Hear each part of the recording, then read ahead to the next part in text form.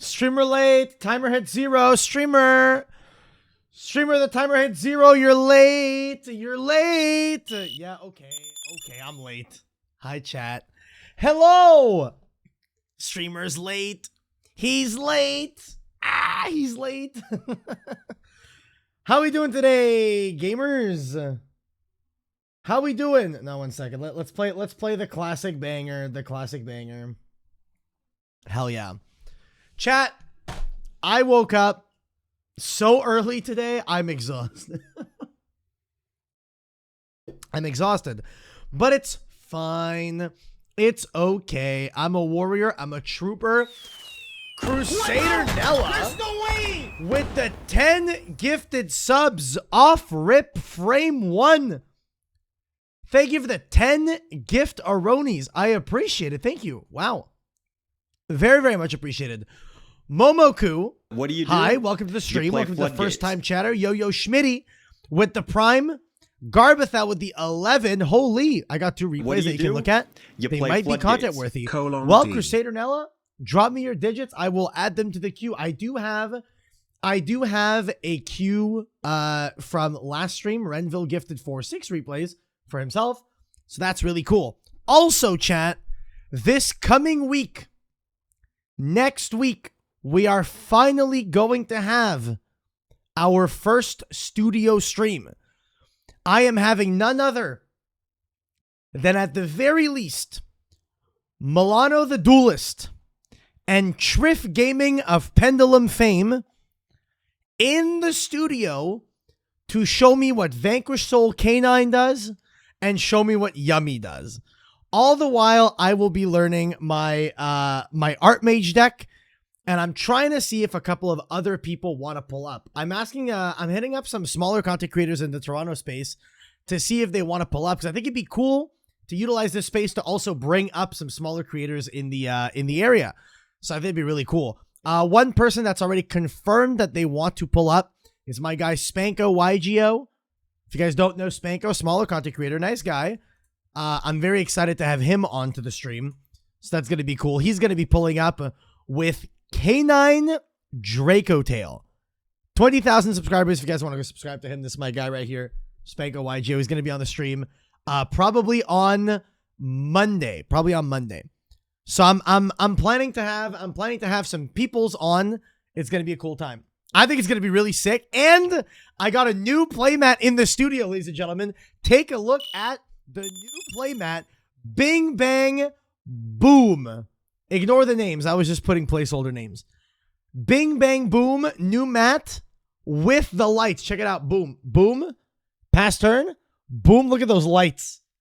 Look at that. Hell, holy. Me when the studio looks cool as fuck. Hell yeah. So we're going to start cooking with studio streams next week.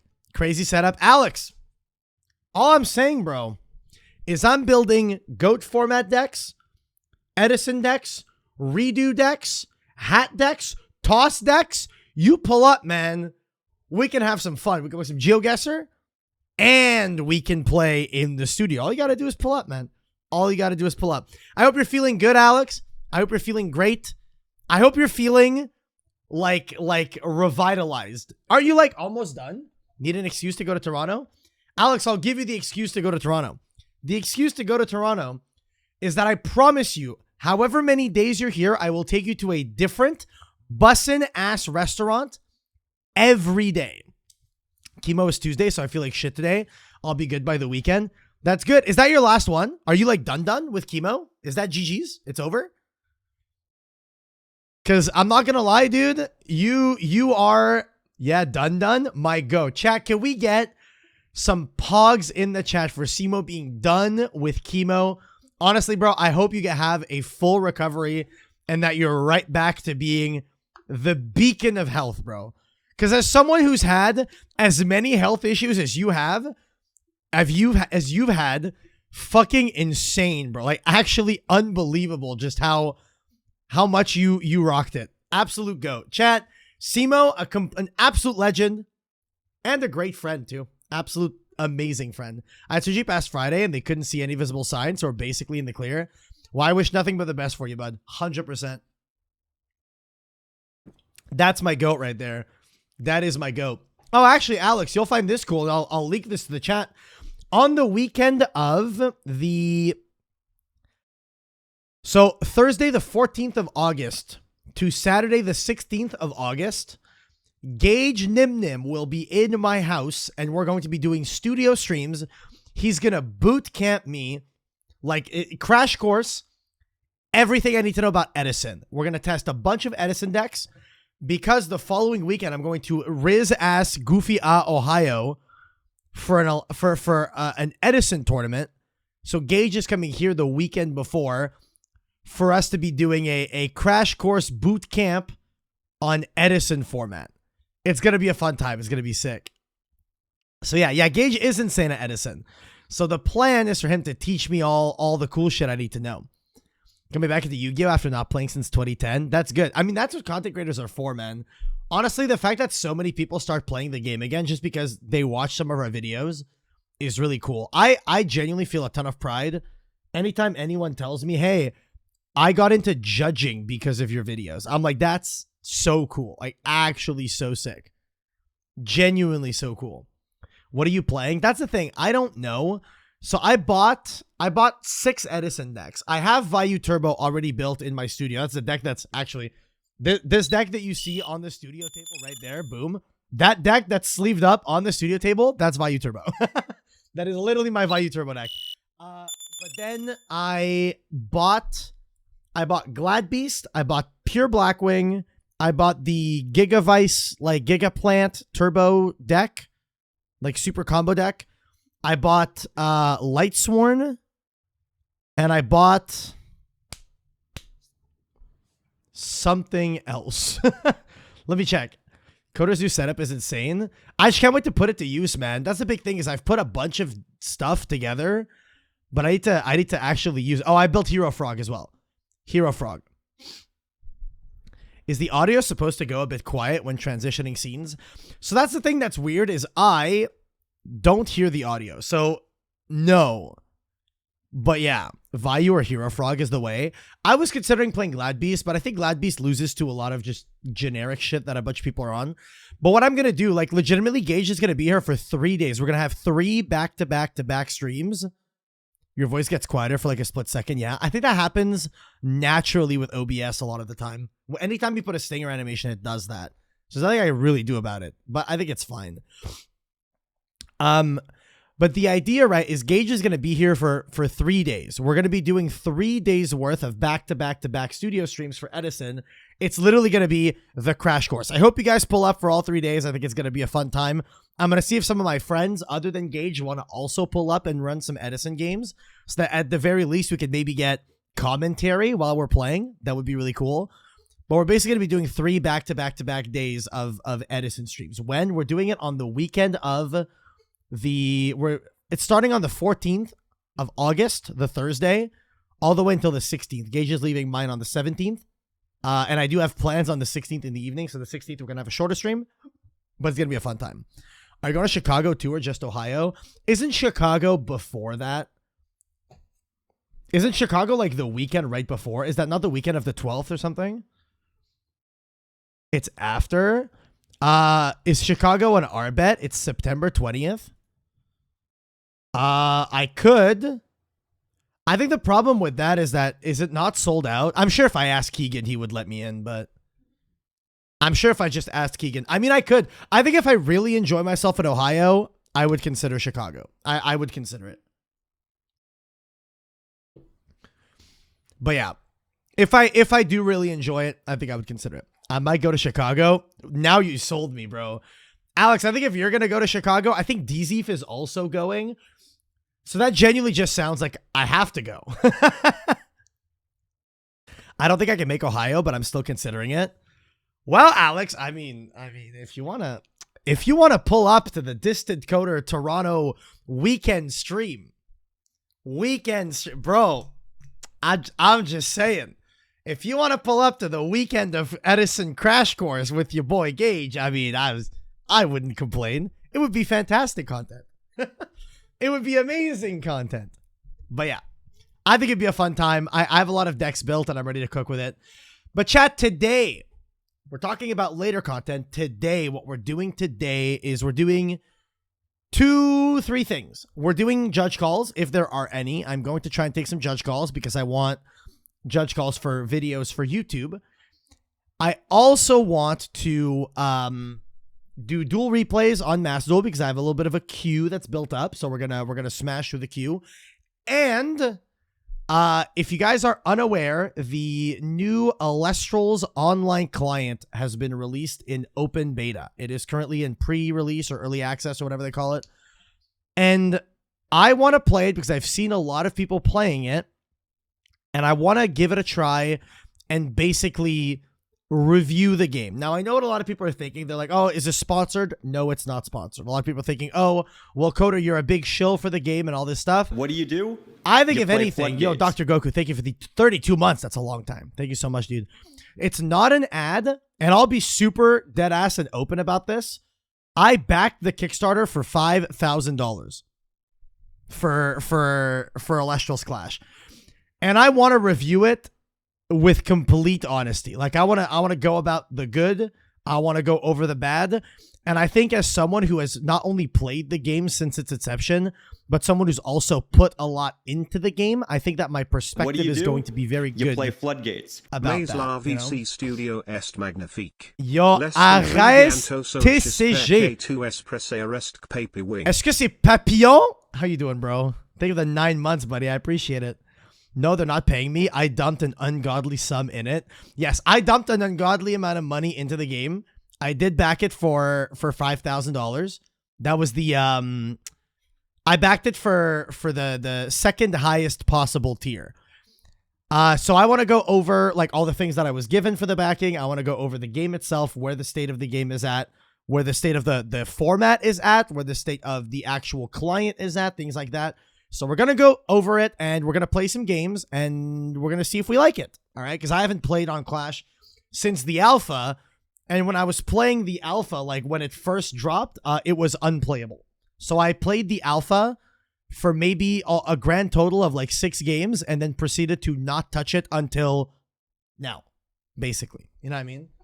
I was hoping the alpha would be really good, but it was not good. It was not fantastic. But again, it's an alpha. We can excuse that. So chat, before we do anything else, y'all already know. Y'all already know. You know what's up? It's Geoguessr time.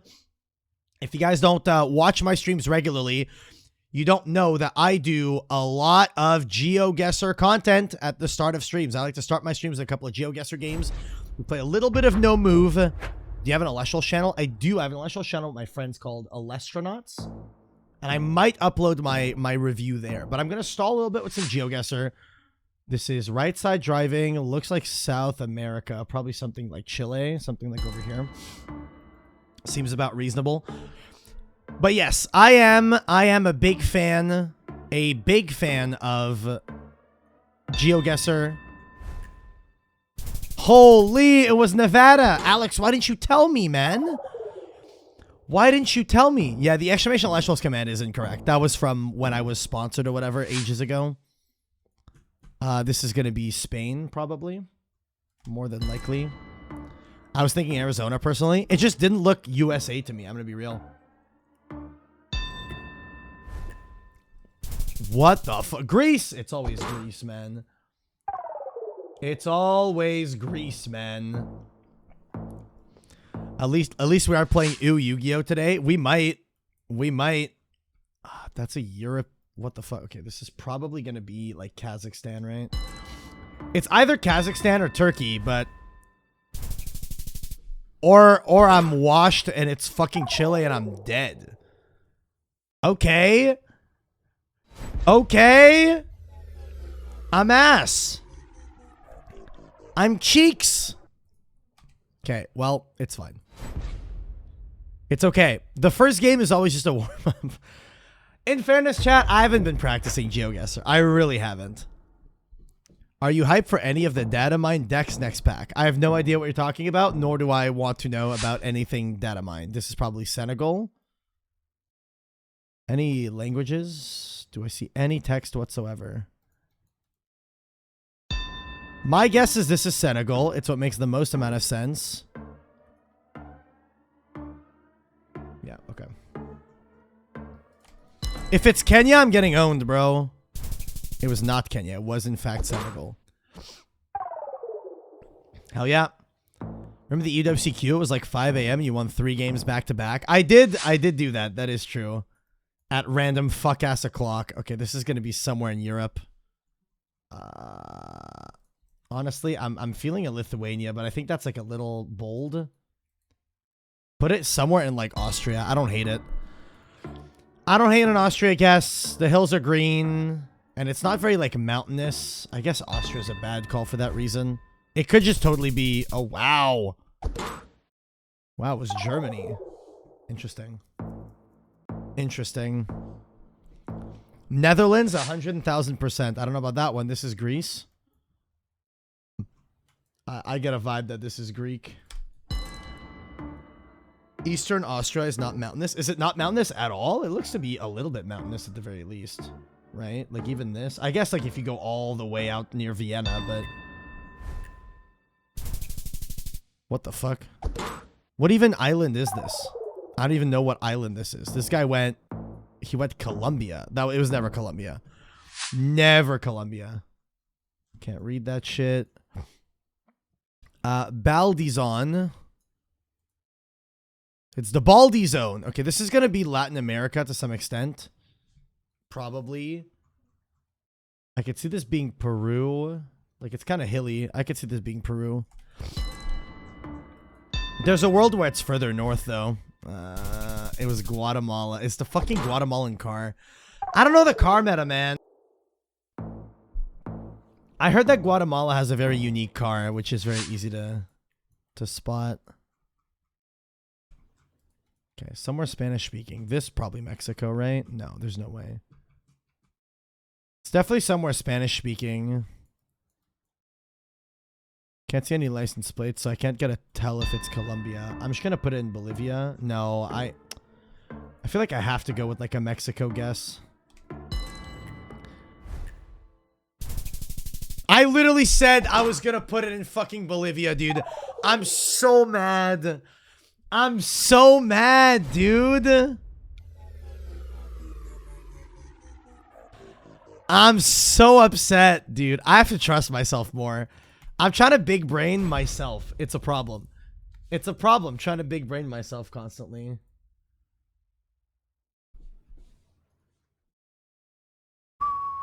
Remember not to doubt yourself. That's your #1 rule. Real. The gut guess, the vibes are usually most correct. You know better than yourself, man. Just trust. Yeah, true. All right, I'm going to send it, and I'm a full trust. This is going to be like... What the fuck is this?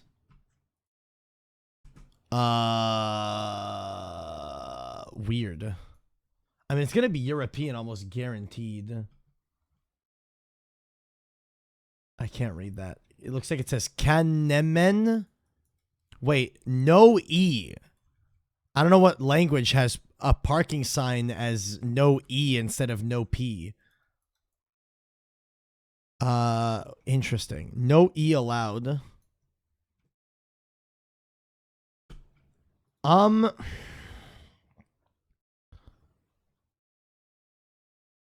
I don't know. My gut is telling me that there's a very high likelihood that it's like Turkey. It could also be like a random coastal Russian like place.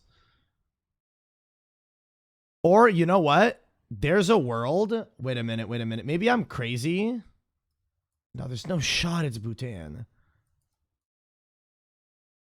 This music is so fitting. I have no idea where I am. Okay. I mean, these are like European plates, sort of. No, they're not European plates. I'm going to put it in Brazil, but I know that's not correct. It was Chile. Where did he put it? He put it in Turkey. I think Turkey was not a bad guess, genuinely. Genuinely not a bad guess at all. What the fuck is this bird doing, bruh? This is probably Malaysia.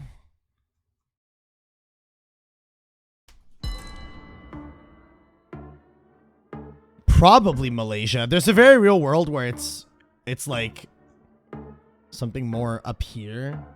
But Malaysia makes the most sense to me. I just don't know what the fuck this bird doing there, bro. That's a creepy ass looking bird. He went Brazil. It was Indonesia. Yeah, I'm cooking this guy. I'm cooking this guy, dude.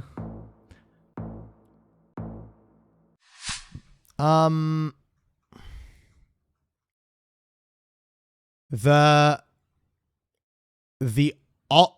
Alton on Cavan.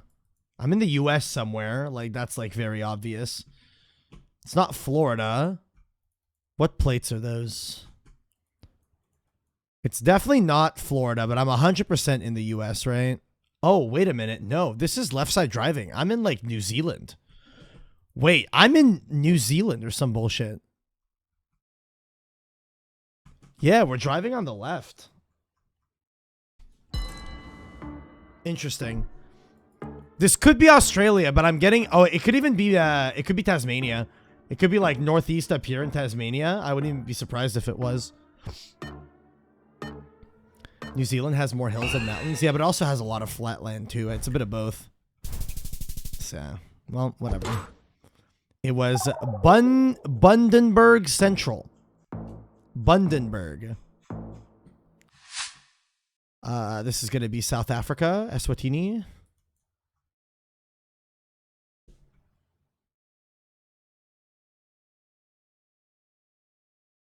Sheep for sale. I'm going to put it in Eswatini, bro. I'm putting it in Eswatini. Fuck it. I'm crazy like that. I be looking at this grass and I know what that shit says. I know what that shit says, bro. Dude, this grass, it speaks to me, man. I'm telling you. I'm not even kidding. The grass speaks to me. It knows what's up. He didn't guess?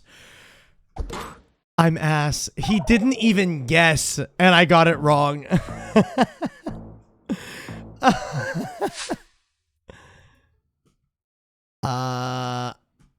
What the fuck? Okay, I have a crazy guess. It's Greece. I would have said that it was Australia. That grass looks greener. Me when I mill 20 cards. This one is somewhere in Europe. Yeah, I put it in Greece. I put this one in Greece. But it could be Italy. I would be surprised if it was Italy. He's just not guessing. It was Slovakia. Why isn't this guy playing the game, bro? I didn't deserve this win. This win wasn't deserved, man. The hell? Okay, come on. I want to deserve my win. I want to earn it. I think the road is too well maintained for Greece. There were literal potholes in the ground. What do you mean? Literal potholes in the ground, man.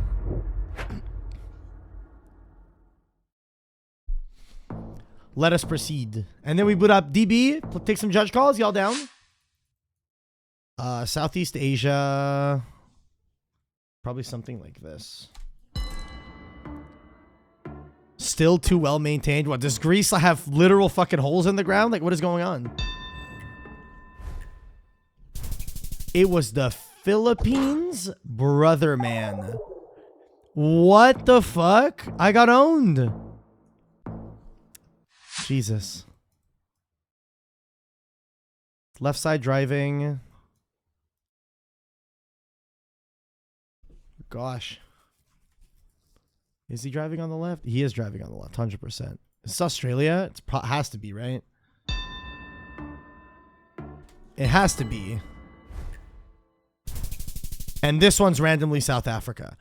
Fucking awesome, dude. How do you tell the difference between fucking South Africa and Australia roads? Like, I don't fucking know. This is USA. Like, so US. Is that a Canadian flag? I'm in Canada. Okay, bet. Bet if I'm in Canada, then I'm going to be somewhere around here. I'm going to be somewhere around here, like dead ass. He put it in Wisconsin. Chat, this is like so close to where I live. This is maybe like 45 minutes out from my house. Maybe. Like, maybe 45 minutes out from where I live. Ridge Parkway. This is so US, right?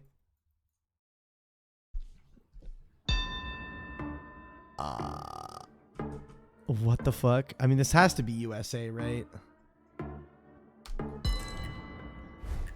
He went... Yeah, Maine. This guy keeps going Wisconsin, bro. The fuck? I'm surprised you guys fly your own flag like that. Why wouldn't we fly our own flag? Dude, my neighbor. I think both my neighbors. One has a Canadian flag out front. One has one in the backyard. And then my neighbor 2 doors down, you know what flag he has in his backyard? He has the Palestine flag. Based. What the fuck is this? Kemming Burial. I mean, bro, Spain is the only thing that makes sense, like, realistically. I mean, we went to the same fucking place, man. Jesus. Every other house has a Quebec flag. Okay, that's cringe. I'm not gonna lie. Quebecois people flying the Quebec flag is fucking cringe as hell. I'm not gonna lie. This is like... Dude, I don't fucking know. I don't know, man. I don't know, dude. As a German, I find it weird to have your country's flag. Well, I mean, because in Europe, right, you guys have the European Union flag, right? Working on a Morganite Sunless, been enjoying it so far. Dog, why would you do that to anyone? What the fuck? Okay, probably Lithuania. Maybe Latvia. Is Quebec the Texas of Canada? That depends. Is Texas trying to be its own country? Because that's what Canada's trying to... Quebec is trying to do. Quebec has no desire to be part of Canada. Quebec just wants to be its own country. It was Denmark. I'm closer. He's taking a lot of damage. He's still alive. I can still lose this game. I dare you people to drive a Maryland road and then touch a Pennsylvania road. It's booty cheeks. I mean, Maryland and Pennsylvania have booty cheek roads, right? Am I crazy?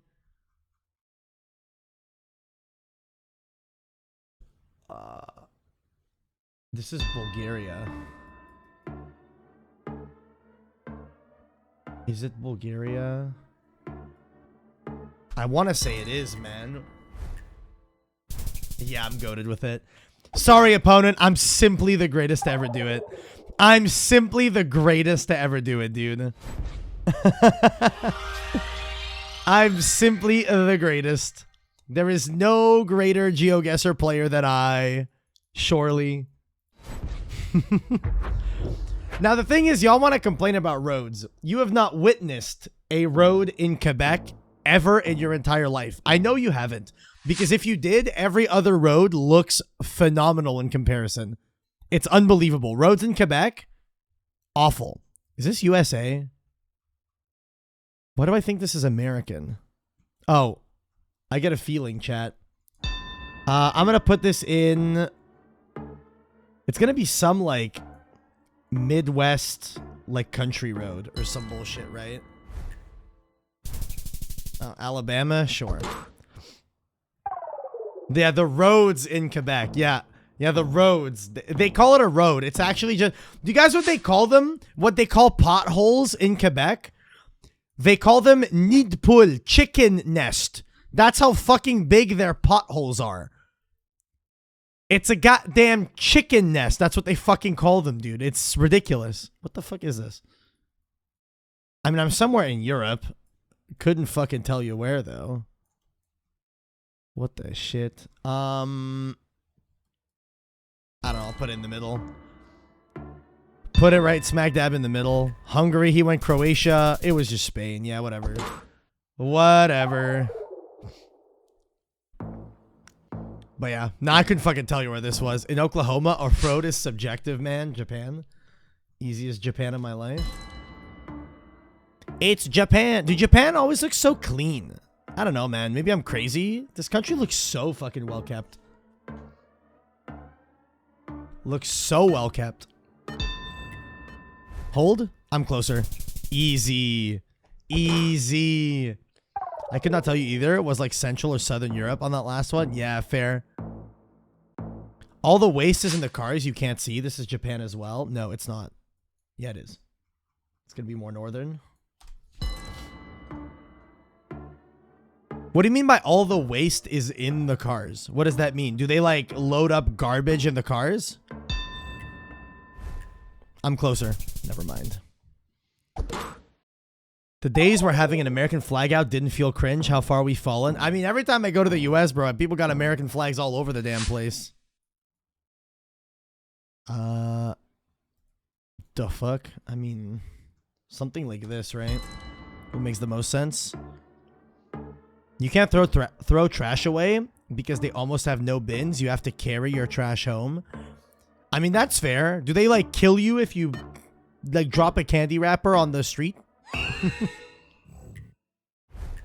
I'm closer. Hell yeah. Peru. Gaming. We hold. Kinda. I assume they have like crazy fines for like littering and stuff. This is Spain with the S. Yeah, Spain is no, this is Latin American. This is Latin American. So this is wait, did it say Barbados somewhere? No, Sabados is not Barbados, chat. Come on now. What are you guys saying? No, this is going to be, it's going to be like something like this.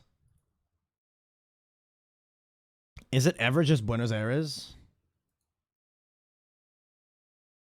It's either this. I think this makes a lot of sense. He went Spain. What a throw. What an int. An int of all time. GG's, bro. Handshake. Handshake. It wasn't European license plates. I also thought it was Spain, but the license plates were not European. They were Latin American. I could tell because they spoke Espanol. Can we get an F in the chat for the Philadelphia local parks ever since the trash man strike? I don't know what that means. I don't know what that means. License plate meta? Kind of. This is...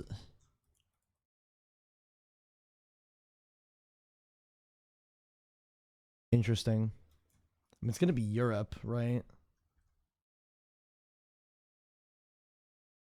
I don't know. It's right side driving for sure. I'm gonna go Greece. I'm not feeling super confident about this guess, but I'm gonna go with Greece regardless. Isn't like Singapore or Taiwan that has crazy littering fines? I wouldn't know. I live in Canada where people piss on the street. So, I mean, that's only in Toronto.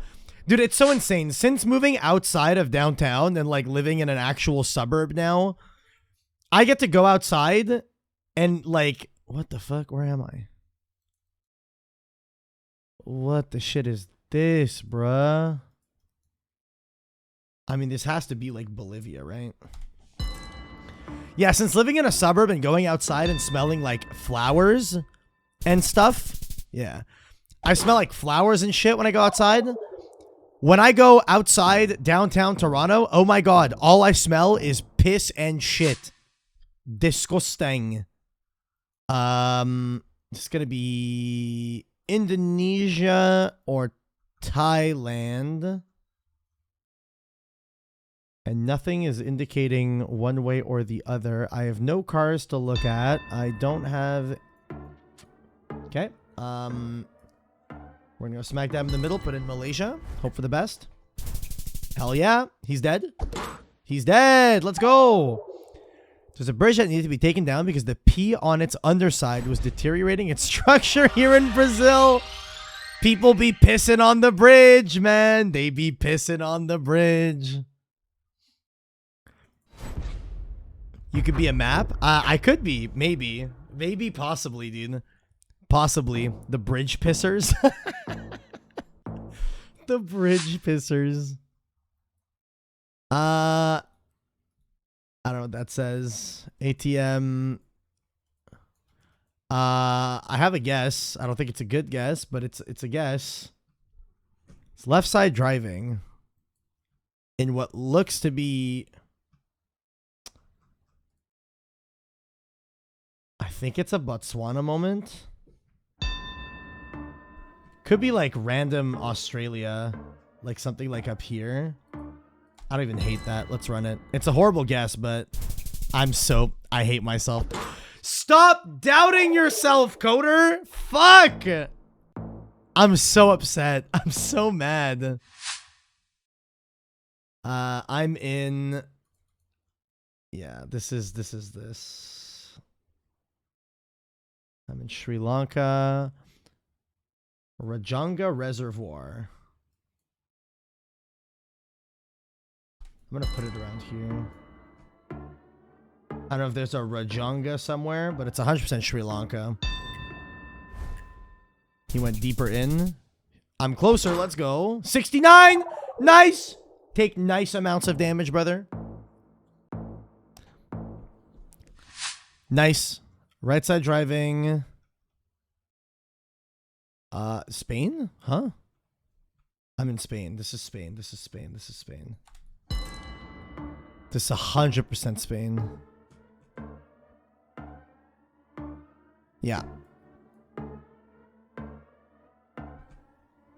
Am I? Dude, I swear if I'm in Portugal, my ancestors will smite me.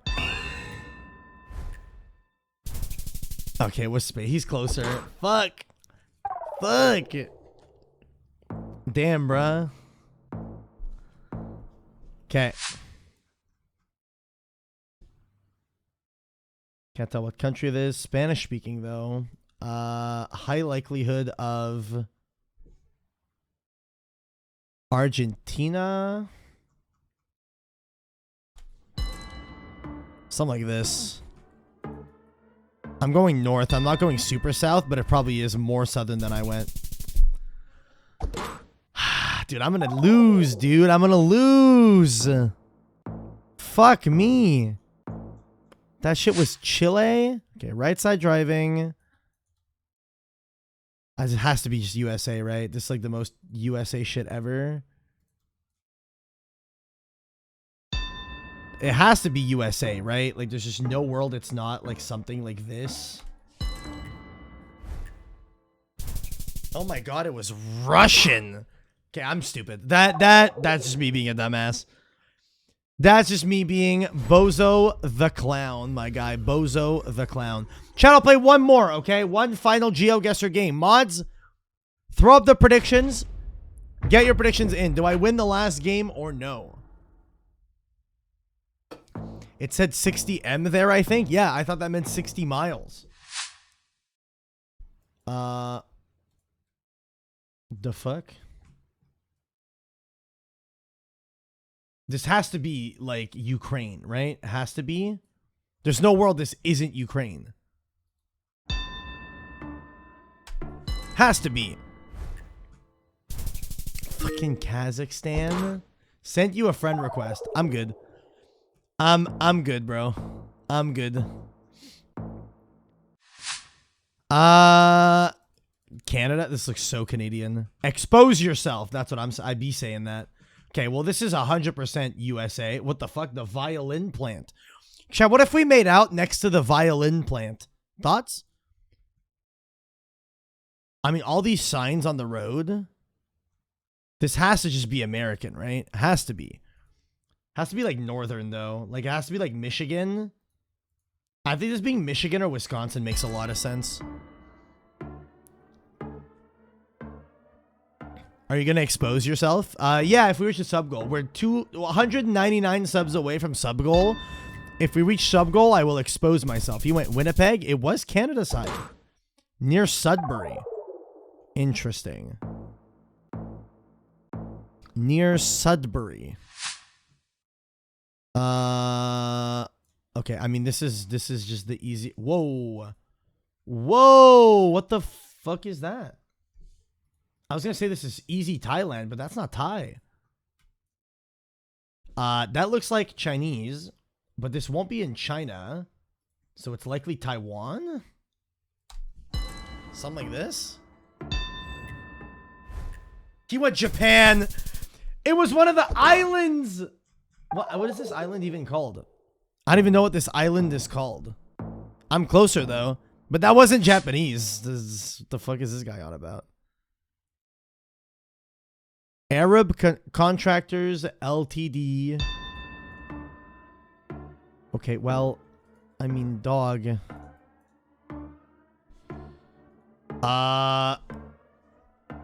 Dude, I don't fucking know. There's a world this is like Brazil. I'm gonna go for it.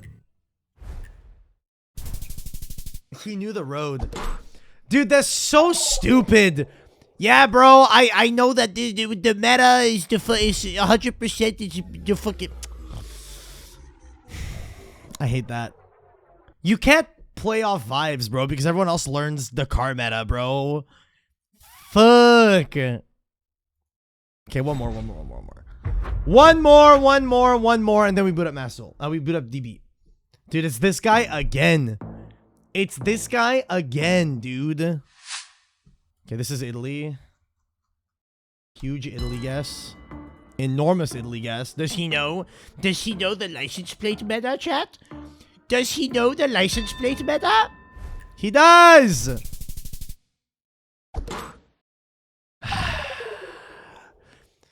Fuck me, man. Fuck me. What the fuck? This is all in English.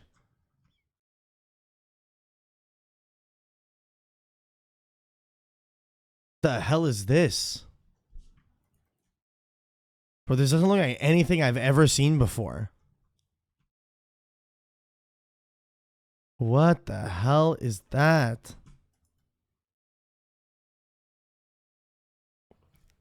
I'm so confused. It's gotta be somewhere in Africa, but I don't know. This looks cold. It looks cold out. They're wearing jackets. Where the fuck is it cold in Africa? Realistically speaking. Dude, I don't know, man.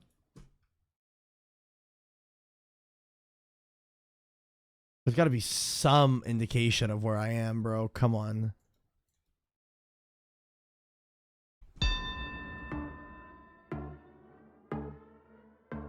Dude, I don't know.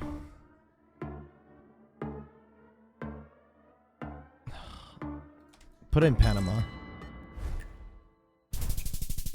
Bro, it was not even left side driving, bro. The road signs were all on the right. How do you guess South Africa? In what world, man? Am I stupid? Like, what is happening?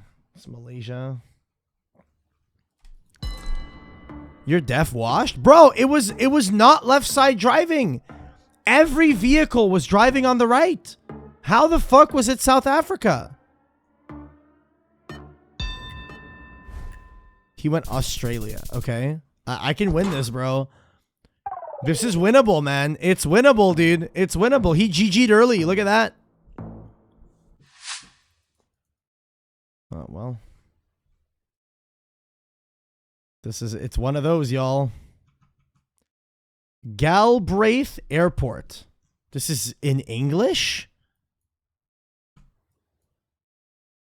This is in English. This is not Argentina. It's not Iceland. In English. Why is it in English? Galbraith Airport. Galbraith. This is not Iceland. There's no fucking way. Galbraith. With these fucking mountains, bro. Where the hell am I?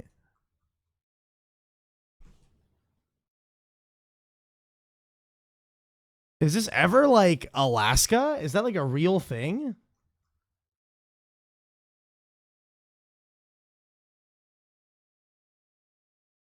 There's no way this is Alaska, man. There's just no fucking chance this is Alaska.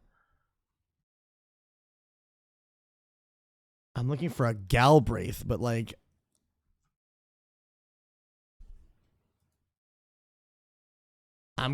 Dude, I'm gonna put it here and fucking hope. I don't think it's this. I don't think it's Alaska, but like, fuck. These cards look tiny. Oh my god, it was dummy ass North Alaska. He put it in goddamn Yukon, Northwest Territories of Canada. Jesus. Okay. I mean, this feels pretty gifted. This looks like an easy, like, Norway, Sweden. Looks like an easy Sweden, right? Like, it looks like an easy Sweden.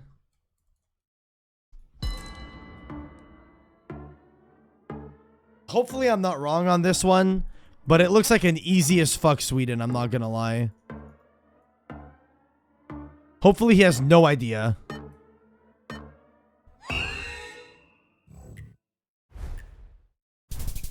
Finland. He's closer. I'm alive still. Oh my god. This one is coming down to the goddamn wire, bro. Jesus. I mean, this is the US. This is like so American. Mexican food. Lexington Bridge Drive. I can't tell anything from the license plate. Lexington Community. Lexington. I feel like that's like Springfield. They have a Lexington in every state. I'm getting Maryland vibes. I'm getting Maryland vibes. It's like Maryland. It could be more southern though. Oh, Lexington, Kentucky. Hey yo! Hey yo! Hold. Please hold. Please hold. Dude, I zoomed in on Maryland and I saw fucking Lexington, Kentucky. It was right there. Dude, it was a Lexington, fucking Washington State. And those even weren't even Washington license plates. Okay, this is just Moscow. Okay, I'm just near Moscow, bro. Like, what else do you want from me? I'm just near Moscow. What else do you want from me? If this is Omsk, I'm gonna lose my shit. If it's Omsk, I'm gonna lose my mind. I'm dead. How do you even guess this town? Kazan. How do you even guess Kazan? I'm crashing out, bro. Chat, it's over. It's absolutely over. I am crashing out. I'm crashing out, bro. I'm crashing out. Holy, how do you guess Kazan? How? All right, let's boot up the dueling books. The Book of Dueling. Are there any calls? Let's find out, chat. Are there any calls? Goat and Edison calls. All right, chat. Ladies and gentlemen, it is calls time. You already know what it is. You already know. It is time to take calls of the judge variety on dueling books. Coda, today is my birthday. Will you sing for me? Happy birthday to you. Happy birthday, Kumsamoki. Hell yeah. Send it. Edison. Cheating. High issue. Who's cheating? Okay, they're playing this crazy deck. Wait, Frog Titanial against Oyama. Ojama Blue is out in Edison. I activate Heavy Storm. My opponent chains 2 Common Charity, and I chain Raigeki Break on the resolution. My opponent first drew 4 and then banished the 2. That's not how it works. He had to draw 2, banish, and draw 2 more and banish.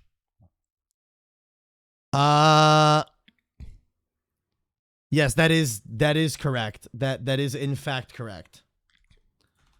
That is correct. You did need to draw 2, then banish 1, then draw 2, then banish 1. Let me make sure that what he did was at the very least legal. Here, hold up. Separate tab, dueling book. Let me verify. Let me rewind here. Yeah, I'm just going to rewind here just to make sure that what he did was completely legal. So I'm just going to hop into their game on the alt. I had 2 normal monsters in the hand before. I will verify that. Yeah, let me just verify this. Make sure that he did, in fact, have 2. Because if he did have just like 2 normal monsters in hand, then it's fine. So resolved the common charity. Drew 2. That. Yeah. Both banished. Normal monsters were, in fact, already in hand. No need to rewind here, but I will issue a gameplay error minor warning. Please resolve effects correctly moving forward. Simple. Not even need to rewind. Simple enough. Very simple. Yeah, the 2 that he banished were already in his hand. Easy clapperoni, my guy. Very easy clap. All right, next up. They're gone! Dude, I can't. Where did they go, bro? No call. We got a call for pot of weed, ladies and gentlemen. Pot of weed.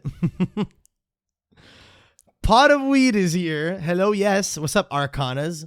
This is a call for AFK, but my enemy is my enemy. Hello, Mr. Pot of Weed, playing Mario Kart with a C. What do you do? Chat. You play Floodgates. Mario Kart with a C. I have a whole ass story about this shit. If y'all have ever been on dating apps ever, you'll notice that there's a lot of common prompts that women will respond to on dating apps. He's here, okay? Care to explain why you are AFKing? Care to explain, Mr. Pot of Weed? Let's see how bad this is. Let's pull the log. Want me to go on DB and create reasons for judge calls? No, do not do that.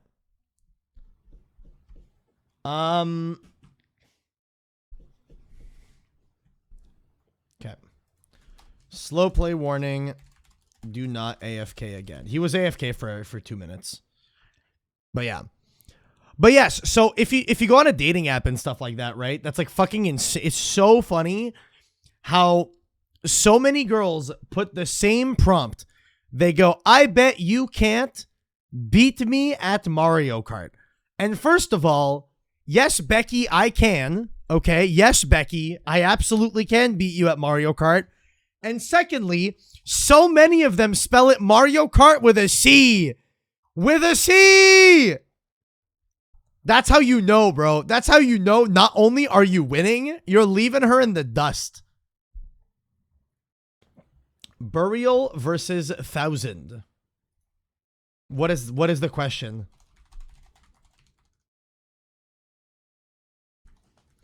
Oh, if he summoned off of Metamorphosis, a fusion monster summoned by Metamorphosis was special summoned, not properly fusion summoned.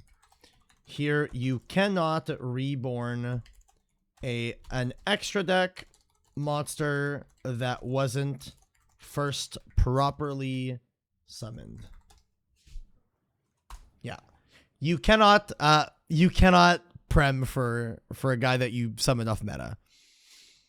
What if they're hustling? Actually, I'm convinced that the reason why they do it is to weed out the geeks and the nerds. Because there was a study that came out of men's hobbies that are viewed as most unattractive by women, and video games is like top 5. I'm convinced that girls do that, so that if the guy responds to that prompt and goes, actually, I can beat you at Mario Kart with a K, they insta know to not match with the guy. I believed you the moment I got on Hinge and started people putting the same answer to prompts. Though here in Puerto Rico, they just put go to the beach, which means go to the beach in a cutesy way. Go to the playita. The playita. Ooh, the playita. Cheating! He's cheating! Chat, we got a cheating call. Everyone put on your Dr. Disrespect glasses. Holy. My opponent drew. Bro drew. How dare he? Chat, bro drew. It's cooked. GG's. It's over.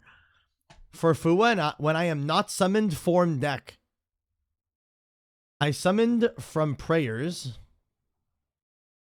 All right, let's have a look at these logs. 1 second. Let's have a look. Pull the log, ladies and gentlemen. Pull the log. Okay. Activate Mitsurugi prayers. Sent a guy from hand. And then opponent went Fua. Blue viewed deck and then summoned Aramasa from deck to main 1. And then red drew a card and blue said, "What are you doing?"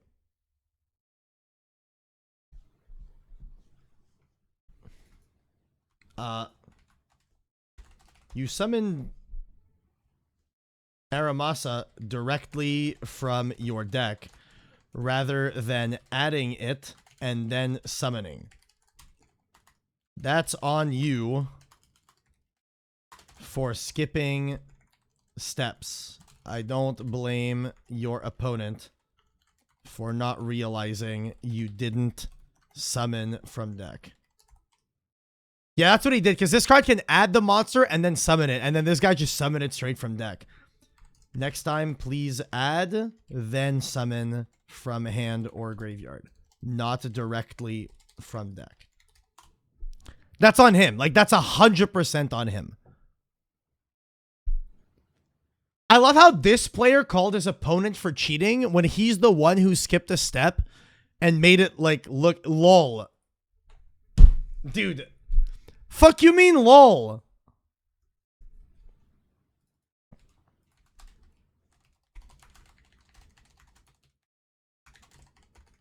I'm not doing this. You're getting a warning for skipping a step. Do not skip steps. Yes, you added. You summon. You're terrible. Go away. Have some respect. Jesus Christ. Fucking moron, bro. Actual fucking bozo, dude. My goodness. You're terrible. Go away. I hate how these people love to just talk shit when they're behind the monitor. I'm behind my keyboard. You're such a piece of shit judge. When you're the one who skipped a step. Like, genuinely, who do you blame for this? Opponent goes Fua. This guy picks up his deck and summons an Aramasa from deck. Like, he just whoosh, deck to field. And then opponent draws. I'm sorry. It's on you. Your card says add, then summon from hand or grave. If you special from deck, that is on you 100%. Come on, man. So stupid. Like, I'm sorry, you can't blame the opponent for not realizing that he wasn't summoning from deck when what he did was summon from deck. You know? Can we get this 7TV emote, please? What is this 7TV emote? Shoo. Yeah. Dueling book players when they're done with having me in their call. Shoo. AFK. All right, this guy's not here. Mr. Naguken, are you here? This is such a good emote. Shoo, Judge. Goodbye. I've seen enough. Goodbye, Judge. You're terrible. Please, Judge. Shoo. You have done enough. Thank you. Just because it looks like I'm summoning from deck doesn't mean I am summoning from deck. Yeah, you know what? That's true. That's actually real. I don't disagree with that. I don't disagree. Dismissed. Dude, it's so funny how so many players say that to me. Like, I think it's crazy that players online don't realize that the people they're talking to are actual real people. A lot of times people talk to the judges like they think we're AI. It's insane. They're like, "Judge, what's the ruling here?" And then when they don't agree with you, they're like, "No, wait, what the fuck?"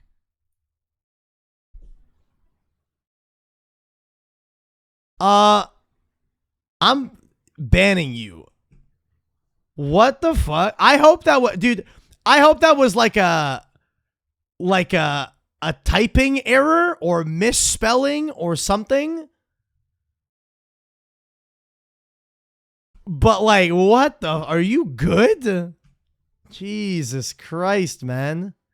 Chat, there's no calls. It's over for me. Have they ever spoken before? Yeah, they said something earlier today. They said, what is this Master Duel knockoff called? Following since... Bro, they've been following me for like 5 months. What happened? Someone sent a bad message in the chat. Dude, we're out of calls. Fuck. No calls, chat. It's over. Dude, it's so insane. Like, there's 1,200 people playing on DB right now. How many even matches are there in ranked? That's insane. 1,200 people on the website. Maybe like 40 games being played right now on ranked. There's more unrated than rated games. There's probably more Edison. There's more Edison, about the same amount of GOAT. What the fuck? What is Quantal doing in unlimited, unrated? Huh? New format testing? Oh, is Justice Hunters not on DB yet? I thought it came out like yesterday or something. When is it out? That's why there's no calls. No one gives a fuck. It's legal tomorrow. Oh, then taking calls today is a horrible idea. Because it's not out on DB yet. That's why there's no calls, actually. That makes sense. Let me check. What do? You play Floodgates. Coder, what has been the wildest judge call you have ever taken? Have you seen my YouTube channel? There's a lot of them on there. It's like if I go Draco Tail. There's still OCG. They're not out yet. I get it. I understand why there's no calls. All right, well then in that case, chat, I think Judge Calls is just not the call today. I think because no one's going to be playing. Everyone's going to be playing on unranked because there's no reason to be playing ranked right now since the new set drops literally tomorrow. All right, chat. I suppose I am booting Yu-Gi-Oh! Master Duel right now. Yu-Gi-Oh! Master Duel. We can do the replays. I do have a lot of replays, and then we can boot up Elestrals Clash and do the Elestrals Clash review stream today. Thoughts? Sorry, chat. I thought it was out today. That's why I was like, I'm going to take judge calls today. But turns out it is not out today. My bad. Please, Elestrals Clash. I mean, if you guys want me to just go straight into Elestrals Clash, I don't mind. I just have replays to get through. So if you guys want, we can just do replays and then we can go into Clash. Try out Duel Unlimited. I'm good. Rules for the WCS Finals. This is important for me because I'm attending Worlds. When does the rating reset in DB? I think it's new ban list. No, am I crazy? You can do the 700 replays you have? I only have like 8. I only have like 8 replays. Yeah. Okay. Hella missions. Okay, bet. Been waiting all day for some Clash. Well, I have a lot of things to say about Clash. Lot of things to say about Clash. So if I look at these, at this queue, I have the Renville replays. And then I have 2 replays from earlier today in stream. From Crusader Nella. Where are the digits? I know they dropped their digits here. Got it here. So I have 2 replays from Crusader Nella, and then I have 6 replays from Renville. So I guess let's just run it with the replays. Let's just fucking send it. Bet. We got a loss. Is this fucking Predaplant gameplay? Is this Predaplant gaming? Holy. Does Ruggles stream? No, why? But yeah, I think the rating resets on DB for every new ban list. I don't think it even resets for just like new set coming out. It is. Preda Practice, summon the fucking... Oh my god. I hate the names of these cards. They all sound like STDs. Like, tell me Bufalicula Chlamydo Sundew and Ambulomelides doesn't sound like a goddamn STD, bro. Like, tell me that right now. What is this thing called? This is Saraceniant. Darlingtonia. Like, they all sound like fucking STDs, bro. It's a problem. Bufolicula into Stapelia, set 3 pass. Jesus Christ. Surely you could do more than that with this deck. Surely. Snake Rain, it's Ogdoaddicts. Ogdodicks. Yet Dicks. Summon back the Nalia, gets the Daybreak. Lamia to set the Stapelia's attack to 0. Go Lizard Doze. Daybreak Tribute summon 4 tokens. Oh, 5 tokens. God damn. Banish target itself, draw a card, make the Echidna. I know it's pronounced Echidna. Shoutouts to Knuckles from Sonic the Hedgehog. Zorol, add the Planet Pollutant into M-Frame. M-Frame discard. Preda Planning dump. Preda Planet to place counters on everything so they're negated. Biblisp adds the Triantis. And then there's, dude, 2 counter decks. It's 2 counter decks. You get A counters and Predator counters. What the hell? Alright, Super Poly Diffuse into a second Stapelia. Holy. Preda Planning to pop their guy. They go Ammonite to revive. You go negate. They go Alien Dog to summon. 2 more A counters placed on your guy. Well, they're just gonna hit you with the... Oh. They crash their Zorol. They lose now. All they had to do was not attack and then just use the Pollutant Virus, tribute the Alien Dog, and they were probably winning. You know? Bufo Triantis, bring back the Biblis, Pendulum Summon. They go Planet Pollutant Virus to Raigeki you. But now it doesn't matter because they don't have the Floodgate effect online, so all your cards are going to get A counters, but you're still going to be able to play. Venom Fusion Dragon into the... I don't even want to try to pronounce that, I'm not going to lie. Into the Preda Prime Fusion, also a broken card. 33 to the Dome. Surely you could have killed him, right? I don't even know what he can top deck to do anything. He can use the alien guy in gray to like pop a thing, right? Daybreak to add back, to shuffle back the Nalia, dump the Nephilabyss and the Night Sword Serpent. Trigger. Summon Ammonite, revive the guy in grave, Alien Dog to summon. They can make the fucking Synchro 5, dude. Never mind, we're making Melusine. Bring back the Zorol, which triggers to turn your guys to defense. It doesn't trigger, it doesn't activate, but still.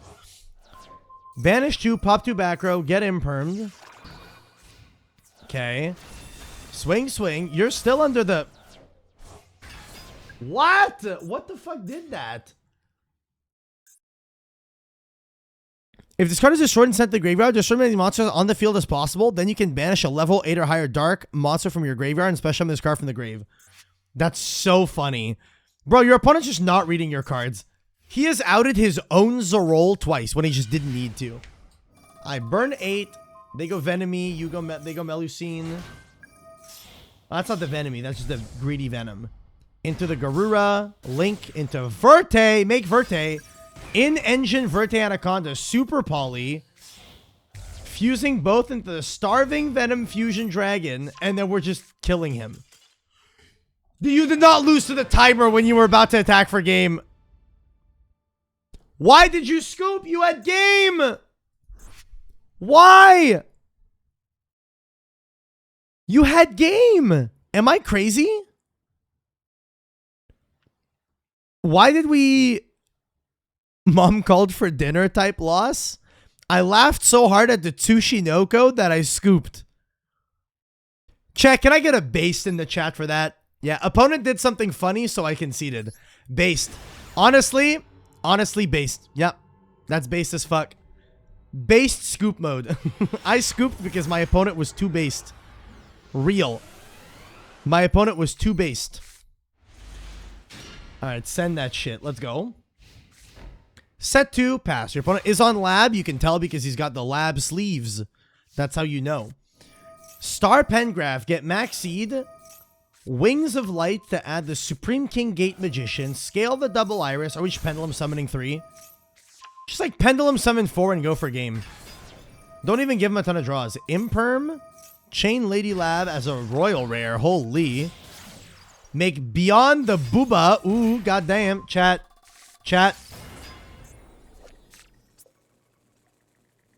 Hear me out, but it's a conventionally attractive woman. Thoughts? Why are we playing into this Max C, man? What is going on? Chandelier pitching. What the fuck? Why is he playing the Battle Trap? Odd Eyes Rebellion XE Dragon. Double Iris Magician to make the Time Star deal double damage. Astrograph. We're using the Astrograph effect to summon Zark into getting D-barriered. Zark effect to wipe the board. D-barrier, call fusion. Lamau. Zark has been negated. Time Star to protect. Okay, so you don't kill. You thought you were going to kill. Oh, we're exceeding the pendulum too. Also would, by the way. Just putting that out there. So, Zark in a dream. Interesting. And we got Time Pengraph. Karma Cannon, Chain Exceed, Chain Arius. Get everything booked. Exceed gets sent. Big Whale come. Summon Lady Lab, bounce. So do we not have Lovely? Is that what I'm understanding? They're activating a million effects just to summon a fucking Ariane? Okay, Time Pengraph. Pop the field. Why are we even doing this? What even is the purpose? What are we afraid of? Ariane sends summon Ariane. Honestly, I think the Ariane was a bigger threat. Tifon bounces the Zark. Zark outed so easily. Insane. Okay, you have nothing. You must top deck playable. High scale incoming. That gets you a high scale. So yeah, Max C again. Very cool. Very pog. He's bouncing his own Tifon for some reason. Okay, this lab player is playing really poorly. He's just hoping you concede at this point. He's like, oh my god, I'm going to activate every possible button I can. Surely my opponent will just scoop. You hit the back row, so they have no more interruption for you. You got Star Pengraph. They're just clicking buttons. What the fuck is going on? Double Iris, Pen Summon 1. Pass? Huh? What is happening, man?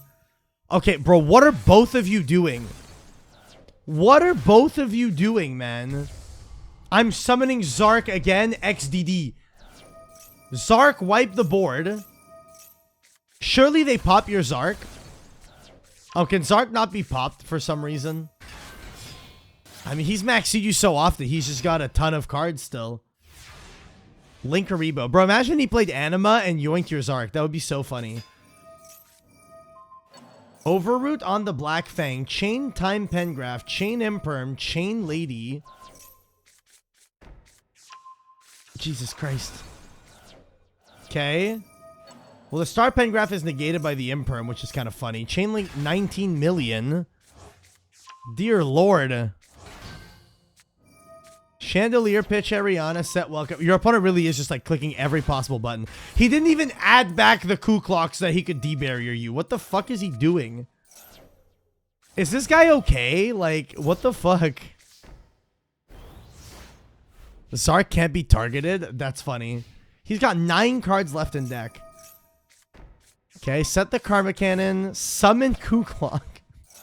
Tribute it for Linkaribo. Please pass. Just pass. Just pass. Watch this. He's just gonna pass. I'm so ready. He's just gonna pass. Me when I pass on fucking nothing. What is going on, man? Okay, Karma Cannon. You can just flip summon these guys. Like, what? Welcome for Lady. Wings of Light. Summon out the Supreme King Dragon Odd Eyes.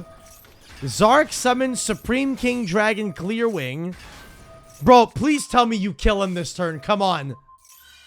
Just kill him. Just kill this guy. Thank you. Oh my god. What the fuck rank was this? It's bronze. It was bronze 5 gameplay. You know, that makes sense. That makes so much sense. It's just bronze 5. This was painful. That was painful. What the fuck is that, man. Bronze 5 Gaming. Holy. All right, chat. I got 6 replays from Renville. If you guys want me to watch your replays, chat, 5 gifted subs in the chat, and I will watch your replay. Easy clap. If you want to gift for the audience as well, you can also do that. 5 tryout duels and a festival. Let's see what we got. I'm glad to have brought you joy with the subs and despair with the replays. Hell yeah. Thank you, Nella. Appreciate it. Appreciate it. All right, Renville, lock the fuck in. Don't disappoint me or you're losing mod. All right, we got Mimighoul gameplay. Go dungeon effect, chain purge. Interesting. Normal Dwagon, get impermed. Also interesting. Do we summon the fairy to their board? Our board. We go giant Mimighoul. He's giant. We go maker effect, revealing the Archfiend and the slime. They get the Archfiend, we get the slime. We can go slime, summon the slime to their board. Set to pass. Amazing. Amazing. Pacifist the Phantasm City. Add Torrential Tribute. Lordly Load. Add Barrel. Go summon the go. Maker effect to flip their Archfiend. Their Archfiend can't activate. It cannot activate because Pacifist says if you normal special monster, you can add a Phantasmal card. But you cannot normal summon or special summon effect monsters. Oh, what? I thought it was you can't activate effects. Oh, then I'm stupid. I'm misremembering what this shit does. It's the load that did that. Okay, fair. The Lordly Load did that. Master add Dragon. Draw phase, standby main. Okay, they go Dynamicious on the field. We go Imperm, target our own Archfiend. We gave the normal monster deck an effect monster. I mean, that turns off all of his pacifist traps. That's kind of broken.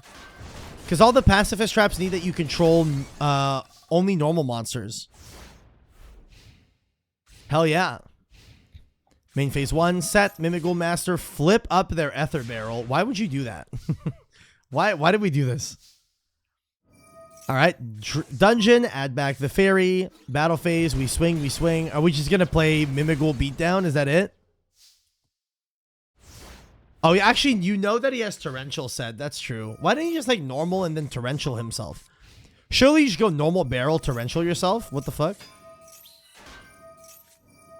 Okay, he's gonna Torrential himself now. Gonna use the spell to protect. Master doesn't get popped. He's gonna try to battle pop the field spell. Room effect to bounce back the dungeon. Interesting. He get normal. Mimighoul is a stun deck. Oh, true. I forgot. Mimighoul is a stun deck. He has the Omni Negate. That's kind of cool. Summon the Dynamicious. He's already... Oh, he's adding off the field here. Adding the power. You summon the Mimighoul Dragon to his board. It being phased down is tough because now he can use the power, but if you have a way to flip that up, he can't use it. Battle phase, swing that. Mimighoul Dragon is not going to attack anything. Fair. Okay, Barrel adds itself to hand. He can only set it. He can't normal it because he has a set monster. He chooses to flip the dragon now. Before normaling the barrel. I feel like your opponent's sequencing is very poor here. Swing over the barrel, swing directly for game. Interesting. I flipped it with Master. Oh, dude, I don't know, man. These Mimighoul cards play so differently than anything else that I get so confused when I watch it. Get so confused when I watch it. I'm trying to follow. I just never really read them, you know? I never really read them.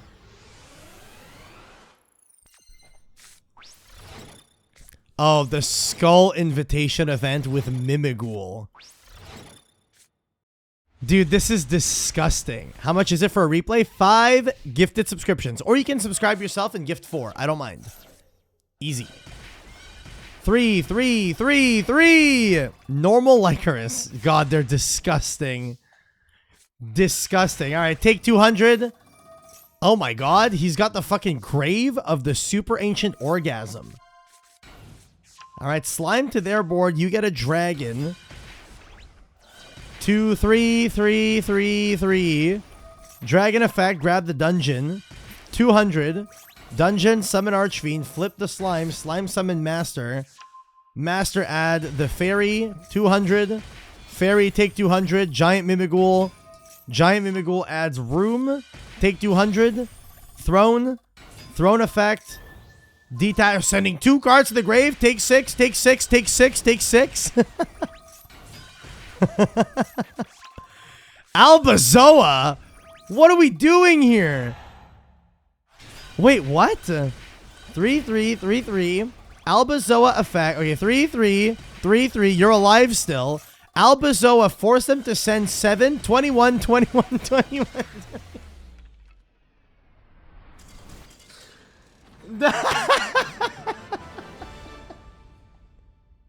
What do? You play floodgates. Yo, Zebra Kisser, thank you for the 9 months, bro. My guy literally said, yo, send 9 monsters to the grave. Take 21, 21, 21, 21. Jesus Christ. Can you do that turn 1 and just FTK people in the event? Because you force them to basically, like, kill themselves in a video game? Actually, you force them to, like, rip their own hand, right? Because if they send everything from extra, they lose. I feel like we're about to have that. We're about to witness that right now. Alright, slime to their board. Go Nadir Servant, dump Garura, grab Ecclesia. Is this just normal Ecclesia and you have full combo? Okay, Skull Invitation, 3-3, 3-3. Garura draw 1. Ecclesia adds Dogmatica Matrix. You go Matrix to grab the Albazoa and grab the Calamity. Calamity, dump 1, summon the Albazoa, and then you say, bruh, send 7 from extra deck, please. 3-3, 3-3. 21, 21, 21, 21. Yeah, buddy. Dude, this is so stupid. This event is so dumb. What the fuck? Magic needs a monster on the opponent's side to search both the ritual and the spell.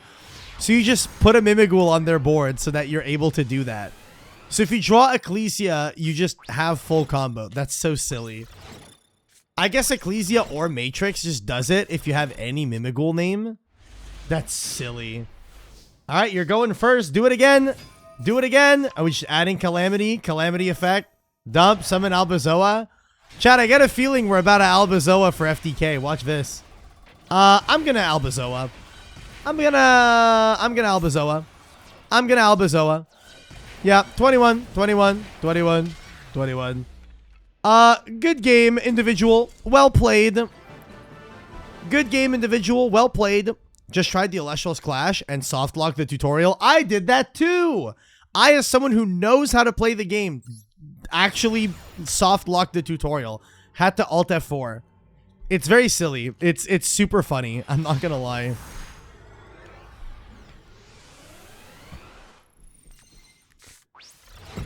(21-21 events not 21-21 events not worth playing, and shoutouts to King Scarlet for that one. All right, is this just the FTK again? Is that what we're witnessing? Main phase 1, go Mimighoul Dungeon, into Dragon, summon Dragon. You don't have the combo though. Oh no, you should have Matrix. You just have Matrix. I activate Calamity, dump, summon Albazoa. Chatter, I'm gonna kill my opponent for 21-21-21-21. Incoming. Ghost Mourner the Zoa. Can't this thing like not be negated? Oh, chain call by. Nice deck. Nice deck. This is so broken. 21, 21, 21, 21. Me when I do 9 plus 10 damage. Insane. Crazy stuff, dude. Crazy stuff. I think that this is how Yu-Gi-Oh! Should be played moving forward. They literally... they genuinely should. Are you still doing the turn condition for replays? Yes. Exclamation point replay for all the terms and conditions. But I think that they genuinely should make this how Yu-Gi-Oh! Is played now. I think fuck playing without Skull Invitation. They should just all have Skull Invitation. Genuinely. All of them. Every single one. Every single one, I think.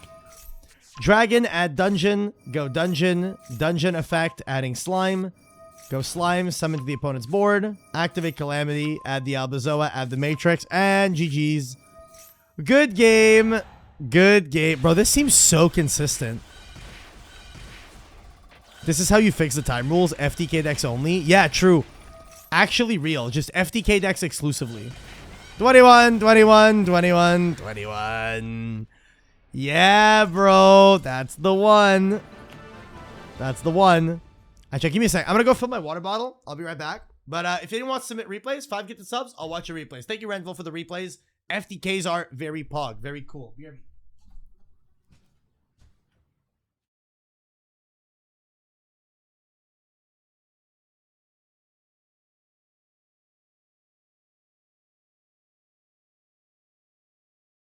And you're bad, bro. Did I ask? No. Do do do go go go go gaga gaga do do do do go go go go gaga gaga do do do do go go go go gaga gaga do do do do go go go go gaga gaga do do do do go go go go do do do do go go go go gaga gaga do do do do go go go go gaga gaga do do do do go go go go gaga gaga do do do do go go go go gaga gaga do do do do go go go go gadget copter. What do? You play floodgates.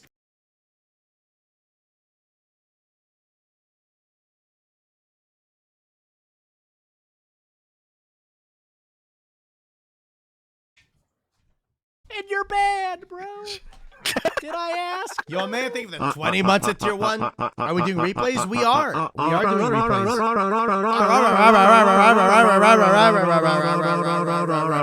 Wait, did you say go, go, go, go, gadget copter? Would that not be sick if they made like an Inspector Gadget like crossover with Yu-Gi-Oh? Like, what if they made like go, go, go, gadget cards? Go, go, go, gadgets. Listening. I am listening, chat. Listening. Could play like Boojins. Well, what a lot of equip spells? What is he saying? I can't hear him. I'm saying words, bruh. I'm saying words. Words and things and also stuff. I'm saying words, things, and stuff. But yeah, chat, if anyone has replays to submit, I'm taking replays. Otherwise, I might play a couple of games of Ranked. Just a couple of games of Rank Ed. What was I even playing? I was playing the Runic for Hire deck. Interesting. I need to find a new deck to play soon. Yo, Amaya with 15. Never mind. Replays it is. Jesus. Thank you for that 15 gift Aronis. What are the digits, friend? What are the digits? Oh, chat. I have. Did we already review Clash? I'm reviewing it after this. I hope you still have my number. I can find it. Give me a moment. I'll find it. I should have it in here somewhere. Oh, chat.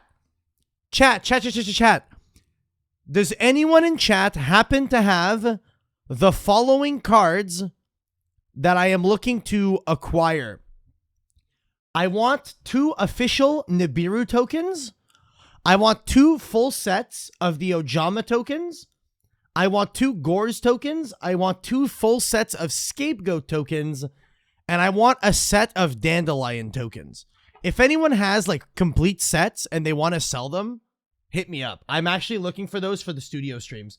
I'm looking to get actual official tokens for the cards that we're going to be using to summon tokens with. I should have Amaya's digits in here somewhere. Renville, can you also check in the mod chat, see if we have Amaya's digits? Oh, I have them here. Never mind, I found them. I found them. Boom, boom. Easy. Send it. Boom.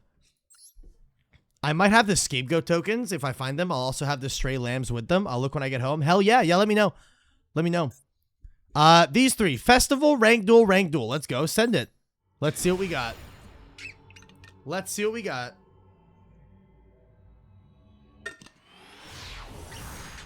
But yeah, I'm looking for the Scapegoat token sets because for GOAT format matches, it's going to be good.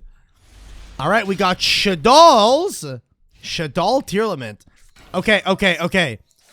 Chatter. Yo, Eddie with the 5 gifted. Thank you so much, Eddie. I appreciate it. Chatter, I'm going to tell you this right now. If you summon Winda, I will call you cringe. I just want you to be aware of this. If at any point in these replays you summon Winda, lame name with 5 gifted. Thank you so much, dude. I appreciate it, man. Thank you. Thank you so much. If you summon Winda, I will call you cringe, okay? Normal Dormouse. Dormouse into Chessy Cat. Chessy Cat, White Rabbit. Draw 2. White Rabbit summon. Set a trap card. Link it to the Lingarebo. Let's fucking send it, dude. Send it. We got the Haggard Lizardos. Lizardos banish the Dormouse. Summon the Dormouse. Go into the Red Ransom. Code of Soul. No Red Ransom effect. Interesting. Splash Mage to revive the Dormouse. We go into the White Binder. White Binder going to be able to banish the Red Ransom. We're not using that either. We're using the GWC because we want to draw a card. And we get Ashed, Punished. Firewall Dragon, pass. Allure of Darkness, draw 2, banish 1. Dude, what is this end board? Is your opponent on drugs? What the fuck? Is your opponent high? Alright, we dump to make Shekanaga! Yo! Alright, Dragon to pop a back row. They go TB11 because they're behind. We go add the Chessy Cat. Grief to summon Rhinoheart, send Rhinoheart. Rhinoheart effect, going to be able to summon itself by sending the Sullick. Rhinoheart chain Sullick. Chain Malice in the Mirror to negate the Rhinoheart. They get to revive the Chessy Cat. I mean, the interesting part is they just don't have the links. This Firewall Dragon's not doing anything. It's a fucking vanilla. They literally did all that for Firewall Pass. Actual dog shit play. They make the Crypt. Oh my god. They did that so that they can Code of Soul into Cryptor on the opponent's turn. I guess Code of Soul is kind of cool for that reason, I suppose. Alright, go Kikalos, chain the Cryptor. Chain Shekanaga to negate, sending Wendy. Wendy able to banish cards from the opponent's grave. Not that you would really want to do that, but the opponent concedes. I don't understand why your opponent went mad greedy there. They really just didn't need to. And then we got Aroma. Renville, can you compile the digits of the people that gifted for sub replays in the mod chat? So Eddie and Lame Name, please. Thank you so much. All right, we got the Sunseed chat. Do not read Sunseed backwards. Do not. Worst mistake I have ever made. Do not read it backwards, okay? Don't do it. Don't do it. We go into the dry ass. Sunvine Sowing. Do you play a second twin? You do not. We summon Lokai, gain some life, go healer. Healer target to heal. Go into the Jasmine. Jasmine tribute the Lokai, summon the Mardell. Mardell gets the Laurel. Resting on your laurels, Elestrals mentioned into a Jasmine. Laurel gonna gain 500, trigger double Jasmine, get the Rosalina and the Angelica. I think because we have more life, we can just summon Angelica for free or some bullshit like that. Add the Aroma Blend off the Rosemary. Get Humid Winds, not Dried Winds, into the Jasmine. Humid Winds gain 5, summon Rosalina, summon Jasmine, summon Marjoram into the Sweet Marjoram. See, when the woman becomes bigger woman, they become sweeter, you know what I'm saying? Know what I'm saying? Gain 2,000 life. We're on 10,000 life points. Into the Aroma Blend. Banishing 2. Summon the Magnolia. Go Angelica summon. Go into the Perialis Empress of Blossoms. Okay. Dried Winds into the Dance Peony. Dance Peony looking at the top 3. We miss. Aroma Healing trigger to Fuse from the Grave. Oh, it revives. It's not the Fuse from Grave card. I don't know what this end board represents, dude. When you read it backwards, it reads sub to DistantCoder. True! Everyone should subscribe right now. Tracked Effect, get Ash Blossomed, get Called by the Grave, get Humid Winds to add Rosalina, banish the Ash, so the Tract is going to resolve, add Lurie, pitch Lurie, summon Lurie. Go into the Requiem, Requiem Effect. Lacrima from hand is always a funny one. Dried Winds. Activated. Don't know what it does. Blessed Winds. Put back the Jasmine. Are we just like... Wait, is this card a DD Crow? Stop saying Chaos Max. He's not playing it. Yo, Deluxe, thank you for the gift, and I appreciate it. If you gain life points, target cards in your opponent's graveyard up to Aroma monster you control, banish them. Yo.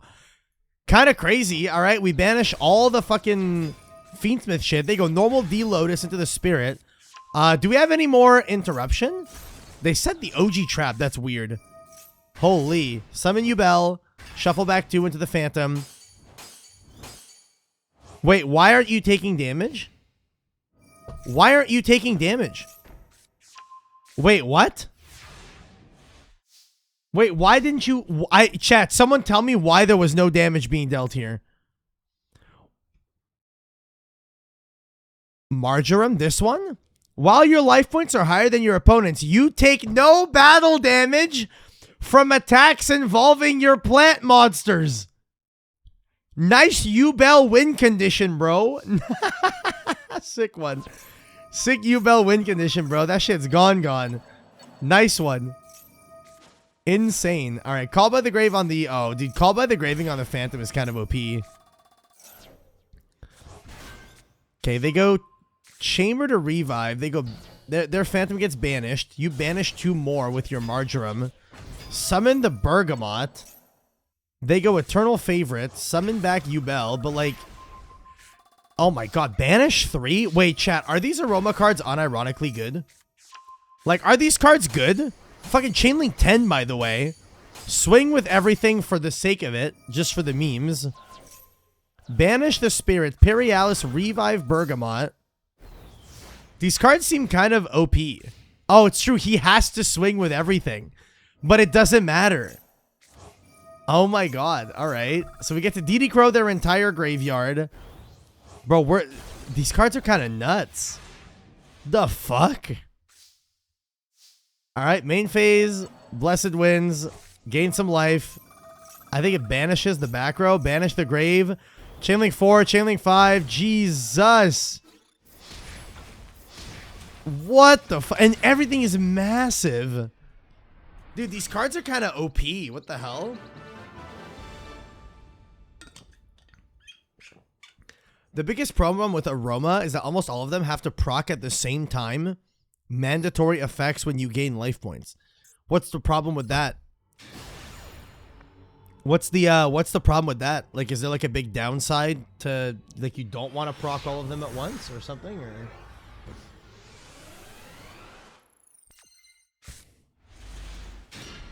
All right, let us proceed. Maxi off rip in the standby phase. Playing around talents. Opponent goes Tiger Mortar into Hammer Kong.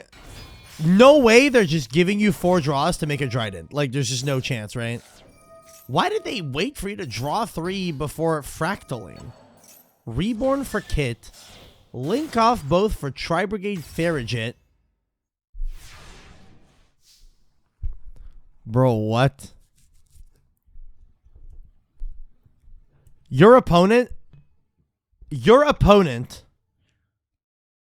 gave you 5 draws to go minus. Chat, let's take a gamble. Let's take a bet. What rank do you think this is? I'm going to be real. I think this is some silver gameplay. I want to bet this is fucking silver. I'm going to be so real. Get your predictions in. I think this is silver gameplay. If this is anything above gold, I'm going to crash out. It's fucking plat. It's plat 5 gameplay? Dude. This is proof that it's not hard to climb ranks in Master Duel, man. Oh my goodness. Alright, blend, pitch the twins. Go to the humid winds, get the Jasmine. Gain 5. They go Revolt. Do they even have the materials? Oh, they do have the materials. What are they going to do? Fucking Shurag your humid winds? What are they even okay, get rid of the Aroma Gardening, bro. Gotta get that shit out of here right now, bro. Torrential Tribute in Tri-Brigade, by the way. Why is that there? Alright, we make the Magnolia. Can you kill him? You can't. 36. Laurel summon. Make Jasmine. Laurel to gain life. Jasmine adds to add the Angelica. Angelica summon, or send to summon back. Gain a ton of life. You have 11,000 life points. Add the Rosalina into the Aroma Lilith Rosemary. Add another Rosalina. Can you summon this shit for free? No, you can just gain life, summon another one. 12,000 life points. Sweet Marjoram. Add the Blessed Winds. Set Blessed Winds pass. What the fuck? 12,000 life points, by the way. Okay, they're popping all your monsters. You summon the Magnolia, which I assume protects them in some capacity. They go Typhon, you go Healing, gain 3,000, pop the Typhon, and they're just on care-ass pass. Yeah, why aren't you playing Ancient Leaf in this? That sounds like it'd be broken, bro. What the hell? DD Crow for 4. Pop their guy, and then this is just what? Like 10,000, 11,000 damage on board? 13,000 damage on board. What the fuck? That's kind of insane, bro. I'm not gonna lie. Chat, what's the text on Ancient Leaf? Does Ancient Leaf require that you have 9,000 or more life? Or is it 10,000 or more? 9,000 or more life, pay 2,000, draw 2. I guess the problem with this, right, is that it's kind of win more. Because you have to be already leading. Because for your deck to be able to do this, if you're on 10k life in Aroma, it's because you're already kind of off to the races and able to play. But like, I feel like in a situation like that where you get interrupted, but you're still on 11,000, you're like cool using Ancient Leaf, you know? But it does definitely feel win more. I don't disagree with that. Definitely feels win more. All right, let's have a look at these other replays. We got Eddie and Lame Name. Hell yeah, send it. So Eddie's replay, I'm assuming is a Melodious replay where they're proving that Etoile doesn't work correctly, is what I'm assuming. So we might have to pause and slow the replay down, is likely what we're gonna have to do.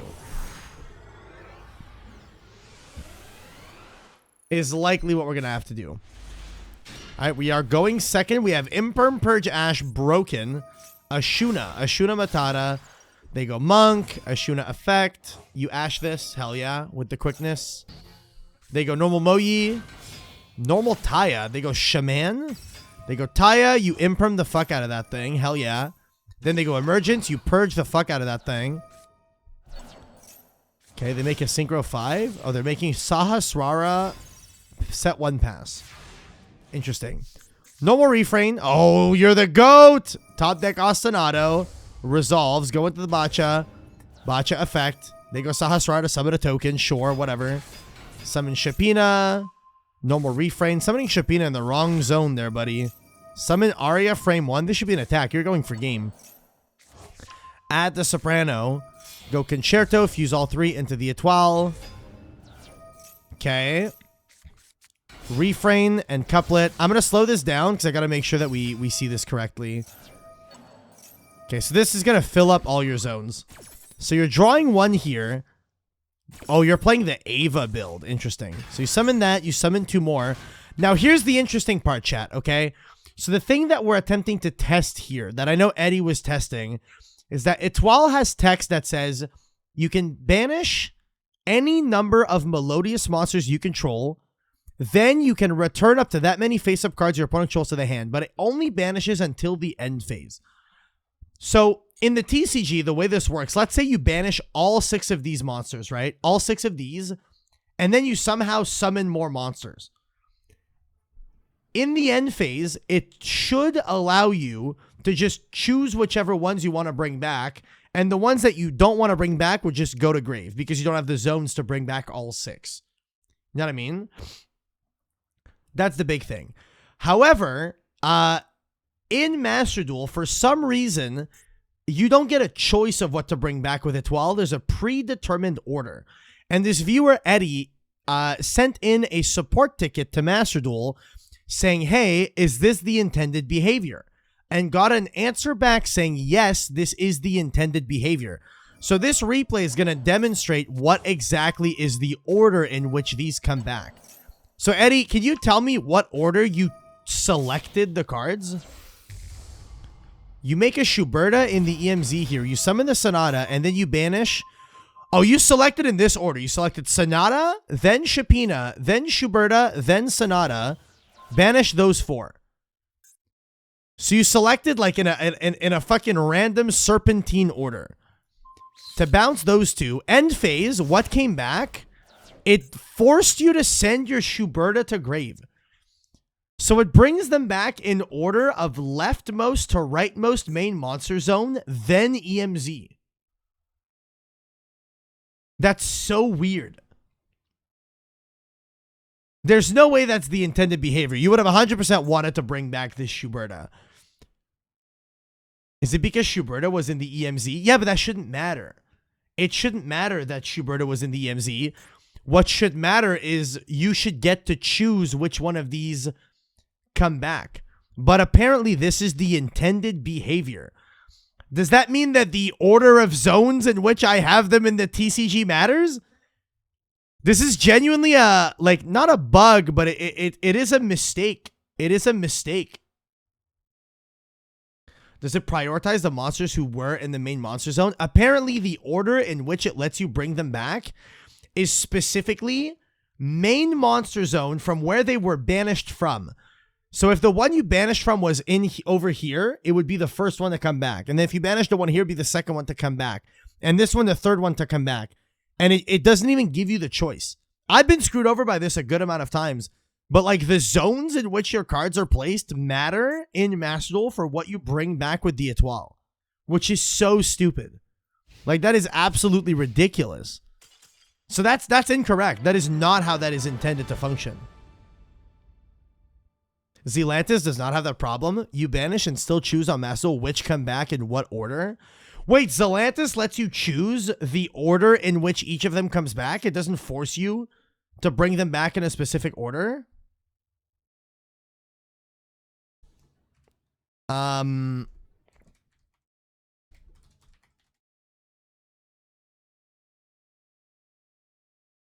Zealantis lets you choose. I've penned donked people enough to know at this point. What does that mean? Zealantis lets you choose how they get special summoned. Oh, but it's because it special summons them. It doesn't return them. So that's a drastically different card. In terms of like the way the card functions, it functions differently. Because you can't special summon everything at once. You technically have to like select them one at a time. Interesting. That's kind of wild, I'm not gonna lie. Like, genuinely kind of crazy. I hate that. And the fact that they even responded to the email saying that that's the intended behavior. Bro, can you imagine my opponent calls a judge at a TCG tournament and goes, Judge, his Schuberta was in the EMZ, it should come back last? Can you imagine? Imagine, dude, the judge would probably look at him and go, bro, are you dumb? Like, what are you talking about? It was in the EMZ, it should come back last. Yes, it's the proper order on Master Duel. And then Lame Name says, top replay. I asked about the turns because of the replay under it. There's a 14-turn replay. Holy. A 14-turn replay. Honestly, if you give me 5, I'll watch the 14-turn replay. I don't give a fuck. I'll watch it. No problem.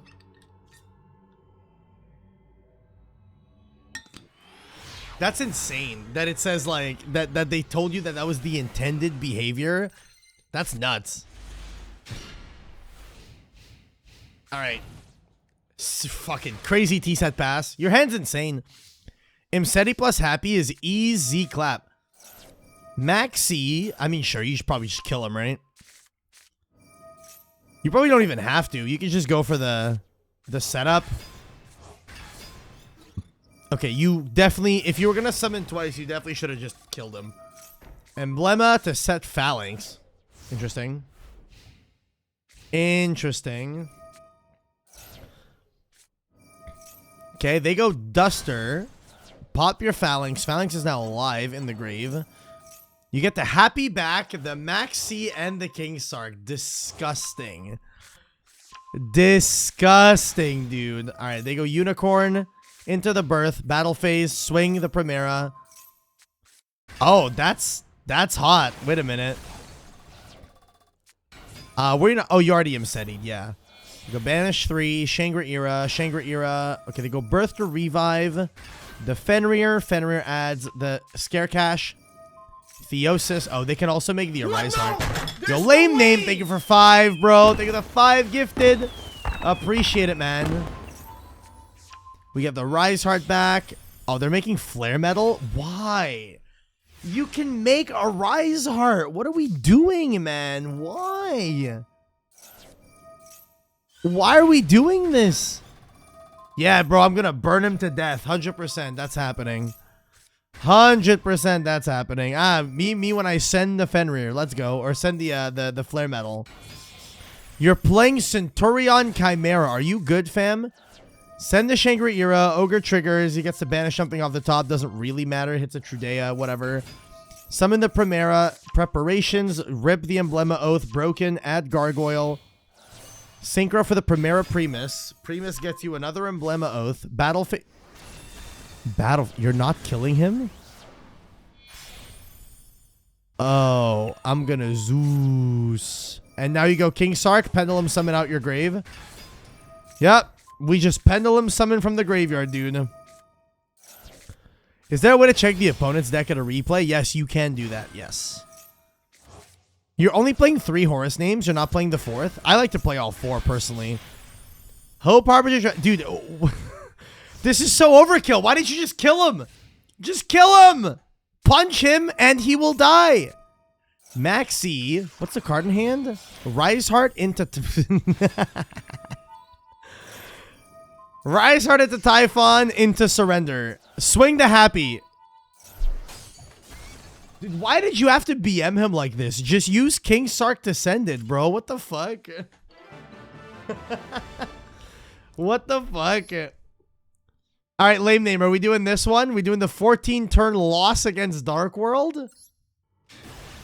All right, let's have a look. 14-turn loss against Dark World. What do we got?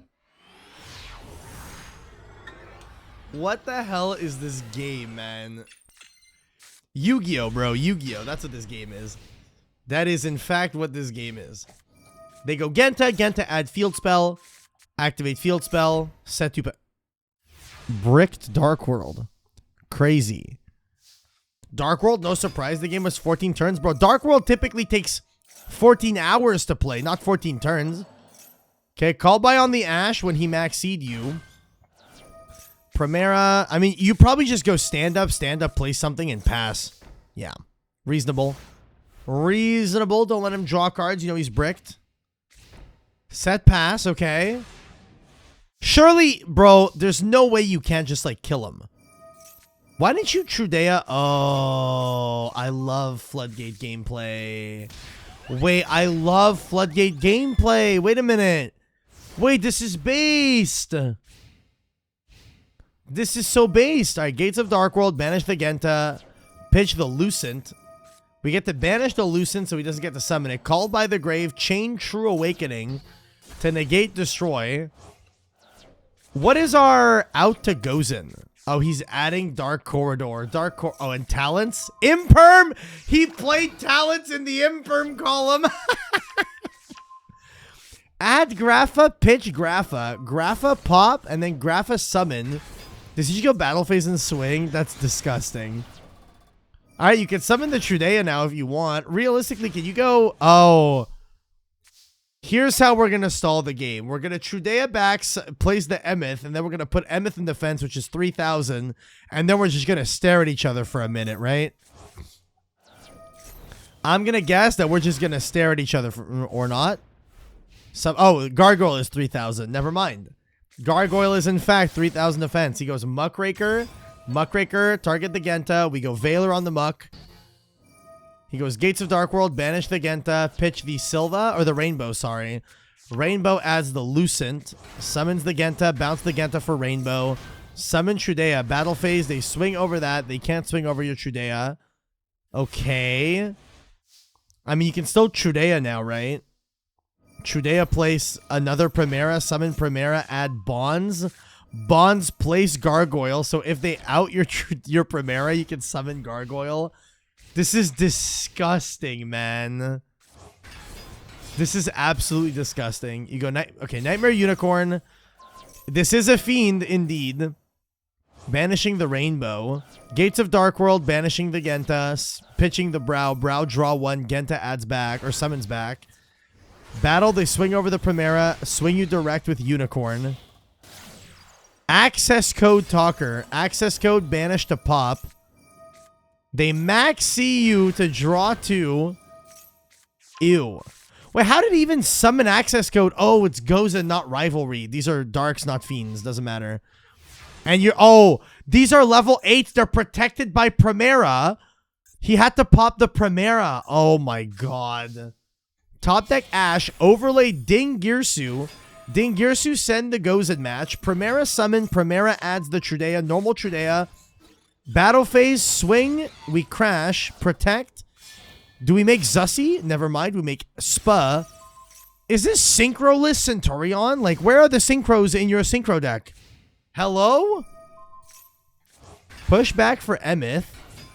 Summon the Primera. Primera effect. Never mind. We are, in fact, Synchro summoning. Legatia. Legatia to pop the access code. Bonds to place back the Primera to protect our Legatia. They go Gen to summon a Ken. We Ash that. They go Tifon. Tifon bounce the Legatia, but then you get to SP it. Never mind. He's fucking stupid and used the field spell after summoning Typhon. That's awesome. That's so sick. I love that so much. Bro, Typhon is a fiend, and it's buffed by Gates of Dark World. It's over 3,000. It can't even activate its own effect. Typhon floodgating itself is the funniest interaction ever, man. What the fuck? Alright, he's summoning the Grapha. That's also floodgated by the Typhon here, so it's not going to do anything. Grapha added to hand. Primera summon the Trudea. We go into the Draco Berserker, the Tenyi. Swing the Typhon. Main fate. What are we doing, bro? King Sark. Add King Sark. Summon the Imseti. Summon the Happy. Pitch that. Get the Duamatef. Summon Duamatef. Overlay for Photon Lord. Pass. Legatia to place the Primera. Broken. What the fuck? Alright, add back the Dark World Accession. Pitch Grapha. Grapha to pop. Draco Berserker to banish. Primera to summon. He goes into his second Grapha. Go Primera. Chain Emeth to place back the Primera and summon. So we're not Synchro summoning this turn, is what I'm understanding. Where the fuck is your Oxilla, bro? Are you good? Negate banish one of the Grapha fusions. They summon back OG Grapha. Summon Lucent. Bounce. Summon Grapha. Overlay for Buzz King. They're trying to clear your extra deck. Swing your Draco Berserker. Interesting. Make Spa. Spa banish the back row Primera. You get to draw 3 off the Duamatef. Crazy. We drew Imperm, Duster, Maxi. I mean, this Duster's going to go hard. You probably frame 1 Duster, right? He's going to change the effect. He goes SP against SP. He just lets you SP him. Interesting. He's dead. He's just dead. Chainlink 6. Summon Primera. They summon Grapha. You get to draw 5 cards. He summoned the Dark Barrier statue. Bro, you can't nib him. Wait, you might be able to nib him. Hold up. Hold up. Battle phase, swing the Dark Barrier statue. Swing, send. Effect to summon. Go main phase to nib him. Nib his ass. Nib him! No, bro. It would have been so funny. Nib him. Oh, my. Did you lose to the timer? You lost to the timer. That was so winnable, dude. All you had to do was nib him ass. Unfortunate. What a sad loss. A sad loss, dude. Holy. All right, well, that's all the replays that we have submitted. Chat, if we don't have any more replays, I think it's time we review Elestrals Clash. What do you guys think? What do you guys think, huh? What do you guys think? 1 second. I didn't think I had the time. That's fair. That's fair. Grind games. You're not allowed to play them in Yu-Gi-Oh! Anymore. Like, literally playing grind games is just not allowed. It just isn't allowed. All right, chat. I'm going to preface this, okay? We're going to swap off of Yu-Gi-Oh! We're going to play some Elestrals Clash. I'm going to preface this, okay? I know a lot of you guys are going to think this is sponsored or something like that. This is not sponsored. I promise you, this is not sponsored. I would legally have to tell you if it was. This is not sponsored. I was an Elestrals Kickstarter backer. I backed the Kickstarter for 5 $5,000. I really believe in Elestrals. I believe that it is a very a game with a lot of potential. However, in recent times, I have stopped playing the game, and the reason I stopped playing the game is because I am not fond of the format and the card design and the direction in which they have taken designing the cards for this game. So, just to preface this and make it like as transparent as possible, I really like the idea behind the game. I like the design of the game. I think the game mechanically is one of the coolest TCGs I've ever seen. However, I think that in terms of card design, whoever is in charge of designing the cards, I feel has been making a very bad job of designing cards that are balanced and that make the game fun. And when I play this game, you're going to be able to see what I'm talking about. I'm going to be talking about it extensively. I plan on, when I say that I'm reviewing the game, I'm going to be real. I am reviewing the game on multiple facets because I think that I'm someone who is well placed to review this game. I've been playing Elestrals for the better part of the last 2 years. It's been a while that I've been playing Elestrals. This might be a little bit loud, by the way. Just a warning. Might be a little bit loud once I boot this up.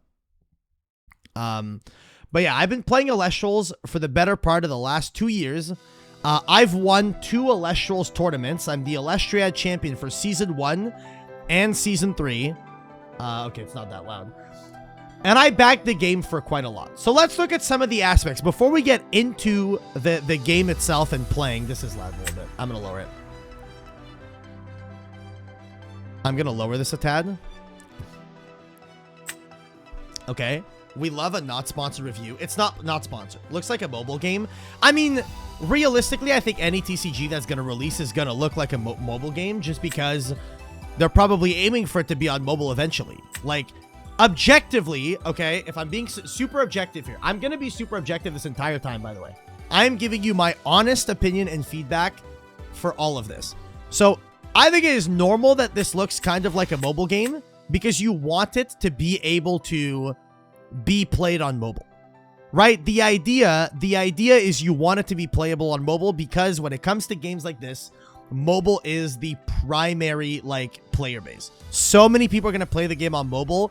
So to make the game easy to port to mobile while also being playable on PC is a normal thing. I'm not going to fault them for that. I think that's completely fine. So let's look at some of the things that we're going to look at before even getting into the game. So if you guys are not familiar with how Elestrals plays, I'm going to be breaking it down when I'm going to be playing. But Elestrals has a plethora of different cards and, play style. The cards are designed in a way that plays very similarly to Yu-Gi-Oh! And you'll notice that when I play the game. I promise you right now, if you've never seen Elestrals and you've never played Elestrals, with me explaining what I'm doing, you're going to, as Yu-Gi-Oh! Players, you'll be able to follow. You're literally going to be able to follow all of it. I'm not even kidding. I'm not even joking. So, like I said, I backed the Kickstarter for 5,000, which was the second highest tier, which was the creator tier. So what did that give me? It gave me a bunch of stuff for the store here. It gave me a bunch of Pandora's box keys. I have 255 Pandora's box keys, which is like loot boxes in this game. So there are loot boxes in the game. But the one thing that's really cool about this is that if you look at collection, if I go to build a deck, you'll notice I own every single card in the game. This is the biggest attracting factor about this game, is that every single card in the game is available to you off rip. If you want to be a free-to-play player and invest $0 into this game, you can, and you can play every deck. Sponsored? Not sponsored. This is not sponsored. This is me giving you an objective, not sponsored opinion on this game. So if you play this game, it's completely free. So paying, here's what paying does. Paying gives you cool cosmetics, right? So if I go to Clash Pass, buying the Clash Pass, or the premium Clash Pass and stuff, costs gems. So let's look at how many gems this costs. The Clash Pass, which is like the Battle Pass for this, costs 500 gems. You'll see I have 90. How much does 500 gems cost? It costs 10 euro. So for the cost of 10 euro, you can buy the Battle Pass. And the Battle Pass doesn't refund your gems. It just gives you cosmetic shit. It gives you a higher rarity Hydrake, which is a higher rarity version of a card. It gives you an alt art Argo. It gives you like just cosmetics and stuff and extra currency. It gives you a full art Earthquake. So for 10 euro, you can get the Battle Pass that you then have to grind for to get a bunch of stuff. Which I'm not gonna lie, no one is really going to be buying this Battle Pass because the primary incentive of a Battle Pass is to refund the gems that you spent to buy it. Specifically because the Battle Pass is supposed to incentivize people to play the game more. Not, hey, you gotta pay to then grind this thing that's not gonna refund you, you know? So yeah, I don't know why it's displaying it in euros, by the way. Maybe the game thinks I'm European. I have no idea. And then another thing that you can do with the cosmetics is that in the cards themselves, I'm not exactly sure how you do this, but for the cards themselves, you can like get them in different rarities. I don't exactly know how to display them, but you can get like full arts for certain cards and stuff like that. I think I have it for like Eddie, right? I should have a different Eddie. If I go to cards, is it like this? Like, let's say I go to Eddie. Yeah. So I can get different rarity Eddies. So this one is found in the VIP Clash Pass or the Pandora's Box. I have the full art Eddie because the full art Eddie is found in the Kickstarter backing that I got. So yes, this thing is called Eddie, and I do have full art Eddie. And if I click on use, then anytime I put Eddie in my deck, it's going to be a full art. So basically, every single one of these cards, you can get like the alt arts and stuff like that, and it tells you where to get them. So that's realistically all you're really doing, is that by spending money, you're able to get this stuff. Now, one thing that's a personal gripe that I have is that, like I said, I backed the Kickstarter for $5,000 fucking dollars. That's a lot of money. And so the things that they gave me is they gave me a lot of like IRL product. Like I got a bunch of booster boxes downstairs that I still haven't cracked and stuff. But the thing that left a kind of a sour taste in my mouth is they gave me a bunch of these Pandora's keys, right? I have 255 of them. And I guess for 10 of them, it costs 500 gems, which as we established is 10 euro. So that's what? If I was going to buy 250 of them, I would have to buy this 25 times. I'd have to spend $2,500. So realistically, they gave me value in terms of the Pandora's keys. But what pissed me off is that they have this VIP bundle, 3,000 gems, that gives you like a full art resting on your laurels. It gives you some emotes, a dual field. It gives you like a bunch of like cosmetic stuff for 3,000 gems, which for 3,000 gems, it's like, it's 50 euro. Look at that, 50 euro for 3,000 gems. I don't know if I'm in the wrong here to feel kind of slighted by the fact that I backed the Kickstarter at the second highest possible tier, and I was supposed to get a bunch of like cool shit, yet they locked the actual new cool shit behind a $50 euro purchase, or 60 euro purchase, or whatever the fuck. I'm gonna be real, that to me, I felt pretty scammed by it. I'm not gonna lie, because I thought, yeah, I'm gonna back the second highest tier. I'm gonna get all the cool shit. I'm just gonna get all the cool shit, and then they release a bunch of new cool shit on release that I just don't have despite backing for that much. Don't get me wrong, I have a bunch of stuff that I can get out of the Pandora's boxes, which the Pandora's box is a thing that's like swapping every 2 weeks. So I have to like crack a ton of Pandora's boxes to hopefully get the stuff that's locked back here. You know? I think it's kind of insane. I think that they're very stingy with the gems in this game.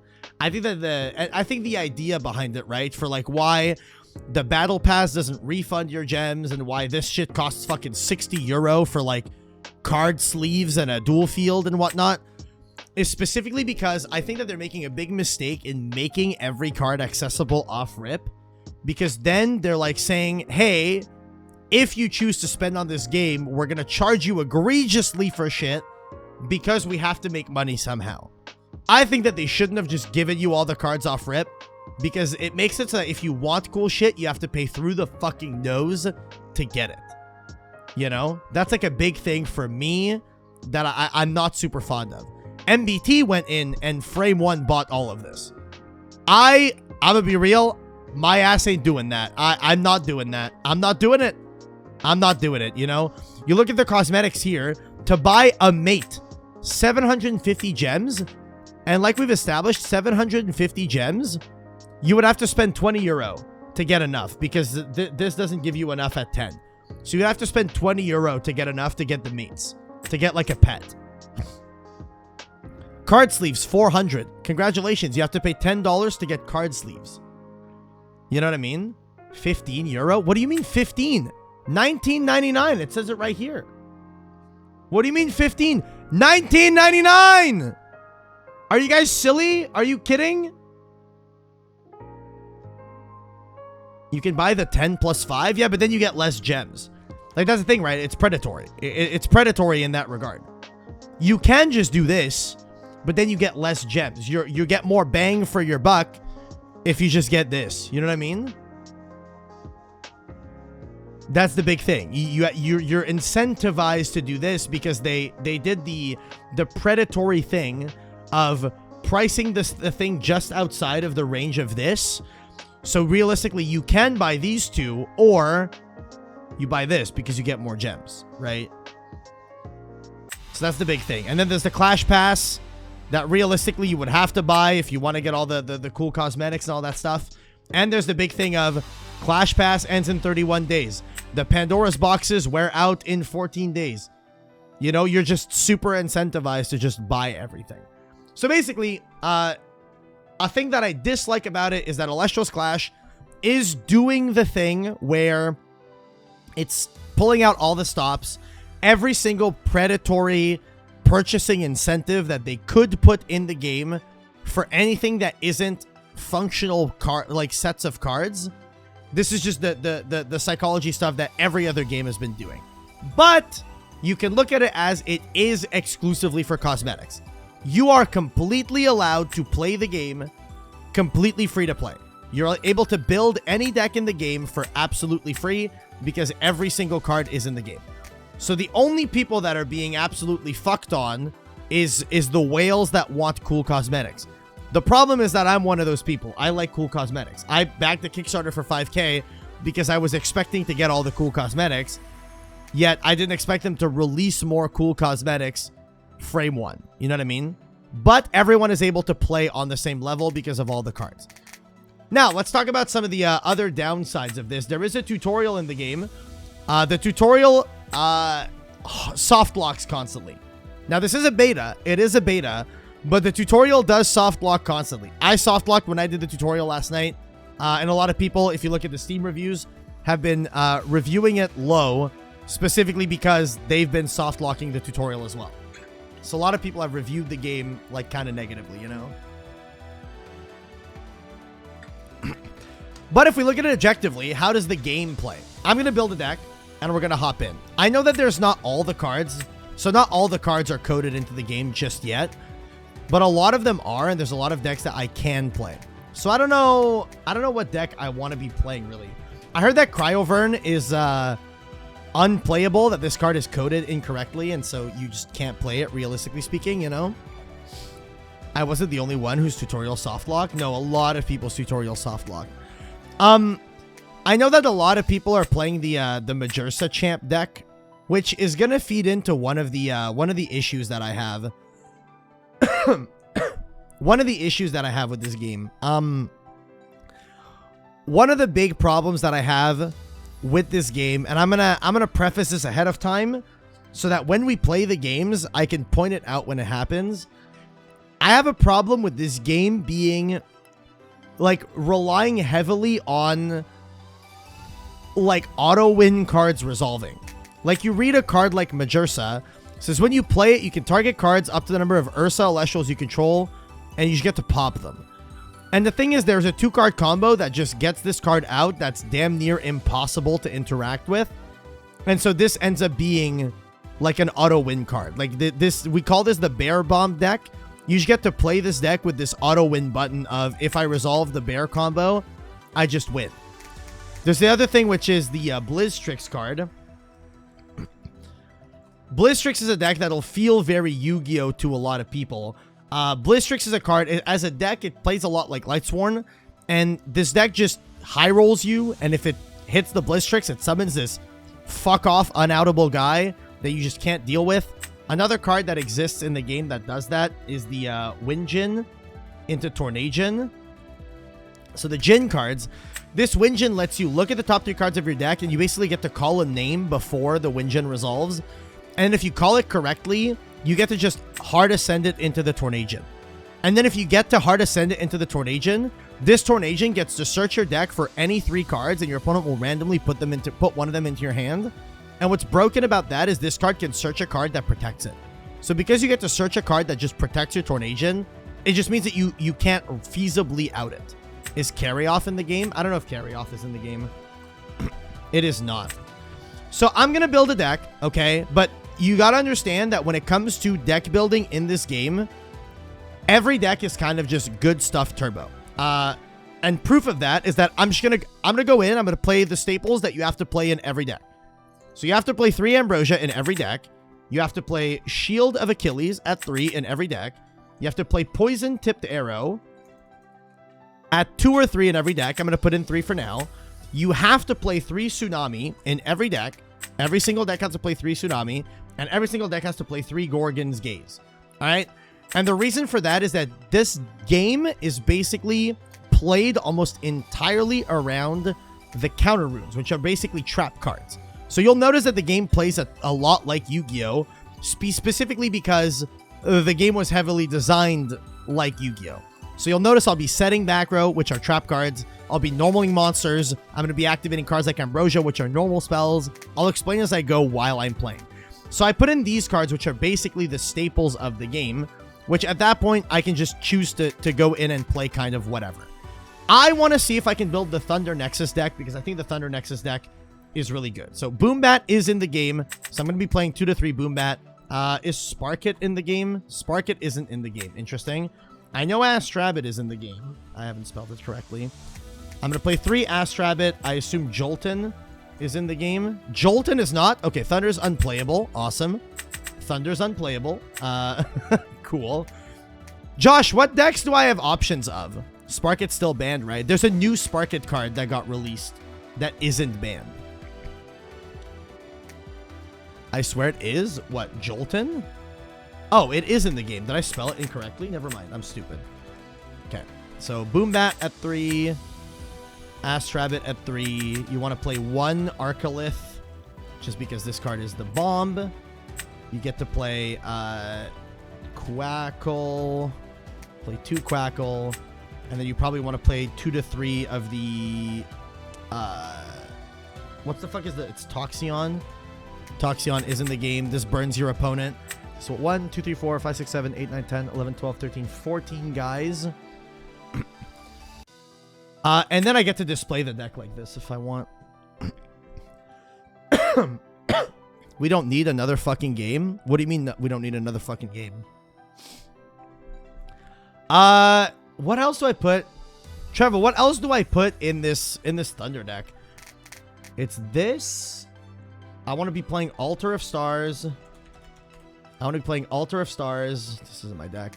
I want to be playing probably 3 Altar. Probably cut Tsunami to 2. PTA to 2. Seems reasonable. I probably want to just play 2 Altars.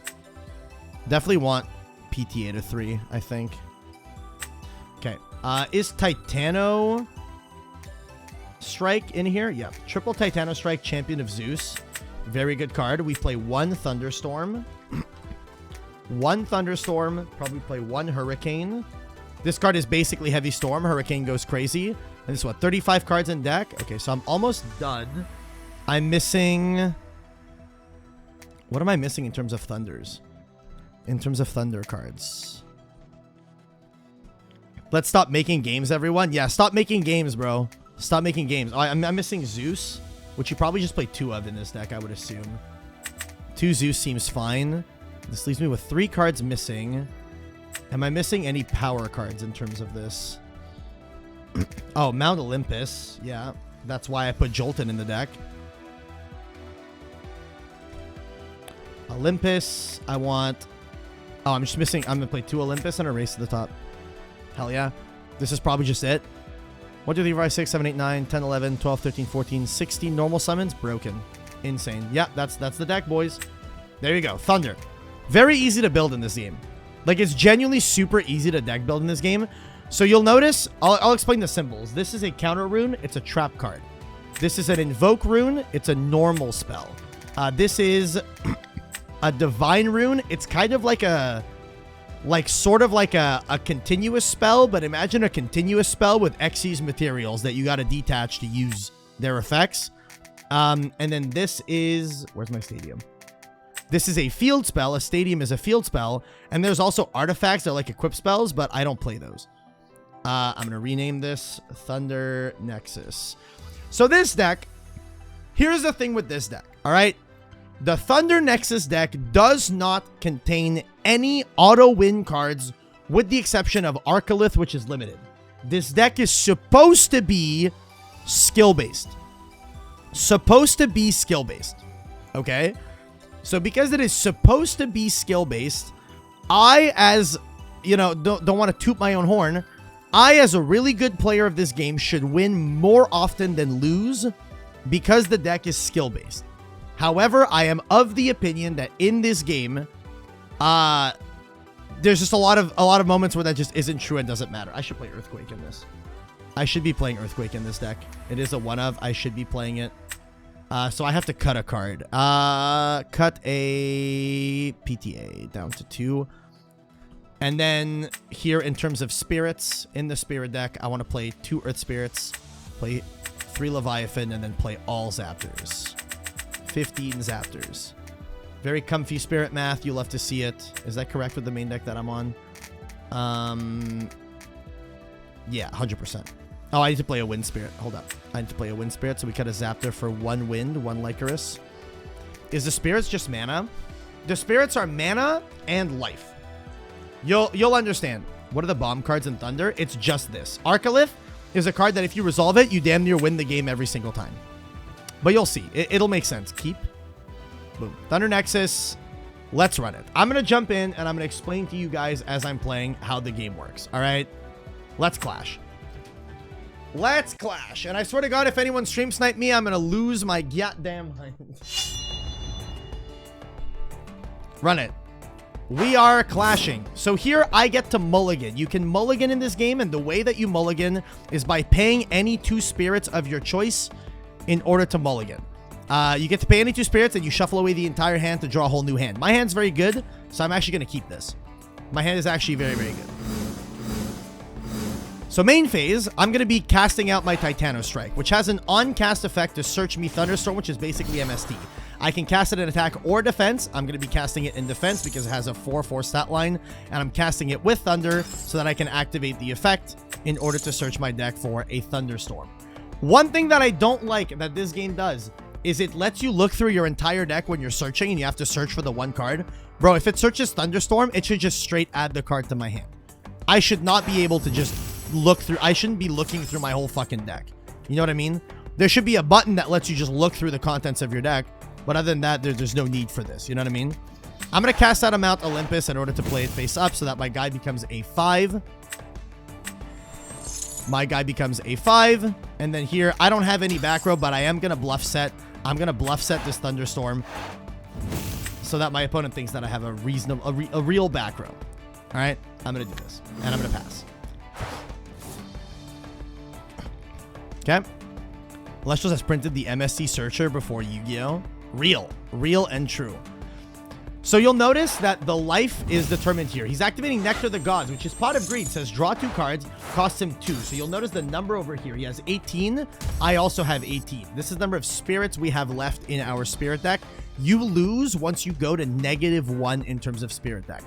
So you'll notice I activated a field spell. I have my guy in defense. You can tell that he's in defense because of the shield here. His stats are 5/5. He's a 4/4 base, but he's +1/+1 because of my Mount Olympus. And he's going Toxic Swarm, which will burn me for 1 on cast. That is fine. I'm completely okay with that. I'll take the 1 burn damage. I'll take a Thunder. No problem. I will take the 1 burn damage. This is a 4-1, so doesn't beat over my Titano Strike unless he has the Wind Stadium Rune, the field spell. He was going to be setting 2. I'm going to be able to pop one of them with my Thunderstorm. Hopefully I draw into a back row. Drawing into a back row would be really insane. It's triggering me that it's off-center. The reason why it's off-center is because it's 5 zones in this game. Okay, so this is kind of cool. I did draw an Astrabbit. Astrabbit, best card in the fucking game. This card, whenever it receives a Thunder Spirit, is a fucking pot of duality. I'm going to cast Astrabbit with a Thunder in defense. Can I... Wait, do I decide after? Okay, yeah. Cast it in defense. And now Astrabbit is going to let me look at the top 3 cards of my deck and add one of them to my hand, which it does every single time it receives a Thunder Spirit. And in this deck, there are ways that you can Nexus, Altar of Stars being one of them. I'm so down for this.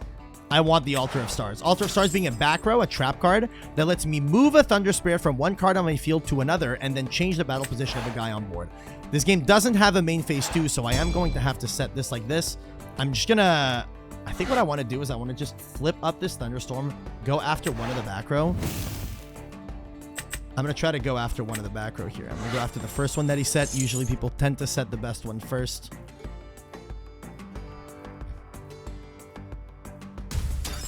What did I pop? I popped the Gorgon's Gaze. The Gaze. I'm going to turn this to attack, and I'm going to attempt to swing over this Toxic Swarm. Let's see what my opponent's got. I'm going to swing here. Use life to play cards. Yes, you'll notice my opponent's up on life on me. He has 17 life. I have 14. However, I am leading in terms of board presence. And you only lose once your life hits 0. That's why a card like Ambrosia that says return up to 3 spirits from your underworld to your spirit deck is very strong. And now you're noticing one of the first problems that I have with this game. Back row is very powerful. He set 2 back row that both had the ability to stop my attack. Shield of Achilles is kind of like a, what do you call it? It's like the, hello, can I pass turn? Thank you. It's kind of like a Sakuretsu armor, but it bounces on attack declaration. It pays 2 in order to bounce my guy, so now I have my Titano Strike again.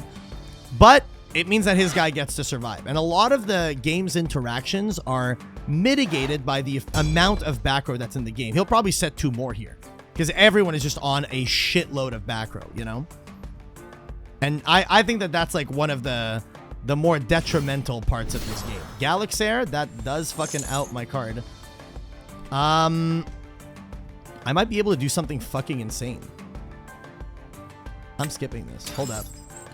So I'm going to be able to do something insane. He's probably going to go Geoguessr on my Astrabbit to swap its stats. That's what Geoguessr's effect is. It can target an Elestral and swap its attack and its defense. Is he just going... Oh, no, he used the Geoguessr. Okay. That's fine. I'm okay with him using the Geoguessr. That is completely fine. So now my rabbit is a 6-3, but I get to do a really, really cool play that's going to outplay the fuck out of this guy. He's going to go battle phase. He's going to swing with the Toxic Swarm, and then I'm going to activate my Altar of Stars. So with my Altar of Stars, I'm going to pay with a Water Spirit to cast it, and this is going to allow me to Nexus. So I'm going to do a really crazy outplay on my opponent here. I'm going to take 1 Spirit from my Mount Olympus here. I'm going to Nexus it over to my Astrabbit, making it so my Astrabbit's effect is going to trigger, and I get to change the battle position of an Elestral. I'm going to change my Astrabbit to attack. So his attack is going to have to continue into my now 5 attack Astrabbit, and my Astrabbit gets to trigger to look at the top 3 cards of my deck and add one of them to my hand. So my Astrabbit's going to stay alive. I don't have back row, so I really want to draw into the Gorgon's Gaze because I do not have any back row here.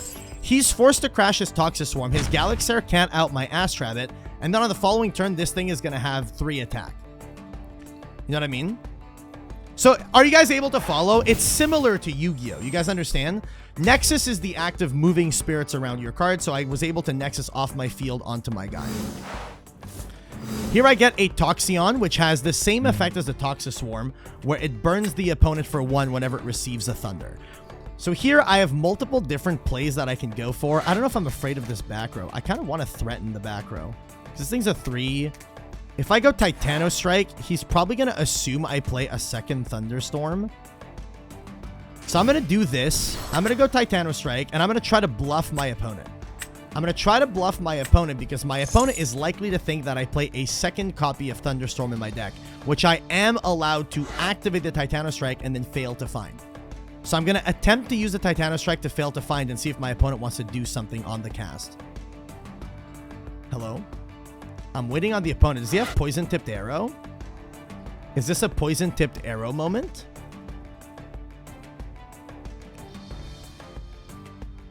This is almost like enemy controller, but on your own guy. Yeah, with extra steps. He's going Gorgon's Gaze. See, he's taking the bait. He's assuming that my... Oh, he's using it on my rabbit? He Gorgon's Gazed my rabbit. Okay, that was just a straight up misplay. That doesn't even bait any sort of interaction from me. Okay, I'm gonna set the Gorgon's Gaze to my field. Face down. Hello. Set that shit face down. I'm gonna enter battle phase. Oh, I should have turned my rabbit to defense. I forgot to do that. That's my bad. I was supposed to turn this ash rabbit to defense because it has 5 defense. So I just completely forgot to do that. Also, one thing that's important to keep in mind about life points in this game. The amount of spirits you take in a battle in terms of damage does not matter in terms of the stats of the Elestrals. It matters in terms of the number of spirits underneath them. My Ash Rabbit currently has 2 Thunder Spirits under him that are enchanting it, and my Titano Strike has 1. If my Rabbit swung him directly, he would be taking 2 spirits worth of damage. I don't vibe with the way the cards look on the field. They do look a little wrong. So here he's casting out a Nemesail, which is going to try to heal him for 2 wind. I'm not going to allow that. And the reason I'm not cool with that is specifically because... Wait, hello? Oh, dude, this is so dumb. I understand why my opponent gazed my rabbit, and I just made the same mistake. Okay, so to explain... Wait, what? It let me take it back? Did he activate the Nemesail effect? Am I crazy? Wait, what? It let me take the action back. So basically, what just happened there that I gotta explain is that in this game, when you cast an Elestral, it's like, I am going to summon this guy. Any response? Basically, you can activate stuff in the summon negation window. But you can activate kind of anything in this game in that summon negation window, if that makes sense. So now I use the Gorgon's Gaze after the summon negation window, after his Nemesail trigger to heal 2 in order to pay 2 to negate, and also because I just don't want him to swing over my Ass Rabbit. So yeah. Interesting that they just like let me take my playback. That's crazy. It basically doesn't look different between summoning and using the effect.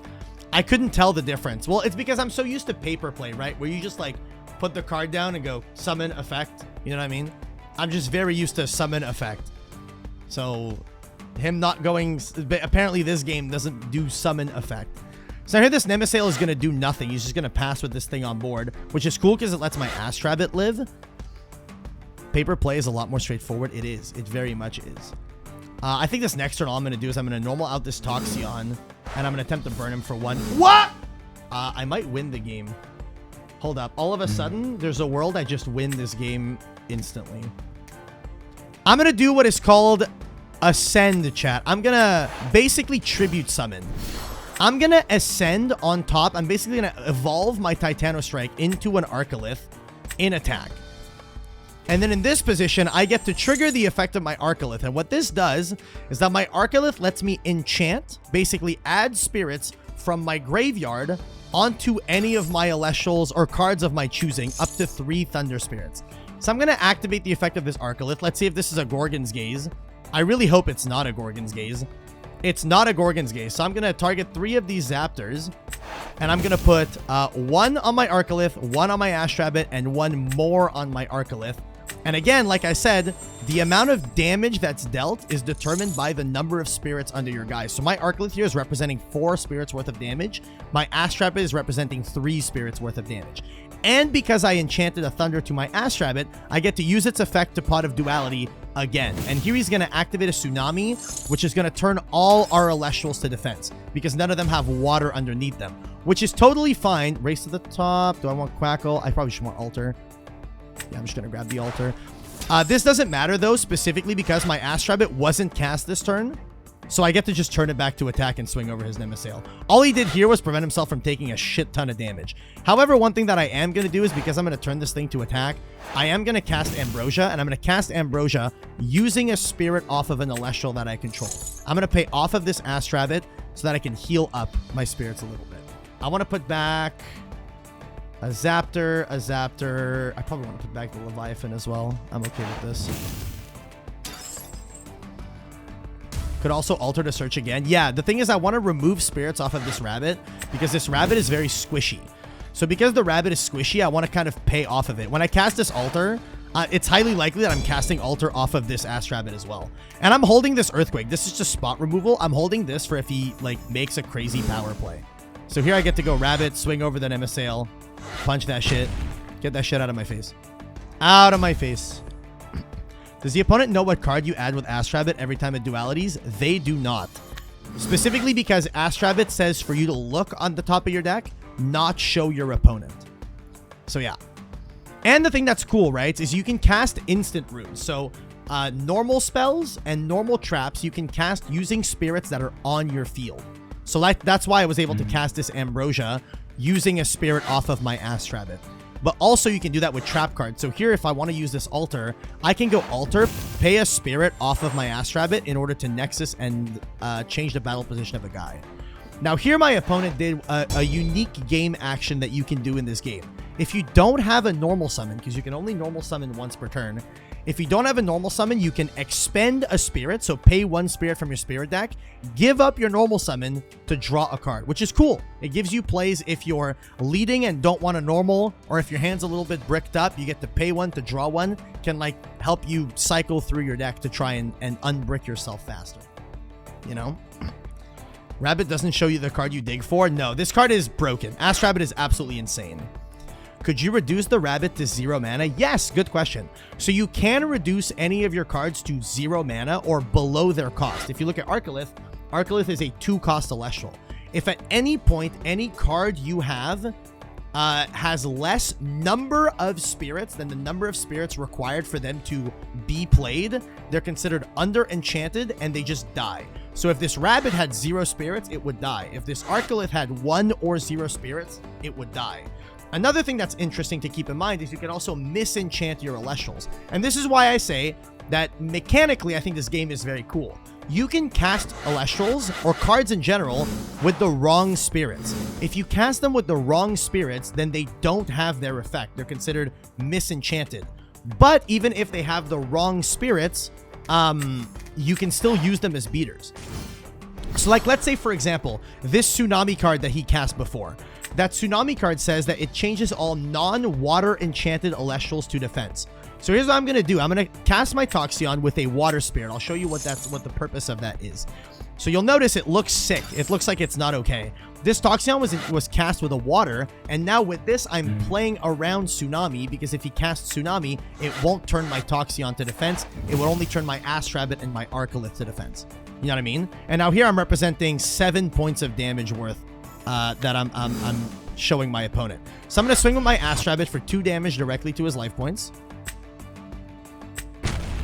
Swing directly for 2. See if he has any back row that does anything.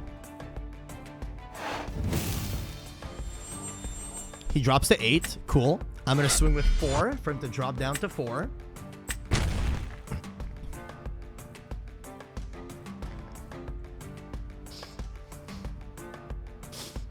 He's taking 4 spirits worth of damage here.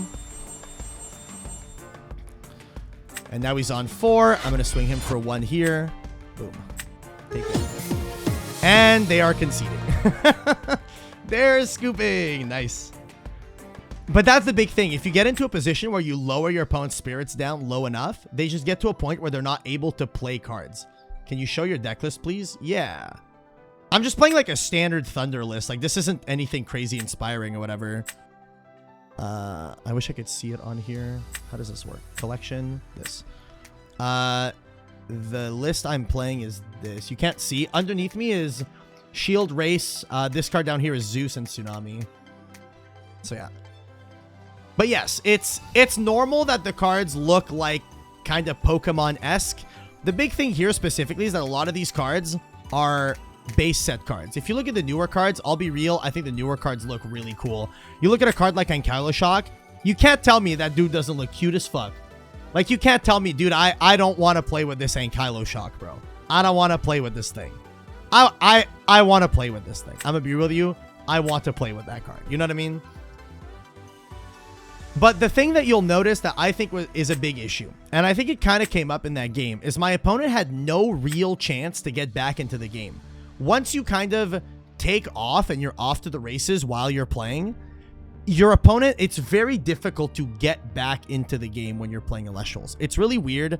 Like, trap cards just tell your opponent, hey, you have zero chance to get back into this game. You're just cooked. You know, GG's.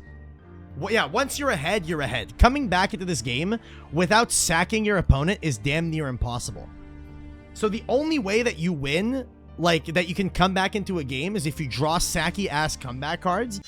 But every comeback card that they've designed in this game is also OP when you're leading. It's kind of broken.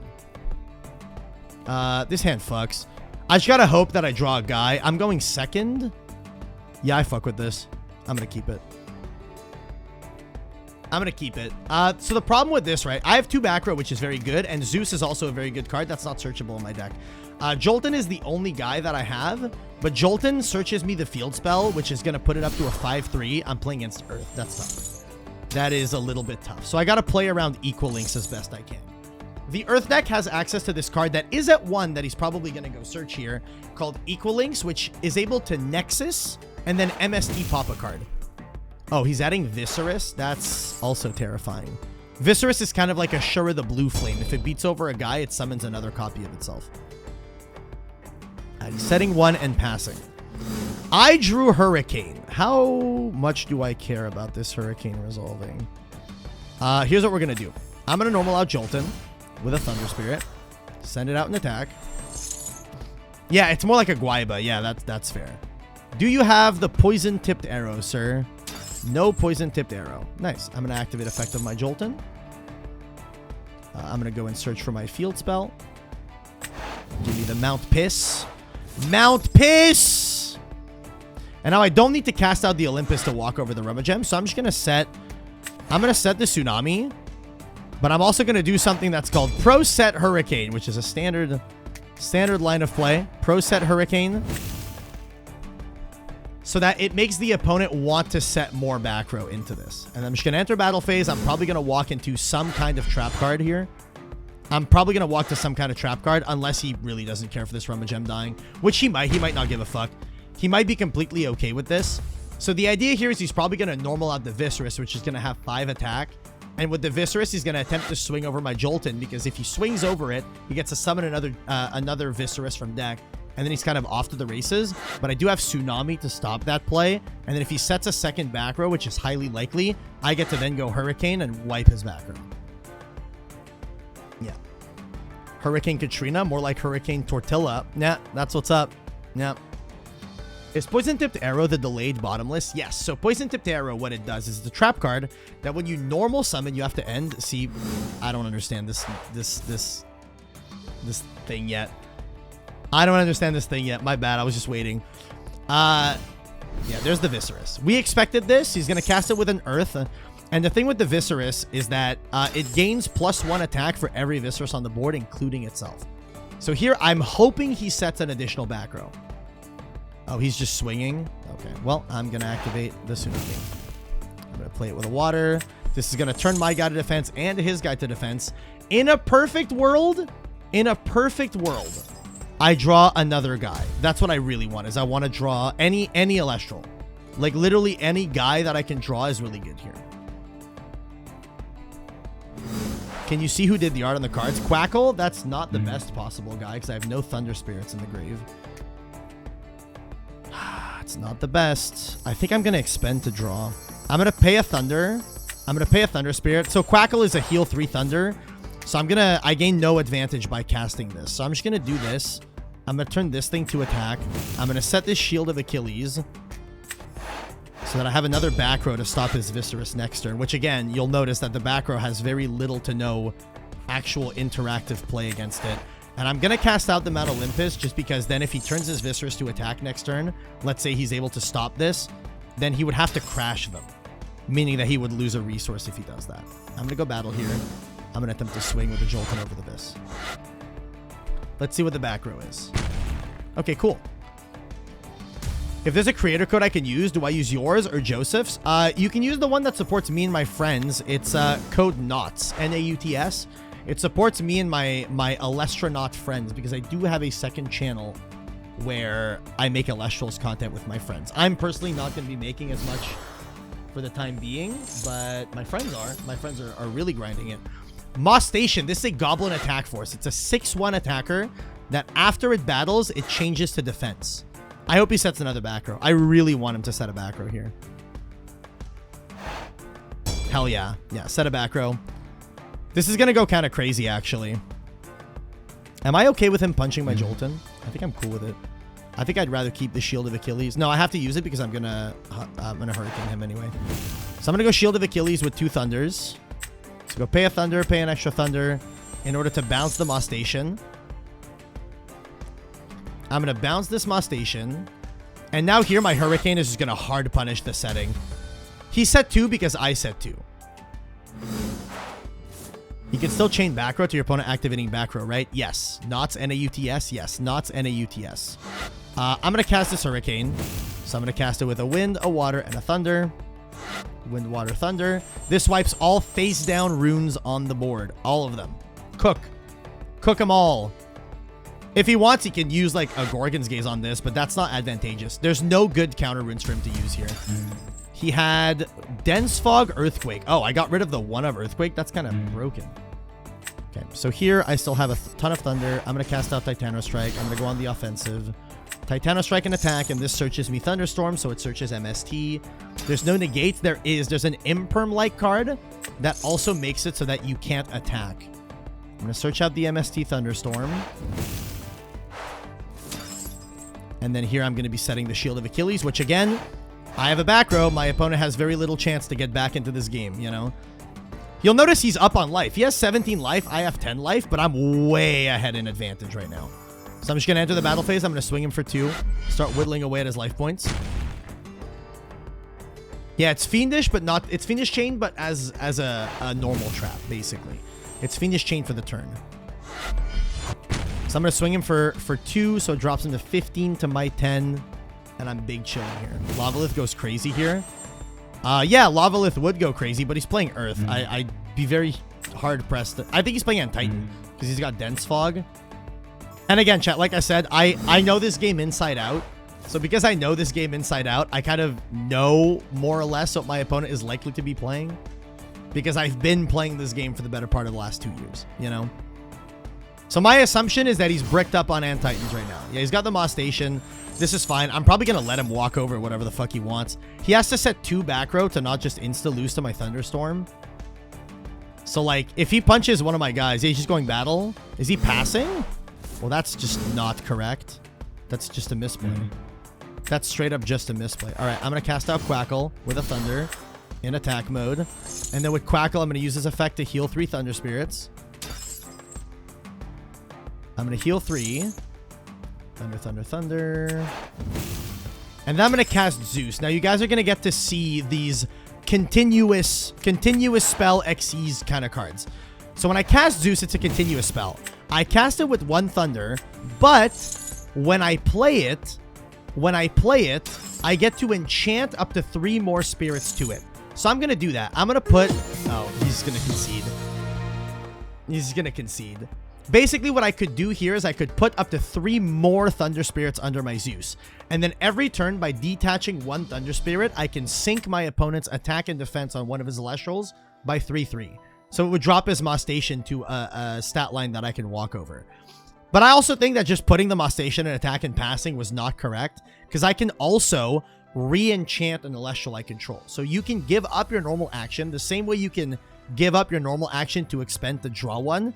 You can also give up your normal action in order to put another spirit from your spirit deck onto an Celestial you control. And if you do that, you can re-trigger effects that trigger when an Celestial receives a spirit, like the Astrabbit I showed you guys before. This Astrabbit card. Astrabbit triggers whenever it receives a Thunder Spirit. So on a later turn, let's say you don't have a good normal summon, you can just be like, okay, I'm going to give up my normal summon to put one more Thunder Spirit on this Ash Rabbit. And now Ash Rabbit will trigger again to Pot of Duality again, which is why this card is so crazy, because it can just snowball into a ton of card advantage. But the other thing that I could have done there specifically is that his Elestral had 6 attack, and my Elestrals both had 5, but I had Mount Olympus up, which buffs any of my Elestrals by +1/+1 for each Thunder enchanting them. So because they all had 1 Thunder underneath them, they were gaining 1/1. However, if I chose to give up my normal summon to just re-enchant one of my Elestrals with a Thunder Spirit, then it would get a +2/+2, and then they would go up to a 6 attack with which I could crash into the Moss Station. Which is why I think there was no real value in making that play, because at the end of the day, if they make that play, they're just getting outed regardless. You know what I mean? So yeah. Sorry for the second question, but I wanted to know if there's any resource for Elestrals for someone new. I want to build an Artemis deck, but I'm completely lost. I'm going to be so real. There is no point in trying to build an Artemis deck right now. That shit's unplayable. I have the Thunderstorms. The Titano Strike doesn't do anything, and I'm going first. But this hand's like kind of nice.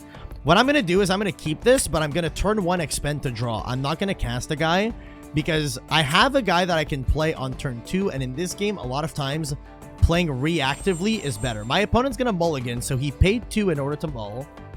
Is he going to do it again? So he's starting out with a disadvantage. Well, that sucks. I mean, you can play it casually, but there's going to be, when the new set comes out, a better Artemis deck. As of right now, there really isn't one. I'm going to expend to draw, and I'm going to expend a Thunder in order to draw a card. Mount Olympus is insane with a Race to the Top looming in the hand. I'm just going to set a Poison-Tipped Arrow, and I'm just going to pass, I think. I'm just going to hard pass on this. Yeah, this is fine. I'm just going to hard pass. You can only cast 1 guy per turn, right? Only 1 normal cast. You can get as many special casts as you want. So he's playing the Hydrake deck, which is what I was expecting. So I'm going to go Poison-Tipped Arrow here. Basically, I'm going to be taking a fuckload of damage in this turn, but that doesn't super matter. I'm going to pay a Thunder here. So this is going to sink it by 2 attack, which doesn't matter. It's still going to be dealing 1 point of damage to me. So I'm going to take a damage from the battle, and then I'm also going to pay 1 in end phase to kill it. This is like a delayed trap hole. But that's completely fine, specifically because it being a delayed trap hole doesn't really bother me because I want to pop this. Because the Hydrake says if it's destroyed in battle, he gets to just summon another bigger guy because it's a Hydra. Get it? Get it? It's a Hydra. So in end phase, I assume the game asks me if I want to resolve my Poison-Tipped Arrow, right? I am assuming. You can special summon as many times as you want, probably at the cost of spirits. Well, yeah, every card has a cost. There's no card in this game that is 0 cost.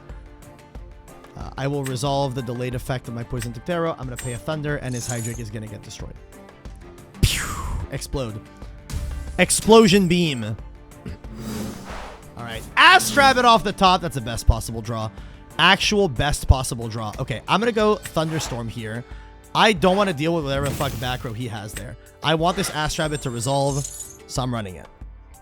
Health is mana for every deck. Not sure if I like that. Well, the thing is, most decks have means of healing it back. It was a Gorgon's Gaze. All right, very strong, very powerful.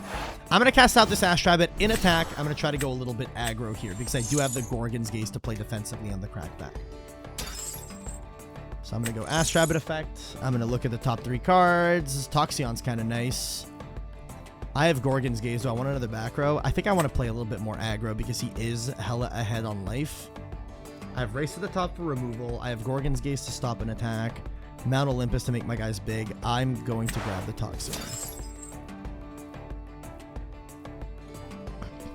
The card game looks good, but holy shit, this client is not it. Yeah, I think the client is very... It's not beginner friendly is what I'll say. This client is the opposite of beginner friendly. The big thing with the client is that it really is catered towards people that know what the fuck they're doing when they play. Like right now, I'm able to play because I've played this game for years. Enter battle. I'm going to swing him for 1 with the bunny. This client seems very work in progress, almost no polish. That's the big thing. I think the client is unironically decent. Can I enter my battle phase, please? Wait, did I not attack him? Did I pass turn? Wait, I can't tell if it's my turn or not. I cannot tell if it's still my turn and if it made me skip my battle phase.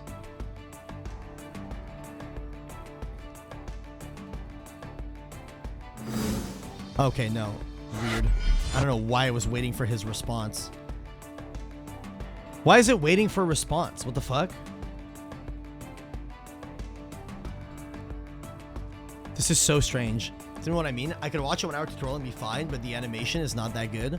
Well, yeah, it's in beta. So the big thing, I think, is that I think the client... Oh. My opponent just left. Lol. But yeah, I think a big thing about this game specifically, about the client, I should say, specifically, is that I think that this client is... It's good-ish. It's getting there. But the problem with it is that it's lacking polish. It's lacking a lot of polish, if you ask me. I'm going second, and I have just a Quackle in my hand, but I have a ton of back row. I might as well keep this. That's why I asked about the release date. I don't know when it's going to be releasing. He's mulling. Mull again. Do it again, bro. Do it again. Mulligan again. Mulligan again. If it looks this way in beta, it won't look much different on full launch. Beta is an excuse for lacking quality of life and minor polish. Well, that's the case for AAA titles. This is not a AAA title. This is an indie game. I think for indie games, that concept is very different. What do you do? What up, Swole? You play Floodgates. Thank you for the 3 years, buddy. Geoguessr in defense. Interesting. Interesting. One back row. Okay, so what do I want off the top here? I'd like an Ass Rabbit. I'd like a Race to the top. I'd like a Field Spell. Actually, the Field Spell would go kind of crazy. I think there's a very real world where I'm just hard passing here. Where I'm just like expect to draw pass. Flew by in the blink of an eye. What, the 3 years? Boombat's a cool card. Boombat's kind of sick because I can normal cast this and trade with the Geoguessr. But honestly, I don't even mind him gaining a little bit of footing here. I might just expect to draw. Try to dig for a good guy. Because I can play the game a little slowly with Thunder. Hurricane's kind of cool. Hurricane is very cool, actually. I'm just going to set one and see if he sets more. Maybe he'll set more cards. I'm just going to set Tsunami because this is likely to blank his entire battle phase. At which point, I'm just going to pass and see if he wants to. If he gets greedy and sets more. Because if he gets greedy and sets more and I just go Hurricane, I'm probably winning the game outright. How are you going to get Tina on Kingdom Hearts like this? Wait, what did I do? What did I do to Tina? Did I tell Tina to play Kingdom Hearts? End turn? Oh, fuck me, man. I have to enter battle phase and then pass? That's funny.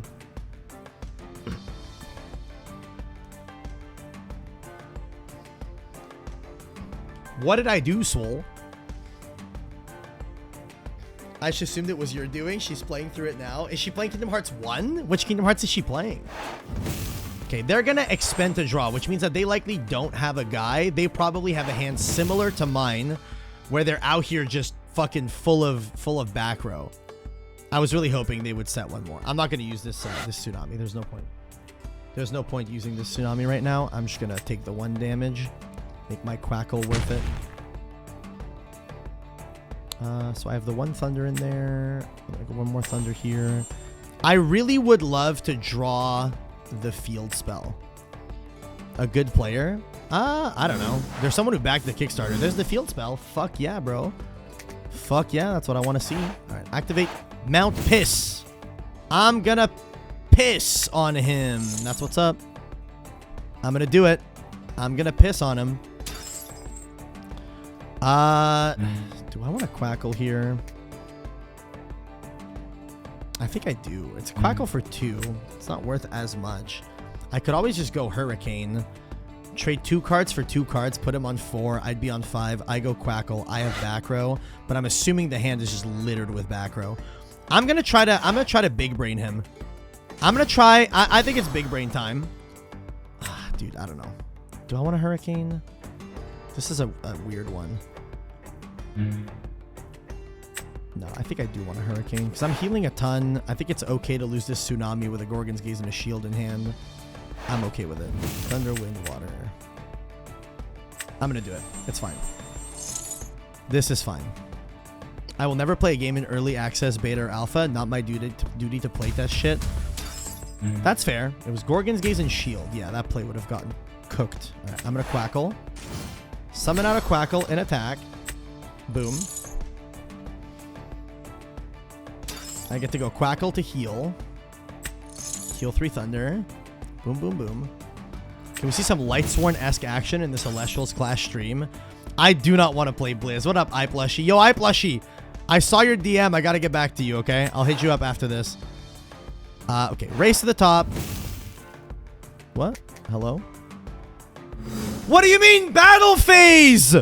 What do you mean? Okay, that's dog shit, bro. That is fucking ass. What the hell? Okay, no. They can't be doing that shit. I did not take a long time to play my turn. I stopped to think for 2 seconds, dog. Fuck you, man. And I can't even set my back row? That's ass. No, no, no, no, no, no. They have to fucking fix that. That was 2 seconds, man. I lose. I just lose, man. Oh my god. What happened? I apparently took fucking 2 seconds to think and then the game skipped my main phase. Play faster? Nah, dude, that's so stupid. That is dumb as bricks. I'm sorry, that's dumb as bricks. That is dumb as bricks. It's a card game, bro. I have to stop and think sometimes. Fucking hell. I have to stop and think sometimes, man. Sorry. Okay, I'm taking 1 damage. I'm gonna take a thunder. This is fine. It's still okay because I can boom bat, then race to the top, pop this. It's like not the worst, but he's healed up.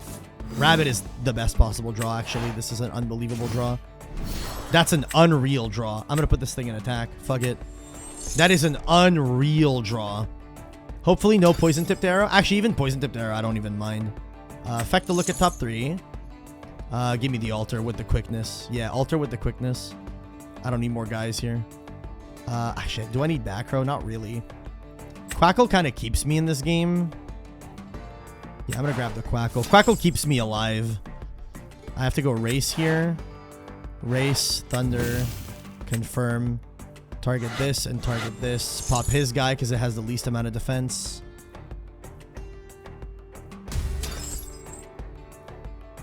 Cool. And then I'm gonna set probably this shield, right? I'm gonna set both, to be honest. I don't think I'm getting hurricaned anytime soon. If I get hurricaned, then I just lose, but I'll accept it. Hello, can I set my fucking card? Dude. Okay. Battle phase. I'm gonna swing at his life. So I'm at 13. He's gonna go down to 16. We're fine. We're okay. We're holding on strong. Holding on strong. Boom Bat's pretty good. Having the re-enchant on the Ash Rabbit's pretty good. Having the Quackle to heal. I do have 3 Zaptors engraved, so I can match his spirit count on the next turn if I want. And I have back row to protect. And it seems like he's kind of lacking good dudes. Okay, that's the best possible dude. That is legitimately the best possible dude he could have had.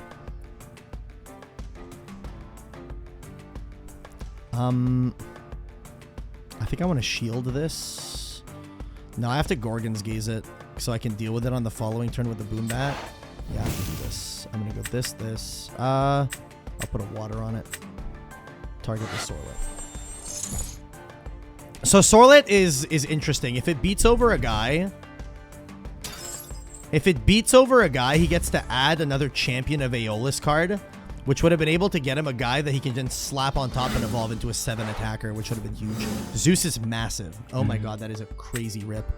Do I have to play around Tsunami at all? I'm just gonna go Boom Bat. I'm gonna try to boom him. Here comes the boom. I'm gonna do this. I'm gonna do this to see if I can play around as many counter runes as possible. I don't want to lose the shield to this. I'm okay losing to a Tsunami. If he Gorgon's Gazes this, I still punish. No Gorgon's Gaze, huge, enormous. That means I don't have to commit the Zeus.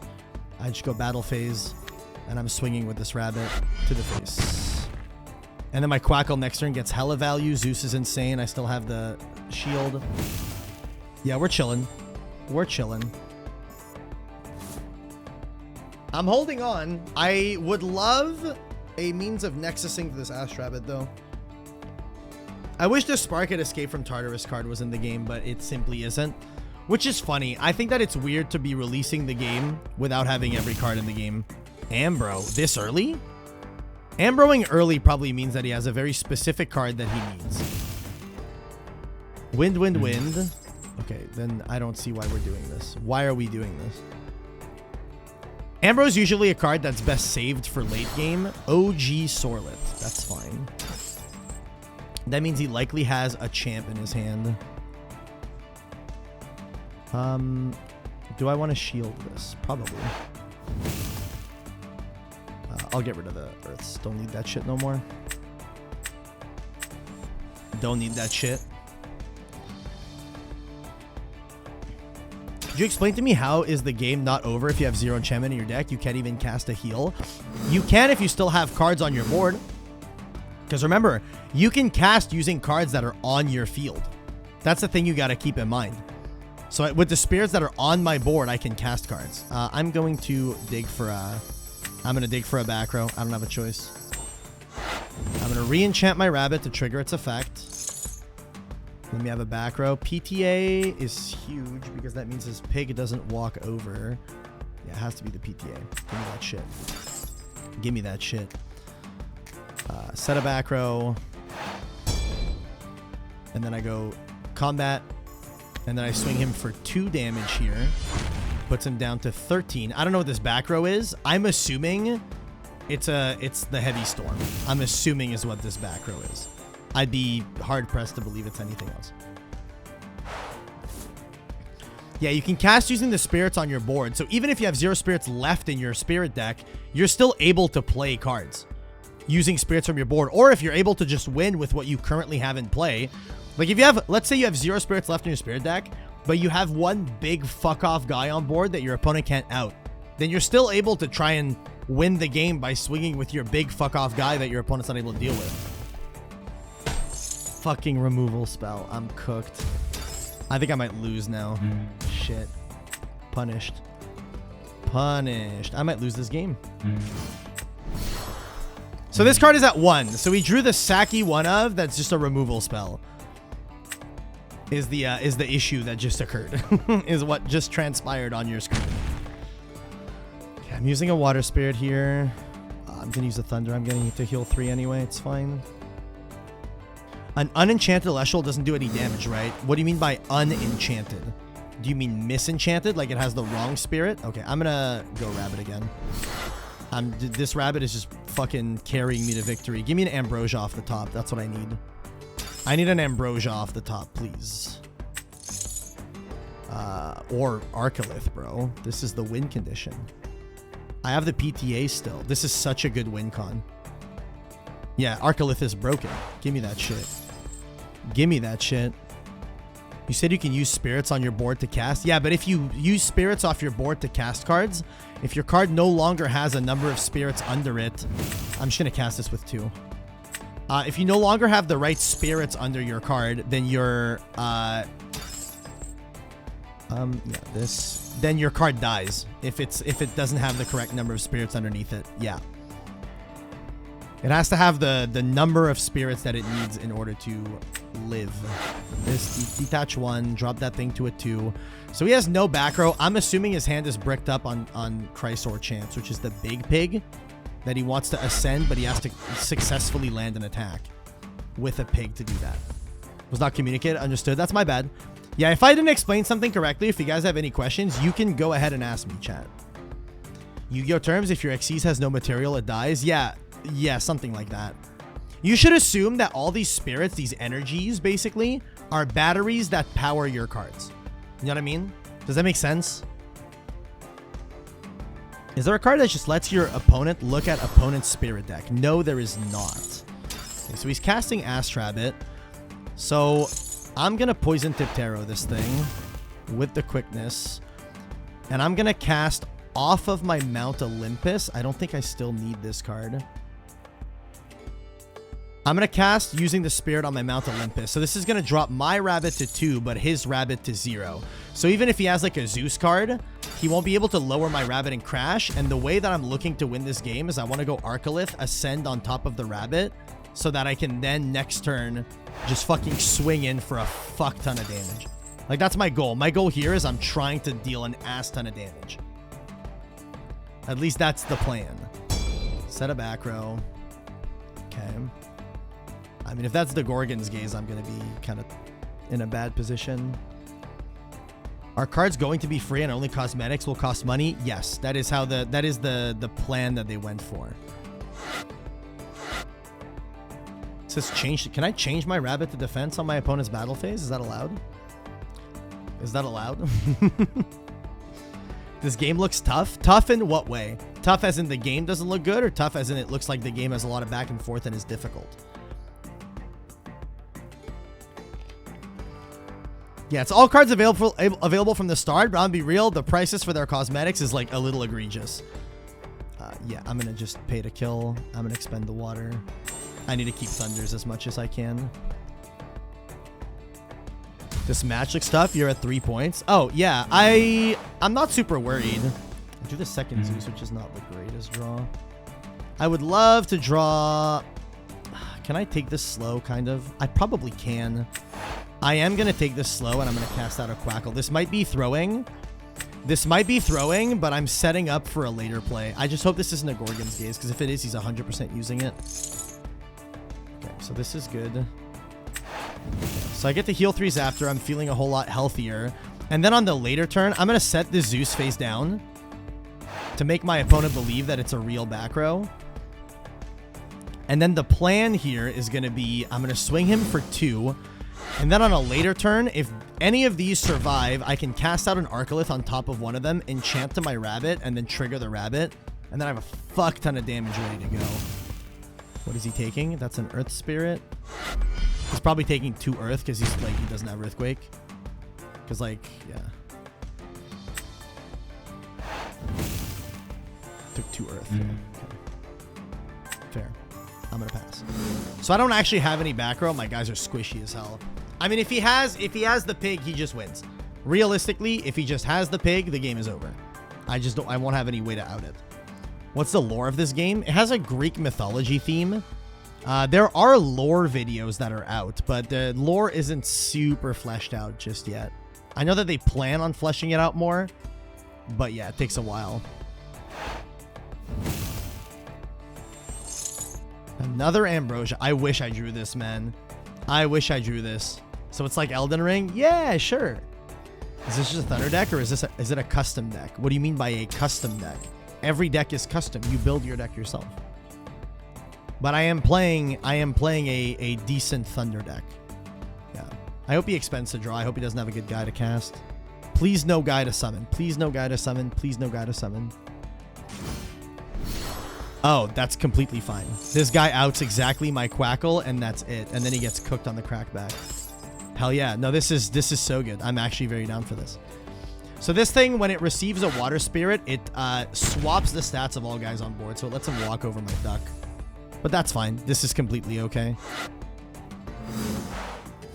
Gorgon's Gaze is a crazy rip, actually. I'm just going to cast out Jolton and grab the other Mount Olympus. Do this. Cast an attack. So this gets me the Olympus, which is really good. Effect. Grab the other Olympus, and then this lets me walk over this. And it makes my Ash Rabbit kind of tanky. It makes my rabbit kind of tanky. I'm going to cast it. And I can cast this without worry, specifically because I can just pay for my Gorgon's Gaze off of the Mount Olympus. So if I don't need it after this, then I'm fine. But this just guarantees that I am walking over this galaxy. I'm going to go Battle Phase. And I'm going to attempt to swing with the Jolton over the galaxy. Every deck is custom, but it kind of feels like old school Yu-Gi-Oh! Where every deck runs the same 5 to 8 generic cards. I'm going to be real. Every deck runs about the same 15 to 20 generic cards in this game. Typically. If I played this game, I would play to draw every turn with the rabbit. Well, the thing is, you'd have to give up your normal summon every turn in order to do that, you know? But you're noticing, I'm kind of like playing from behind spirit-wise. Like, I have to manage my resources very carefully. But I'm way ahead in terms of board presence. Like, my opponent is in a bad spot right now, you know? He is not in a position that feels good for him. That's for sure. He seems to be starved for good cards, but he does have a lot of life. He's very healthy because he played 2 of that heal card. Oh my god. fuck that shit, bro. He's trying to, like, blind snipe this thing. Is this using the effect? What is happening? Moved on spirit from under deck to Windgen. Okay, he's just casting the Windgen. Is he going to use the effect?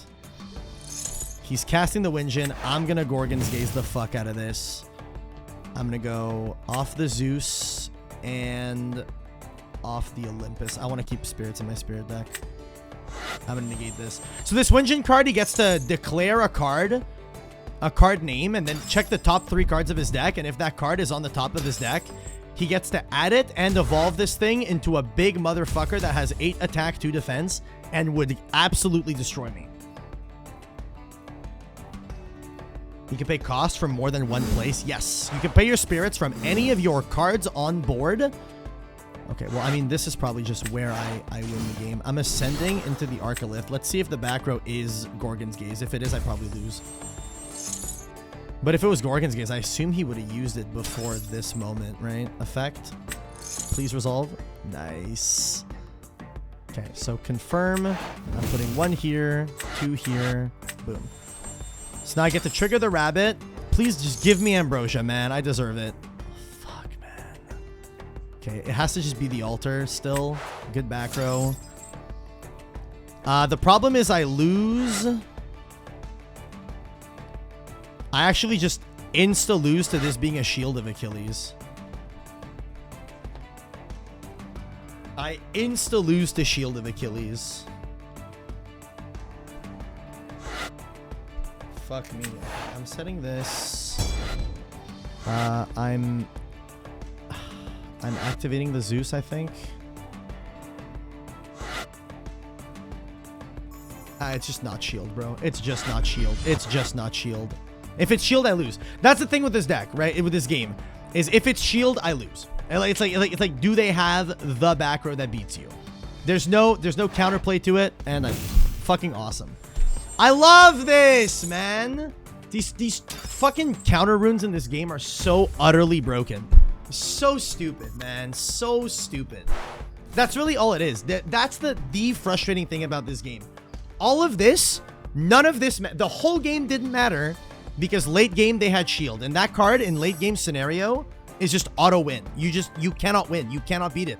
There is no counterplay to that card late game. There is none. There just is zero counterplay to it. And I lose. I just lose. Why am I allowed to activate this altar?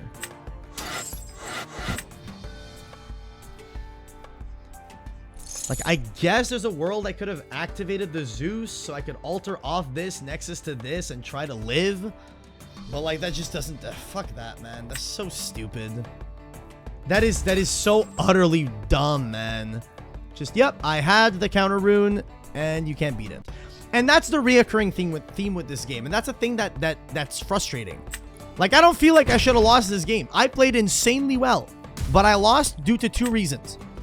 2 reasons why I lost. 1, my opponent drew 2 copies of Ambrosia, and I drew none. So he was really high on life the entire game because he drew the heal card, and I didn't. And he drew Shield in a late game scenario, and in a late game scenario, there is no counterplay to this card. There is none. 0 counterplay to that card in the late game scenario.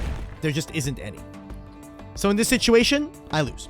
I just lose due to my opponent drew very specific cards that beat me, and I just auto lose from it. And now I draw the heal card that I can't cast because I don't have spirits. Dude, I'm upset. That's so frustrating. What a frustrating game. That is unbelievably frustrating. The one card I've been digging for turns and turns and turns and turns. So stupid. But then, so that's the problem that I have with this game, is that a lot of times you look at a game and you go, did I do anything wrong? Did I play incorrectly? And more often than not, the answer is, no, you actually didn't do anything wrong. Your opponent just had it. And like, the way I look at it, what's the point of playing the game if the game boils down to, your opponent just had it? Like, I should not have lost that game. That is not a game I reasonably should have lost. I played better than my opponent the entire time, and I was in an advantageous position despite being back on life the entire time. But because my opponent just drew a sequence of cards that beats the sequence of cards that I drew, I lost. And it's very frustrating. Unbelievably frustrating. Yu-Gi-Oh! Can be the same way. Yu-Gi-Oh! Can be the same way exclusively because of Maxi and Charmies. That's about it. That is legitimately it, you know? As opposed to this is specifically that there's 15 cards in the game that are just so utterly broken. You got the Counter Rune Suite. All of them are fucking unbelievable. They're just a bunch of insane cards. Earth Scout. Oh, he's playing this deck. Those 2 cards are among the 13 other cards you run as staples. Yeah, literally all of those staple cards are just so much drastically better than every other card in the game. It's really frustrating to play into. Okay, I can just probably take this slow, to be honest. Take it slow, play this in defense. This game just has the same problem as Yu-Gi-Oh! Well, I don't think Yu-Gi-Oh! Has that problem in a more egregious way than this game does. Like, ooh. Arcolith is my auto-win button, but Race to the Top is kind of brazy here. Titano Strike is also kind of cool. I think I should want the Arcolith for the win button. Had the same problem as Pokemon, not Yu-Gi-Oh! Does Pokemon have this issue? Set this and pass. Yeah, I'm just going to pass here. So I'm playing against the Bear Bomb deck, and the big problem with the Bear Bomb deck is that if they get to Majursa, which is an uninteractable combo, should I not draw... What do you do? You play exactly... Oh, stop each other. I think it was 70 months. Fuck, that's a long time. Appreciate it, man. This at least has back and forth, but a lot of the back and forth feels like it doesn't matter. You know, and what's crazy is that my opponent that last game probably feels like he outplayed me. But the reality of it is that last game, I played way better than my opponent. He made a lot of mistakes, and I made, I think, a very minor one by not playing around quite literally every possible option that I had. That my opponent could have had. You know, end your turn. Oh, this is so stupid. So yeah, I make one very minor misplay. My opponent who just drew better wins. You know? Voyager, thank you the 48 months at tier 1. I appreciate it, man. Thank you so much. But yeah, so it's just like a weird... Oh my god, he's playing... He is playing my deck. This is literally my deck that I took to the last tournament I attended. It's literally this Ignector Turbo. This adds the Pot of Greed card, but the Pot of Greed card isn't that good in this game. I know I did make some mistakes. Sorry about the game. I mean, you're good, bro. You drew the better card. What can I say, you know? I think I played significantly better, and I think in that position, I shouldn't have lost, but the only card that beats me there is a shield I can't play around, and you had it, so it is what it is, you know? He didn't activate it? Did he add? He didn't add the card. What the fuck? What is going on? Okay, interesting. Well, I have a Titano Strike now, and I'm just going to start walking over shit, right? Go Titano Strike, in attack.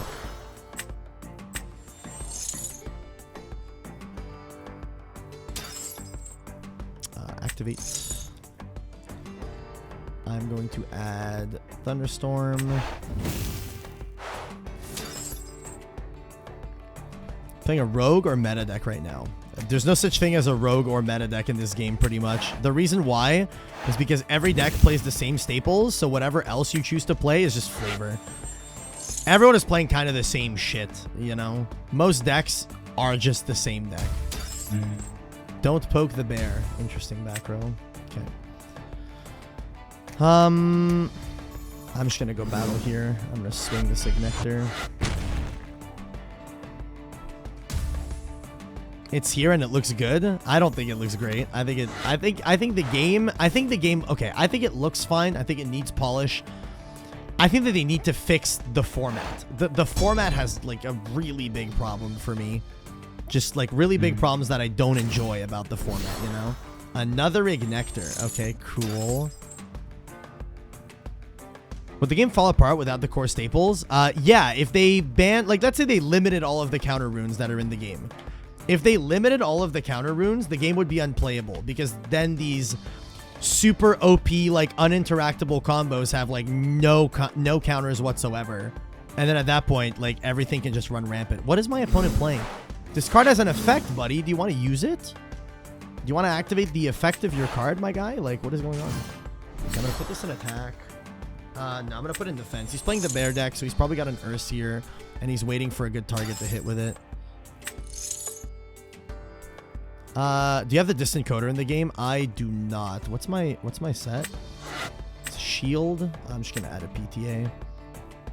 Yeah, I have everything else that I need, so can't really complain. I'm going to Earthquake. I know this sounds weird, but I'm going to Earthquake to pop this because that card floats when it dies. All the combos seem to boil down to I make a big bungus and no, oh no, you had Hammer Shot, I lose. That is exactly how it's been, yes. Like, I'm not kidding when I say that is exactly how it has been. And because that is exactly how it has been, the game's format just isn't a place that doesn't feel very rewarding or fun to play. It oftentimes feels like it boils down to I sacked my opponent sacked me, or I drew a sequence of cards that was better than the sequence of cards my opponent played.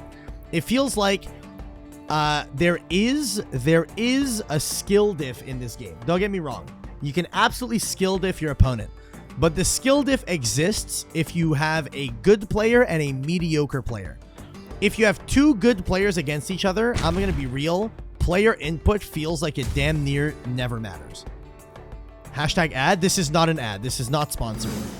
I've been very critical of the game the entire time I've been playing. This is not an ad. This is not sponsored. I am not being paid to play this. I am playing this because I'm giving a genuine review and I want to give people a genuine look at how the game plays. Because I think a lot of people with Clash coming out are going to pick it up. And I think that all of the sponsored people that are playing and stuff like that, or I think a lot of the people that are kind of yes men for the game, because there's a lot of them, the people that are kind of yes men for the game are just going to hype it up. But I'm going to be real. I have a lot of negative feelings toward the game. And I'll be so honest.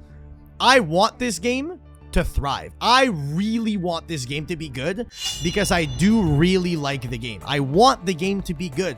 I want to enjoy the game again because I played this game for years and had a very fun time with it. I like this game a lot. I want the game to be good. I'm not out here being a hater or anything like that. I'm a big supporter. I want the game to be good. I just feel like currently the game isn't in a place that it's good. I'm going to pay a Thunder to draw.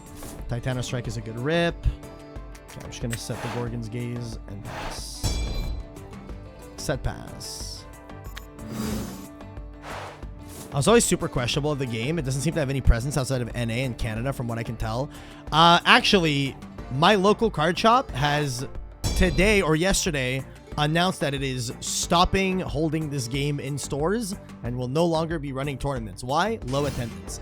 And I'm going to be so real, and I'm not trying to bring no hater energy or anything like that. I'm going to be so real with you guys. The reason why they are stopping, the reason why there's low attendance is because the format since the last two sets has not been fun, and the players at my locals are not enjoying it as much, so people haven't been pulling up as much. That's the reason why.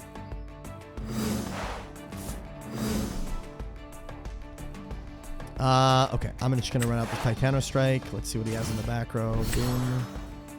I'm gonna do this, cast it in attack. This counters the Drac, it's kind of hard too. Yeah, I'm gonna search for Thunderstorm. Give me that shit. Do I want to cast this Thunderstorm? I guess the only backer I care about is Shield. I do want to cast this, though. Actually, I don't really care about Shield at all. What do I care about? I guess if it's Gorgon's Gaze, he would have used it. If it was PTA, would have used it. I'm just going to swing. There's no point in doing anything else. This Tsunami's not going to do much. I'm just going to set the Shield here. I am going to set the Shield. I'm going to go battle. Combat. If I didn't watch MBT, I wouldn't know this game existed. Well, I mean, it is a new IP, right? So that's to be expected, you know? Switching to a US distributor fucks Canadians over. Yeah, the prices of product has been, like, kind of spiking pretty hard. What's up, Areku? How you doing? But yes, I am playing this right now to give you guys an unfiltered opinion and unfiltered look at how the game goes, okay? Like that is what I'm trying to say. I'm trying, like, this is not sponsored or anything like that. I know a bunch of people are thinking, oh, he's shilling the game or whatever. I'm doing the opposite. I am offering the most unfiltered opinion I possibly can. I might swap decks after this. Okay, Galaxy's gonna be a 5 if he wants to crash that shit. This is fine. So Galaxy swaps the stats of all Elestrals with water spirits under them. If I'd set Tsunami, I would have been chilling here. The only thing you shill, Coder, is your N64 collection. I love N64. So he's swinging. This is attack step. Battle step. I will activate the Gorgon's Gaze. I'm going to pay this and this to negate the effect in the battle steps. This is damage step imperm, basically. I fired up yesterday and played a bit of the tutorial, but it's nice to see it actually being played. Yeah, hell yeah. Hey, I know your opponent. You do? Red Mage? I'm sure there's a lot of red mages out there. 3 Zaptor in there. I drew a Gorgon's Gaze. All right, the plan is simple. We play Quackle. Quackle in attack. Heal 3. I'm going to pass this game. It seems to have fundamental problems. Well, I went to a tournament in Atlanta like 2 weekends ago or something. And after that tournament and how long I played this game, I did come to the conclusion that I would not be continuing playing this game until they make fixes to the fundamental issues this game has. This is a shield. Do I care if he tsunamis me? Not really. I think I want to keep threatening the tornado. I kind of want to do this, to be honest. I want to keep threatening this tornado.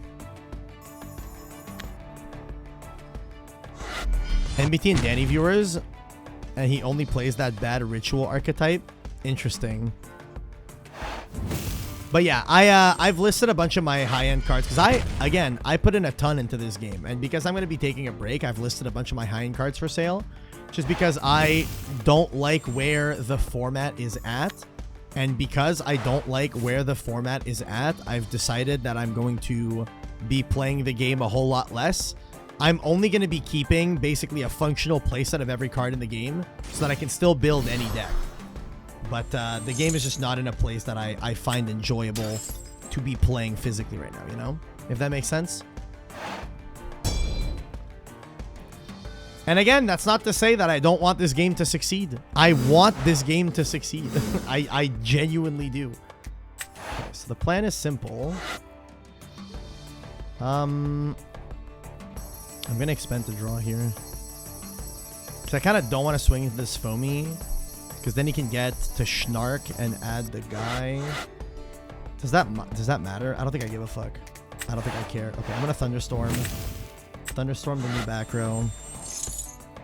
It's just not in a good place for the time being. Yeah. Can the format be fixed with a ban list? It needs a ban list. Oh, set Ambro? Interesting. Silly bluff set. Silly bluff set. I'm going to do this. Cast this out. But yeah, the ban list does need revision. I think there's a lot of issues with the current ban list. But also the issue that I have is that they're not releasing new counter runes that are less egregious than the current ones. And I think the big thing they need to do is they need to release new counter runes that are not as egregious as the current ones. Okay, I'm just gonna battle. They need to release counter runes that aren't as egregious as the current counter runes, so that they can then phase out the current counter runes and get the game to a healthier position, if that makes sense, you know? Sounds like the early pre-ban list Yu-Gi-Oh problem. Well, there is a ban list in the game. There is a ban list in the game. It's just like the problem with it is that first off, I think the bigger issue that I have with the ban list in this game is that they're very, very, very against banning cards. So anytime these cards are like broken and fucking OP, they put them to 1. So it just makes the game full of sacky cards. There's a lot of sacky ass 1-ofs in this game. And it's really fucking annoying. Oh, wait, you casting Eddie is a huge misplay. Wait, why would you do this? This is such a big misplay. Sure, turn my Titano Strike to defense. I Quackle attack over your Eddie. Okay, he had to cast another Foamy and then go for the Eddie play. if he wanted to keep a dude on board. That is such a huge misplay on his end. That's an issue of game design, to be honest. Why design cards that need to be banned? Yeah, well, I don't mean this in a disrespectful way. I think that the testing team for this game, so the testers in this game aren't like, you know, career, like, quality control testers or anything like that. They're just casual players of the game. I think that the testing team is inadequate and not qualified to test the game in a way that is meaningful. You know what I mean? That's the thing. I think that I think they need to get an actual proper testing team and not just go get a bunch of like casuals in the game to pull up and, oh, I'm killing him. 13? 1, 2, 3, 4, 5, 6, 7. I can do half his health this turn and half his health next turn. Yeah, I mean, I'm just gonna fucking obliterate this guy. This is gonna go kind of crazy. At this point, hold open testing. Well, they can't do that because a big thing that they do is that if you, if they get testers, oh, I only have 2 Zaptors in here. Interesting. I've been obliterating this guy. A big thing that's like that they do with the testing is if you become a tester, you get a 1-month ban on whenever a new set comes out. So if a new set comes out, you're taking a 1-month ban, and not a lot of competitive players are willing to do that, you know? I think realistically, the game is too small to ever get a good professional testing team. Well, I think you can get a good professional testing team if you pay people, you know? They pay the testers in product. They give them a unique playmat and stuff, you know? And what's insane is that they announced a tournament that's happening in October, and that tournament is happening like right after the release of the next set. So all the testers that were there, they literally can't play in like what is the biggest tournament announced to date, which is kind of hilarious. Why do the testers have to not play the game for a month? Because they've gotten to test the cards for months ahead of time, so they technically would have they would have some form of advantage, you know what I mean? Okay, this Eddie doesn't do anything. He turns one of my guys to defense, but it doesn't matter. Yeah, they basically got advanced notice. Yeah, that's the one. Of all the cards, game knowledge gets turbo broken. But I'm gonna be real. I don't even think it matters. I say this with utmost respect to the people that are testing. I think that if you pit one of those testers, rock and a hard place. Oh, you're playing Kurabis? This and this? What card is this? Can I see what card this is? I can't see what card this is. I think that's my Gorgon's Gaze, so I have to let him target this. Okay, it is Gorgon's Gaze. Cool. That's fine. Then he goes Eddy effect to ascend. Chain Gorgon's Gaze. You lose the game, buddy. Sorry. Sorry. Let's just do this. But yeah, with utmost respect, I think you pit any of those testers against any high-level player in this game, the testers would maybe win 1 out of 10 games. Genuine. Like, respectfully, I don't even mean this in, like, a disrespectful way. They just probably wouldn't win because clearly a lot of them are, like, more casual, you know? Are we all getting advance notice through the way they reveal the cards? Yes. You realize set 8 is currently in testing, and set 6 hasn't even released yet. Like, you realize just how egregious that can be, right? I'm just gonna expend a draw here. Expend a Thunder. Draw Ambro. Okay, cool. Love that. Turn this to attack. What does he have? Tsunami? I'll just combat. Yolt attack. Attack. There's a very small group of assessors that were / are actual competitive players, but that was last year. Yeah, to my understanding, there just isn't a ton of, like, I'm not going to say competent. I don't think it's a question of competency. It's just like a level of, you know, game knowledge. Why are we doing this? You're taking the same amount of damage. Why are we doing this? You have another counter rune. Okay, he did that. He wasted a back row to take the same amount of damage. That's really cool. That's actually awesome of him to do. He is on 1 spirit remaining. Go ahead, buddy. Try to win this game. And you'll notice, like, this whole game, I've been in the lead and my opponent has had 0 opportunity to get back into it. He just didn't have the opportunity to get back into the game. Oh, yo! Me when I heal 3. That's fine. You can heal 3. Sounds like you just suck it up and straight up ban the problem cards. The problem is that I have been telling them to do this for the last 3 sets. That is what the problem is. But they are so averse to banning cards. You play Floodgates. A good-looking sim with a bad format. Why does that sound familiar? Yo, Ichioi, thank you for the 45 months of tier 1, dude. I appreciate it. Oh, yo, Toxion, time to burn, baby. Burn, baby, burn. Burn, baby, burn. Take a damage. To be honest, it's also dedication. You need to put hours on top of hours to find shit. I mean, I'm gonna put it so respectfully. If you pay people, they will do that. Bro, when they were in prototype for the first set of this game, the very first set of this game, they hired me for my judge knowledge. They told me read through the entire pool of cards and see if you can find anything that is like a discrepancy or something that breaks the game or anything like that. And they paid me for that shit. They paid me for that back in base set, back when they were in prototype, before they even did the first ever Kickstarter.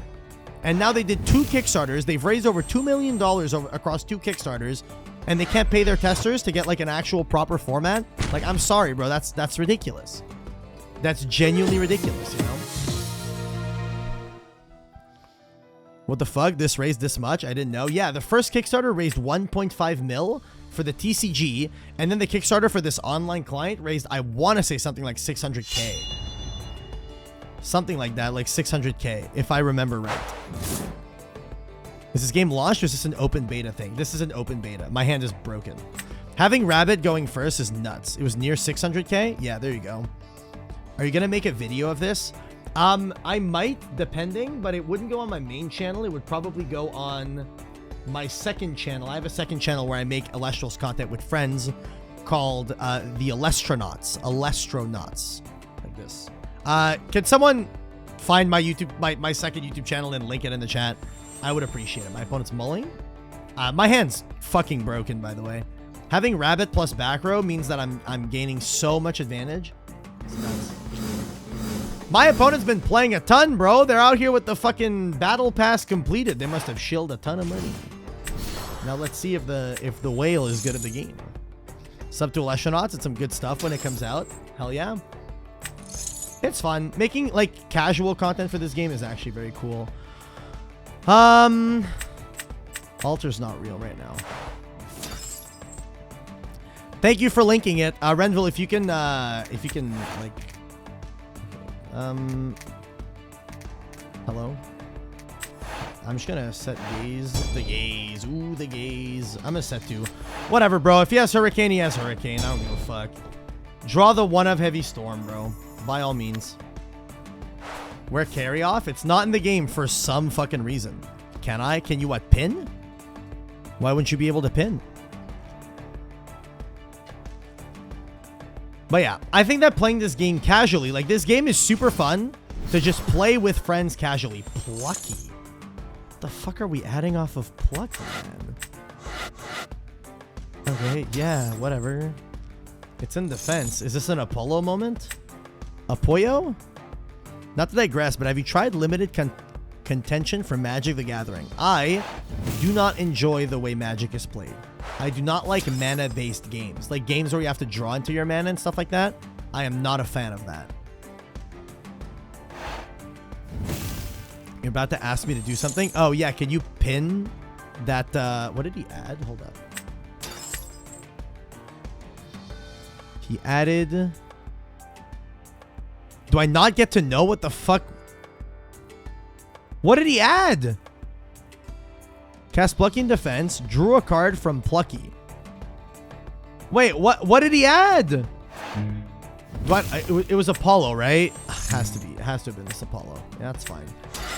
Okay, so Apollo is one of those continuous spells, but what it does is you can detach a material from it every turn to look at the top 3 cards of your deck, and then if there's a solar Elestral among them, You get to add it to your hand, and then you stack the other cards on the top play of the deck. Floodgates. M-Kizzy, thank you the 43 months. I appreciate it.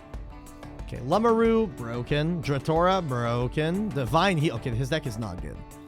His deck is not good. So if he wins, it's likely because he simply drew better. In a perfect world, I top deck a Jolton here. Jolton would be the best draw. Able to use your studio for different content than just Yu-Gi-Oh! For example, once a month, try out a random TCG game. I could. Okay, Lumaroo's annoying because it's to 5, but it doesn't beat over Rabbit. It beats over Rabbit with Temple of the Sun. I need to out this like with the quickness. I gotta out this with the quickness. Is this the new Yu-Gi-Oh! Update? Yeah, that's the one. That's the one. And try that Digimon sim when it comes out. I have no interest in that Digimon TCG. Jolton! Hell yeah. This is the most broken top deck I could have hoped for. Jolton effect. See, I sacked my opponent, chat. Look. Effect. So here's the thing that I haven't taught you guys yet. The field spells. It is old Yu-Gi-Oh! Field spell rule. So if I cast a field, his fucking dies get absolutely obliterated. It's not as plucky as Teeny Weeny. And I'm going to have to Tsunami him anyway. Or do I put him on Apollo being a bad draw? Do I put him on, like, Lumaroo being a bad cast? Like, if he wants to trade Lumaroo with Jolton, yeah, this is fine. I'm going to leave this in the fence. I don't want to start wasting macro for no reason. So the Lumaroo, the guy that he added, has 5 attack. So because it has 5 attack, he'd have to crash it with the Jolton. It's not big enough to walk over the bunny. Can't wait for Baraboss. So glad that card is in the game. I love Floodgates. Yeah, in set 6, they're printing Mystic Mine. Lol. Mystic Mine. Lol.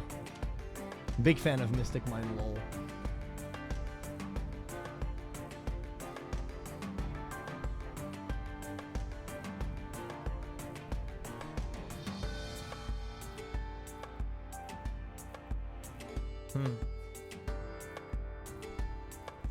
He's big thinking. But you love Mystic Mine? I love it so much that I burnt one yesterday. I burnt one yesterday. See, now he doesn't have a good cast. My assumption is that he top decked. I don't remember what he excavated. Oh, it was the Divine Healing. Okay, so he's going to put some spirits back onto his Apollo. That's totally fine. This doesn't really do much. Doesn't do much. Like, if he has the Dratora, it's probably the Divine Healing. So the Dratora is his top deck. Because when they do this thing called Foretell, it's basically just excavate. You kind of have to remember what the top cards are. Are there alternative win cons? Yeah, Burn and Mill are real win cons. Divine Healing. Oh, so he has Dratora in hand. Lustragon and Temple of the Sun. Damn, bro. Me when I get to add Lustragon and stack the fucking Temple? That's crazy. Add Lustragon, stack the Temple is nuts. There's no Exodia? No, there's no Exodia. So he's stacking the Temple so that he'll be able to out my field spell next turn. So there's a world where I just, like, if I see a Nexus card. Mill? Okay, I'm interested now. Yeah, so the thing you gotta understand, the creator of this game, Dan, he loved playing Mill in... Why did you concede? What the fuck? You were not that out of this game. What the fuck? His mom called him for dinner or some bullshit, man. His mom called him for dinner or some bullshit, man. Hell yeah.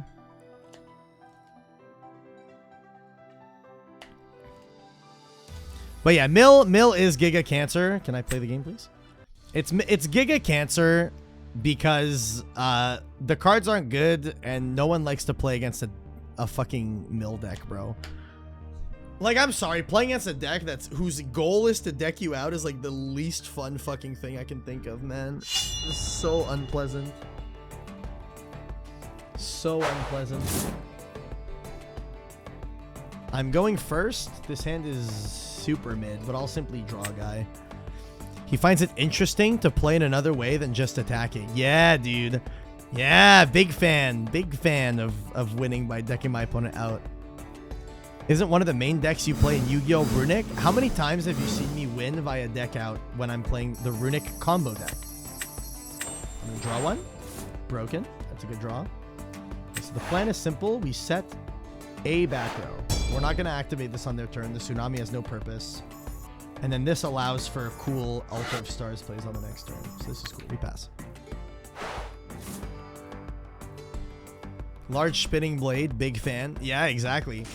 So let me ask all the Yu-Gi-Oh! Oh my god, please don't be playing Blizz. Please don't be playing Blizz. Please don't be playing Blizz. Let me ask all the Yu-Gi-Oh! People in the chat. Are you guys able to kind of follow along with what's happening? This Narpoon on cast searches for a 1-cost Frost Elestral. Yeah, it's Ursa. He's playing this stupid bear ball. I'm cooked. I literally lose next turn. I am unironically losing next turn. That's awesome.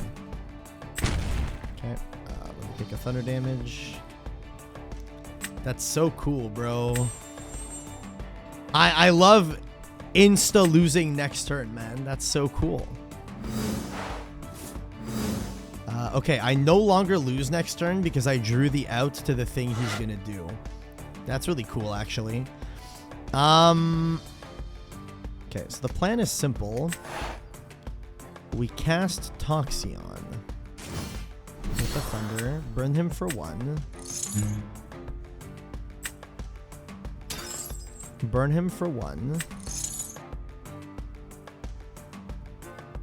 If I was watching without you explaining, I'd be lost since the UI is not really telling me what effect is activated. I agree. This game is super unintuitive for new players. Well, this client. I think in TCG, the game is super intuitive, actually. I actually believe in TCG, it's extremely intuitive. Okay. The plan is simple. What is this music kind of slap? The music does go crazy. I'm just going to go battle and punch over this thing. Punch over the Narpy Narp. TCG plays way smoother for some reason. It's just because it's more intuitive to perform the actions with your hands and stuff.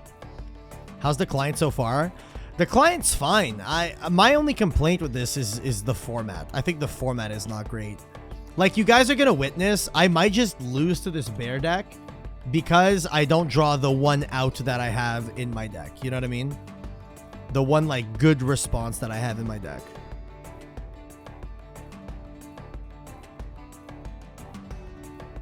I'm sick of casting Gorgons too early. What do you mean by casting Gorgons too early? End phase? Oh, I didn't pass. Yeah. I love that. Thing is that this deck is hard bugged. Have you played Cryoling into Cryovern? I haven't. Okay, Ursicle. Watch this, chat. It's gonna go crazy. I can't wait for this guy to add Ursa Den. It's gonna go absolutely insane. Check it out.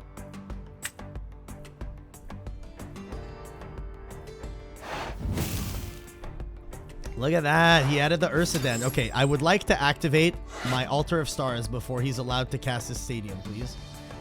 Please, game? Okay. Fuck off, dude.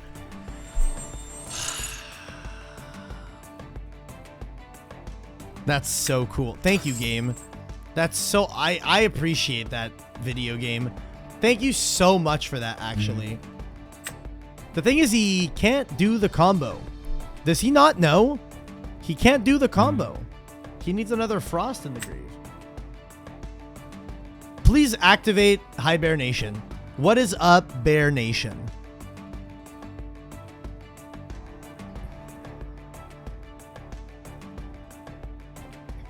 You only get that trigger if you change auto on the side to always. Dude, that's going to be so annoying, man.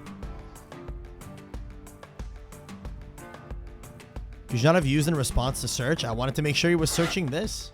This can search anything. Set a back row. Okay, he's throwing. That's fucking awesome. Dude, I want to top deck a Jolton and punish this so bad.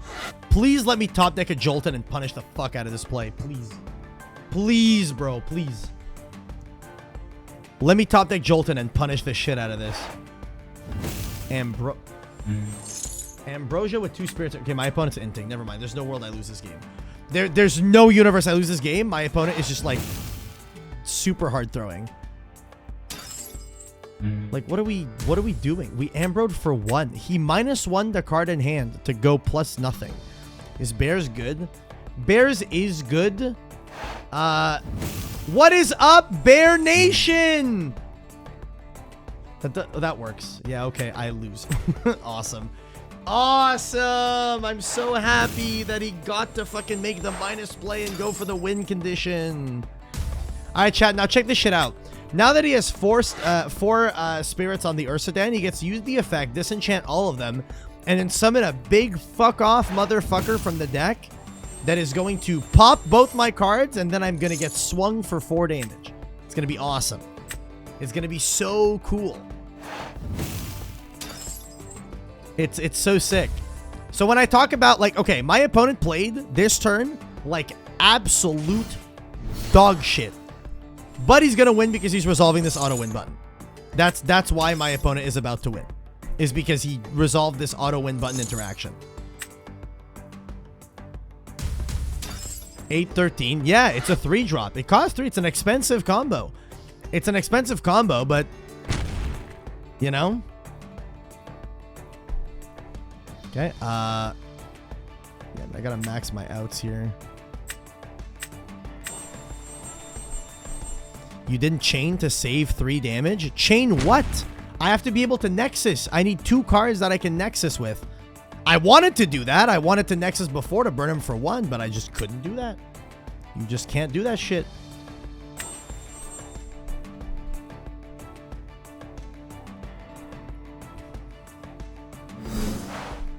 Thunderstorm. Okay, I have to fucking win the 50-50, bro. And even there, I'm probably still losing this game. All right, pop that shit. That's not a Gorgon's. Is it a Gorgon's Gaze? Get that shit out of here. That was a Shield of Achilles. All right. I cast Boombat. I cast Boombat in attack position. This is an exiled force. I can disenchant the spirit from this, killing this thing in the process to pop the Majursa.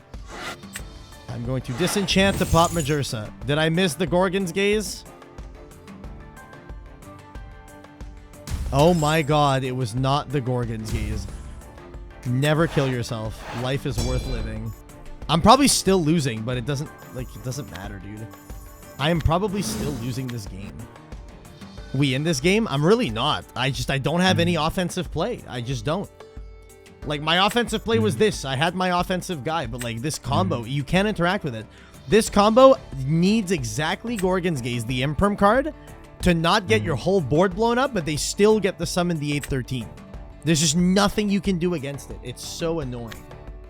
Like, it is the most annoying fucking thing about this game is that the game is entirely won or lost by who plays, like, who gets to their auto win button first.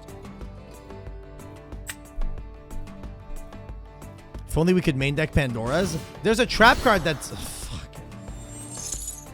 There's a trap card that's basically just...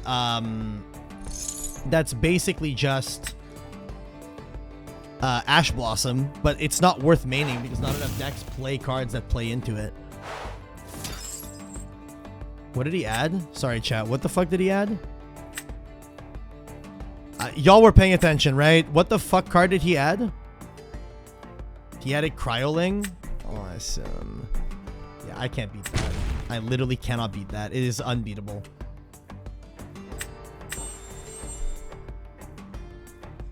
I wanted to hit to Den Turbo lists, man. I mean, the problem, right, is like, it's not even that good a deck, but it's a deck that just, if it sees its combo, it just auto wins. Like, my opponent absolutely played like dog shit. Like, he played that turn so fucking poorly, yet resolved the combo, and look at that. I have 0 chances of getting back to this game. I can't think of a single way that I can come back to this game, regardless of what I draw. You know? I can't think of a single play that I can make that would win me this game. Like, I can't think of a card that I can draw that wins me this. Like, I guess I need Arcalith right now. Like, Arcalith right now gives me a slight fighting chance. Sort of. And that's provided none of these back are real. Ass Trap. Okay. There's a world. There is a world. There is a world. I'm going to cast Ass Rabbit in attack.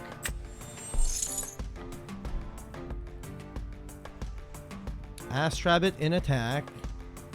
The plan is to punch over this Ursicle, and then I can Tsunami my own Ass Rabbit to defense on my turn. But the problem now, right? Here's the problem. The problem is that I am behind in the game.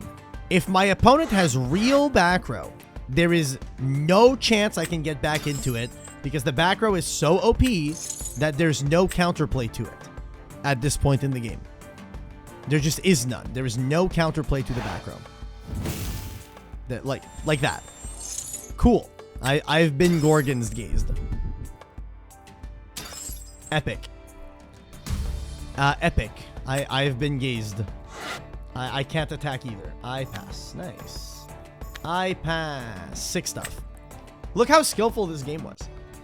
You know? And it happens so often. You get so many. At the highest level of play, everyone is kind of playing these kinds of decks. The decks that aren't really low to the ground. They have like one auto win push, maybe two, and a lot of back row, and it's just okay. Yeah, bro. Fuck. Do I even have water spirits? I can't check if I...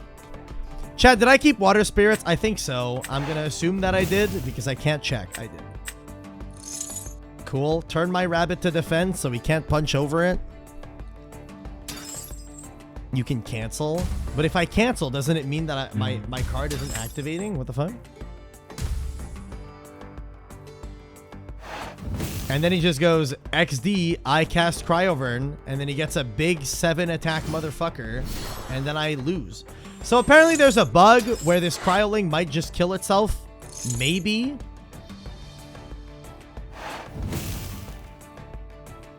But, did it just kill itself? Is that what it did? Because realistically, the game should end here. He should just summon a guy with 7 attack, punch over this, swing me for 2, maybe set a back row, and there's no way that I get back into it. I don't know if he got the bug or not, but it wouldn't feel like a deserved victory. But like the thing is, I was not in this game as of turn 2. Oh, it did just fuck up. I love that glitch. So his card is bugged, and somehow that has given me a fighting chance in this game. Nice. Fucking awesome, dude. I outplayed him. Look. Look, chat. I outplayed my opponent. I outplayed him. And now my opponent's probably malding. Rightfully so. Rightfully so, because he got scammed out of the game. There you go. I shouldn't have won this. I should not have won this. But you can see that if the bug didn't happen from literally turn 2 onwards, I was never in a position to win that game. You realize how OP that bear combo is? Because what the combo is, all you need for that combo, I'll explain it to you guys. All you need for that combo is you need this card, Ursicle, which when you play it, it searches any Ursa card. And then it can search you the Ursa Den or the Hibernation. And you basically need to draw Hibernation or Ursa Den with Ursicle. And you play the searcher for Ursicle as well.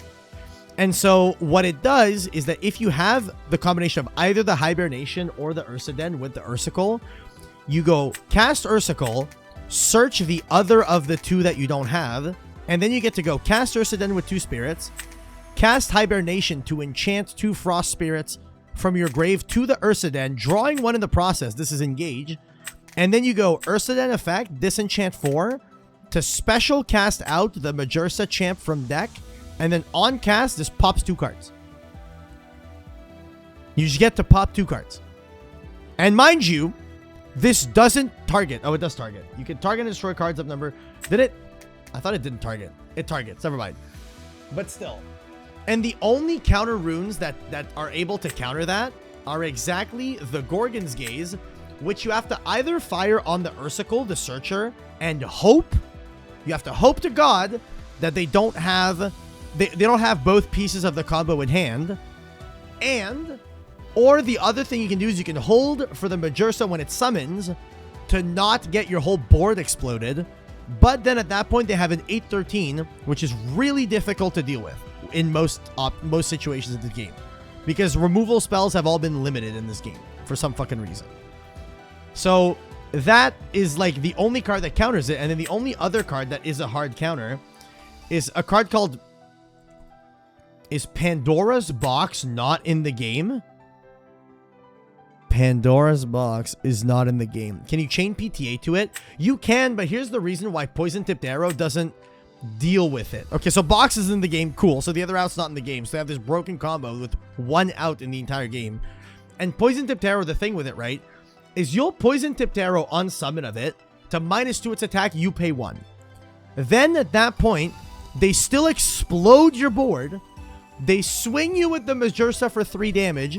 They swing you with the Ursicle for 1 damage. You've taken 5 damage, 4 damage, and 1 for paying for the PTA. And then in end phase, you have to pay 3 more to kill the Majursa. You genuinely need to fucking pay almost half your life that you have for the whole game to out this card with the PTA. It's so stupid. Like, it's egregious. And I took that deck to a tournament. But it's an egregious card. Very, very egregious card. Egregious combo, I should say. Very silly stuff. I should not have won that game. I won that game because of a fucking glitch, dude. There's tons of people playing, huh? There's a good amount of people playing, actually. Like, I haven't had to wait for crazy long queue times. So it's like 300 consecutive. That feels like a lot for a small game. Well, the thing is, there's a lot of very dedicated players to this game. That's the big thing. Does it not cost them like 7 to set up and summon? It costs them 5, and they draw a card in the process, and they still blow up 2 cards on your board, and they still keep board presence. So at that point, they are paying less than you. They are paying less than you to still get an advantageous board state. It sounds like the deck needs more of those combos. No, would that fix the issue? What do you mean? Could not reconnect. Hello? Dead game? Dead game? Oh, XD. All right, well, let's try this again. 4 for Ursaden, 3 for the big boy. No, you get to enchant from grave to the Ursaden with the hibernation. I'm going second. Earthquake, Zeus, Titano Strike, Thunderstorm, Titano Strike. God, this hand's like good, but shit. I have to mull. I'm gonna mull for sure. Let's see if he mulls first. What? It told him? Wait. Okay, this hand's broken. Yeah, this hand's insane. I'm keeping this. Opponent still choosing. What do you mean he gets to see if I mull first? That's... The opponent is not supposed to get to see if I mull first. What the fuck? It's supposed to be the person going first mulls first. The hell? Is the power creep on this crazy? Yes, the power creep on this has been fucking insane. The only cards that haven't been power crept are literally the counter runes. You don't do mulligan decisions based on turn order. That's crazy. No, I mean, it's supposed to be that the player who goes first chooses to mull or not, and then the opponent gets to choose if they mull or not. Hey, chat, I drew counter runes and Astrabbit. I can't possibly lose. Yo, he also drew Astrabbit. We're going to get one of those fabled duels, chat. Those fabled matches where 2 Astrabbits just stare at each other lovingly for 9 turns. My favorite Elestrals games are the ones where I go Astrabbit, my opponent then goes Astrabbit, I then go Astrabbit, they then go Astrabbit, I then go re-enchant Astrabbit, trigger effect again, they go re-enchant Rabbit, trigger effect again, and then we're both staring at each other with 18 cards in hand, and no one has made an offensive play. Those are my favorite games of Elestrals, by a lot. I've been saying since base set that this card needs to get banned. Not even limited or whatever, banned. This card is broken. But they just fucking hide and seek champion since base set. This ass rabbit. I'm not even kidding. I think this card is so busted, dude. It's egregious. 2 back row. Please let me set a third and let me draw Hurricane. Come on, let me rip the Hurricane off the top. Cool. I'm gonna go ass rabbit. Can I rip a Hurricane? It would be so cool if I can rip a Hurricane, bro. Let me rip the Hurricane, please. The rabbit was in base set, Jesus. Yeah, so the problem with base set, right, is that Thunder wasn't very good when they were testing it. But the reality, it wasn't that it wasn't good. It's just the people that were testing it had no fucking idea what they were doing. And then when they were about to send the cards to print, they were like, wait, this Thunder deck's kind of ass. Let's buff 3 of its cards. And then they ended up buffing 3 cards to all end up being fucking OP as shit. And then Thunder was just it was tier 0 in base set. Genuinely. And that format was more fun than this format we're playing in now. Yeah. I just need a guy. I got Boom Bat, but the Toxion's gonna go crazy. I have 3 back row. Yeah, it's fine. Old Sparkit. Yeah, old Sparkit. Disparage. Actual disparage moment. I'm gonna cast this. And I'm also gonna set 2. Did Coder already do judge calls? Yeah, I took a couple, but I didn't realize the new set doesn't release until tomorrow, so I stopped. I'm gonna set 3, dude. Fuck it. Pass response. Can I not set my card? Okay, why do I have to do that? Pass response. What the fuck does that mean? Hello, can I set? I'm spam clicking. Okay, cool. Wait, I can cast my face down? What the hell? There's no way. Pass response. Okay, what the hell? It's when you're toggled on. Oh. I see. I see. Thought it was today, or is that EU only? Apparently on DB, the cards are not out yet.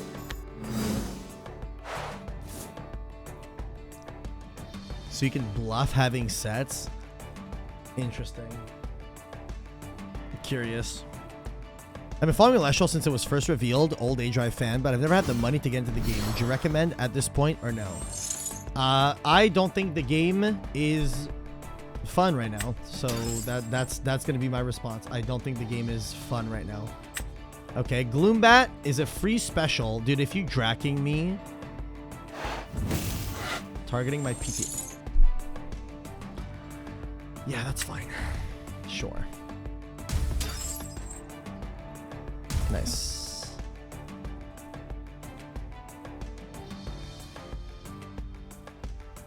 It's definitely worth checking out, but the current format is kind of miserable. I agree. Toxiri. The fuck does that do? Search your deck for a dense fog and add it to your hand. Yeah. Yeah. Add dense fog, buddy. By all means, add dense fog. What a good card. Okay. Nice.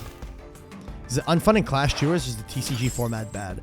The current format is bad because they've printed 2 sets worth of super power creep cards. Like, they have printed 2 sets worth of super duper power creep cards that are genuinely just super unfun to play into. Oh my god, 4 back row. Can I draw Hurricane? My soul for a Hurricane, please. My soul for a Hurricane, please. Is Hurricane Heavy Storm? It is, and it is at 1 as of the recent ban list.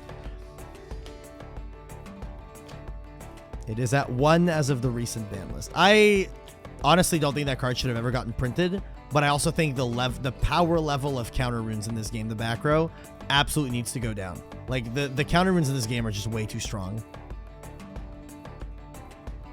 They're trying to power creep good stuff. They've said it, and they don't understand how the game works. Yeah, it's insane. So the majority of the decks in this game are just good stuff piles. They call them tempo piles. They're just good stuff piles. It's just you play all the best cards in the game. EQ? That kills the rabbit. That's kind of cool. You wouldn't ban a rabbit, would you? A rabbit did nothing wrong. Why would you ban a rabbit? So yeah, the best decks in the game are just good stuff piles, and they keep printing better cards that they think is going to power creep good stuff, but then the good stuff decks just play the good cards. You know, it's really funny. You gonna do rotation, or just gonna speed up the game until it ends? Bro, I don't want to be super pessimistic, but I am going to give my take about something. I think that if the game keeps going the way that it is going and things do not change in terms of philosophy of card design, I think that this game is dead in the water in the next year. That is what I think. I want the game to not be dead. I like this game and I want this game to be good, fun. Why the fuck are you Gorgons gazing this? Why the fuck are you gazing that? Sure, yeah, bud. Me, I don't want to take 1 damage, so I'm going to use a card that makes me take 2 damage instead. Okay. Sure thing, buddy. By all means, I'm going to EQ this rabbit. I can't let that thing live.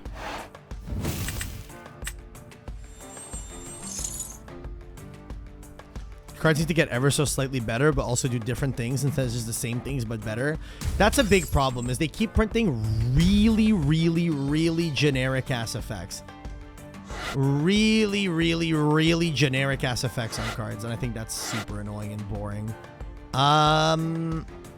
Do I want to turn this to attack and swing? I can't, because this can't be Nexus to it. That's fine. I'll just pass. This is fine. How's Clash, big dog? I think Clash is cool. I think the format is kind of miserable. I saw your video with Swolax, Gage. How did you enjoy playing it? Oh my god. That is a crazy rip right now. That is a very strong card. I don't appreciate that. Suppress Elestrals gets -2/-2 attack and defense. It was meh. Yeah, I kind of echo that. I think that bear deck is cool. You think the bear deck that wins by turn 2 by using a fucking OP combo that explodes the entire board is cool? I think that it's so counterintuitive to what this game was trying to achieve. I think this game was very much trying to achieve lower powered Yu-Gi-Oh! And it just did not do that. It just didn't do that. It created more OP Yu-Gi-Oh! It's insane. Does this negate his own guy? Like, if I suppress his Specteris...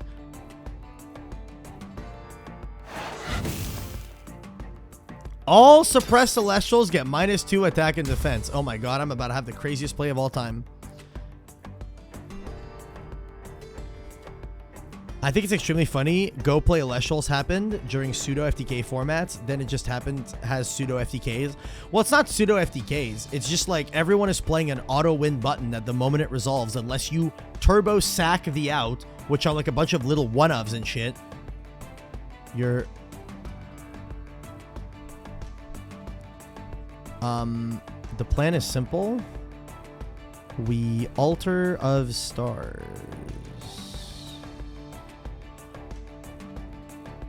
Can I, like, absolutely obliterate him? Turn this to attack. It'll be on 4. He'll try to suppress Igor. I can use my whole back row to out this thing. I lose my Toxion, but then I get a 2-material rabbit. I don't think that's worth it. Hello?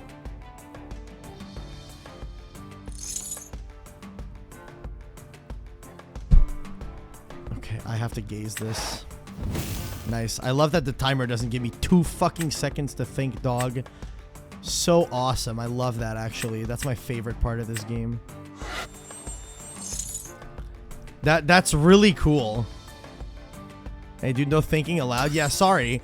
In a game like this, where thinking is probably the most important thing you could possibly do, holy shit, I'm not allowed to think on whether or not this is what's worth doing. Even in a fucking, like, difficult scenario like that. The blue thing on the right, is that the timer? It is. And it goes down very quickly. I'm going to be so real with you. Time rule's so harsh, Konami would blush. Real. Jolton?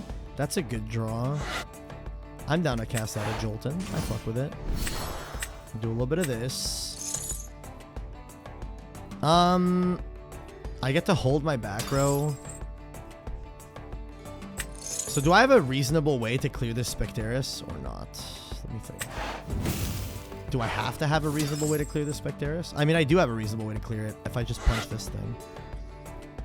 I just punch that, puts him in a weird spot. Yeah, okay.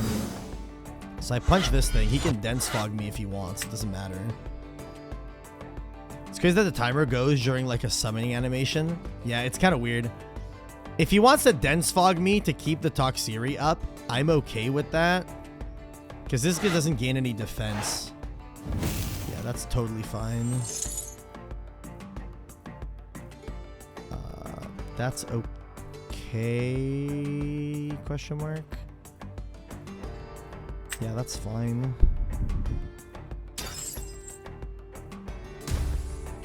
Okay. So now my guy has 3. His has 4.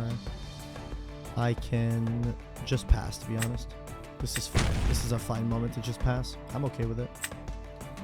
No qualms here, my guy. No qualms here. This is fine. This Altar of Stars is probably going to win me the game. Your timer is going down when he's thinking. Is it? I didn't realize if it was. I genuinely didn't notice if it was. Oh, boy. Oh boy. Yeah. That's kind of insane. That is kind of crazy. There's a world I can still win this depending on the sequencing. What is the sequencing here? Spect on a rabbit. Spect on a rabbit. Spect on rabbit. Allowed. Battle step triggers. I go Altar of Stars. Nexus off the rabbit. No, not pay off the rabbit. No. Pay from here. I'll pay the wind from here. Nexus. He can Gorgon's Gaze me if he wants. That's fine. Pay off the rabbit to the Toxion. Change the position of an Elestral. We're turning this Viscerus to defense. Yeah. And then my rabbit dies. We're good. We're fine. The log in this game is almost unreadable. I agree. I agree. Burn him for 1. So we're both on 9. I can this turn go normal Boombat out the Spectarius, and then these two can swing over both of these. But again, back row. If there's back row on his board, I can't do anything about it. XDD. XDD. Select up to 1 spirit. I have to take a damage. Yeah, I'll take a water. Yeah, I'll take a water. I need all the thunder I can get right now. I need all the thunder I can get right now. 2 fucking back row, man. Okay, Altar is a good one. Altar's actually a really good rip. So we go cast Boombat, and then I lose if he has Gorgon's Gaze. That's my favorite part, is I lose if he has Gorgon's Gaze.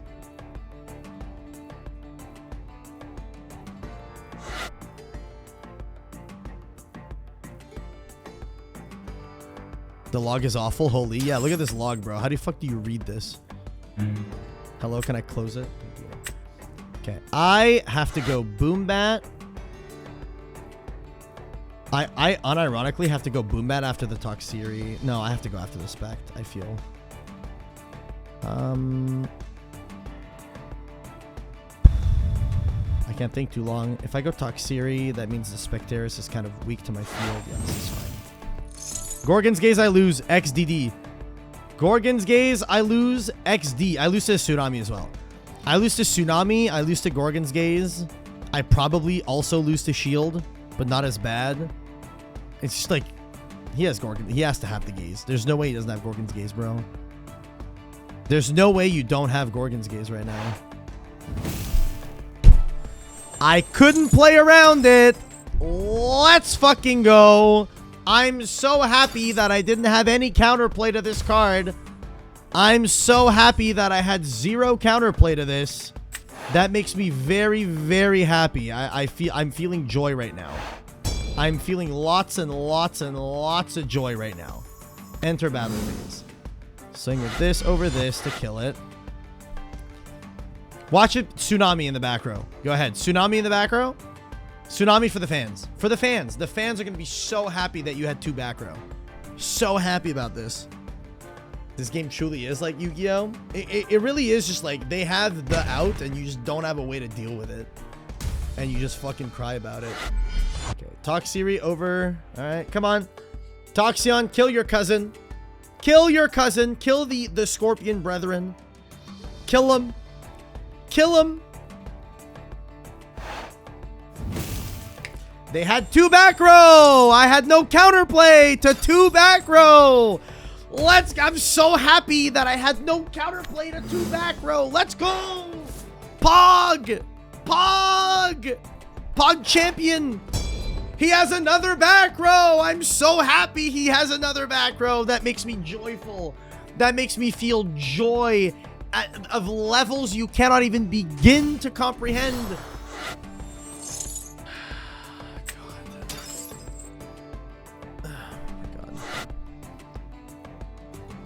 Okay, this might be fine.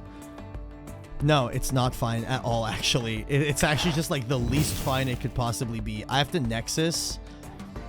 I have to Nexus from field. I have to Nexus from here to here. Turn the Spectarius to defense. And then I assume he's probably going to crash this spec into my Jolton. Does that put me in a fine situation? It doesn't. It really doesn't. I guess it kind of does, because then I can go Toxion plus Field at a 5 attacker. I burn him for 1. I swing over the spec, but if this is a real back row, I lose. Genuinely, if this is a real back row, I lose. Feels worse losing to an unavoidable back row or losing to Max E. Losing to an unavoidable back row. Because I'm like 20 minutes into this game, and I'm about to lose to an unavoidable back row. Versus... imagine like getting Max Seed turn 1 and then you just concede and you move on. It feels less bad because at least you didn't play through a 20-minute game only for the game to not matter at all. You know? He's on 0 cards. If I draw... ooh, a back row! Shield of Achilles when he has 3 spirits. Chat, I win the game not because I outskilled my opponent, but simply because I drew an FTK card. Shield of Achilles in a late game scenario is damn near unfucking outable. It is insane. Watch this. Watch this. Watch this. Watch this. Toxion. Boom. I'm going to use my effect to burn you because you're on so low life that no matter what you do, doesn't matter. Yeah, this is so silly. This is so stupid. I'm up on spirits and I have shield. Concede. Good game. Good game. Watch this. Look, I'm going to set this card. No matter what the back row he has, it doesn't matter. It just doesn't matter what back row he has. I'm going to swing here. No matter what back row he has. He can even shield me. It doesn't matter. He can Shield of Achilles me. I do not care. Because if he shields me, yeah, Shield of Achilles, by all means. Watch this. This is going to be awesome. Check this shit out. He's on 0 spirits. And now he can't play any cards. So all he can do is turn these 2 to attack, swing me for 2. And then I next turn go normal Toxion. Good game. GG. Good game. Because I'm burning him for 1, so I kill him. It's insane. He can't play a card. It's like, yeah, sure. Yeah. Yeah, buddy. Swing me for a huge, an enormous amount of 2 damage. I'll take it. No problem. No problem. A back row. What? Chat, a back row, dude. A back row. Yeah, I'll take the damage. I don't give a fuck. Whatever. Just swing me. He knows I have it. I don't know what he's trying to do. Yeah, I'll take a water. I'll take a water. Y'all look how cool burn damage is in this game. Like, I get to steal this game that I absolutely shouldn't be winning just because I have a card that says burn for 1. And I put my opponent on 0 spirits. They just always hit for 1 spirit. They hit for the amount of spirits they have underneath them. Ambrose even more funny, but whatever. Good game. Toxion effect. Burn for 1. Burn for game. Ja, ja, ja, ja, ja. Would you like to concede now after I activate my Toxion effect? Thank you. Thank you. So funny, man. Holy. I'm getting hungry. I might order some food. Chat, how are you guys enjoying watching the game? Do you feel as though, like, be honest with me. Watching me play this game, do you feel like this is a game you want to try? Yes or no? Like, is watching me or other creators, does it make you want to try the game? Josh says yes. Okay, cool. 1 person. 1 person. Anyone else? I'm already knee deep. Sorry. No, sorry. I wish I never tried it. Looks fun, but no. Not really. Not really. I'm trying it, but not super impressed so far. Yes and no. I want to, but not in the state it's in. On the fence. No, but I played the game. Not really. I'd rather play One Piece or Pokemon TCG if it was not playing Yu-Gi-Oh! Yes, but the format seems bad. No, nothing against you, just the game in general. I'm not, nothing against me at all. I'm gonna be real. The only reason I'm playing it is because I wanted to see the state of Clash.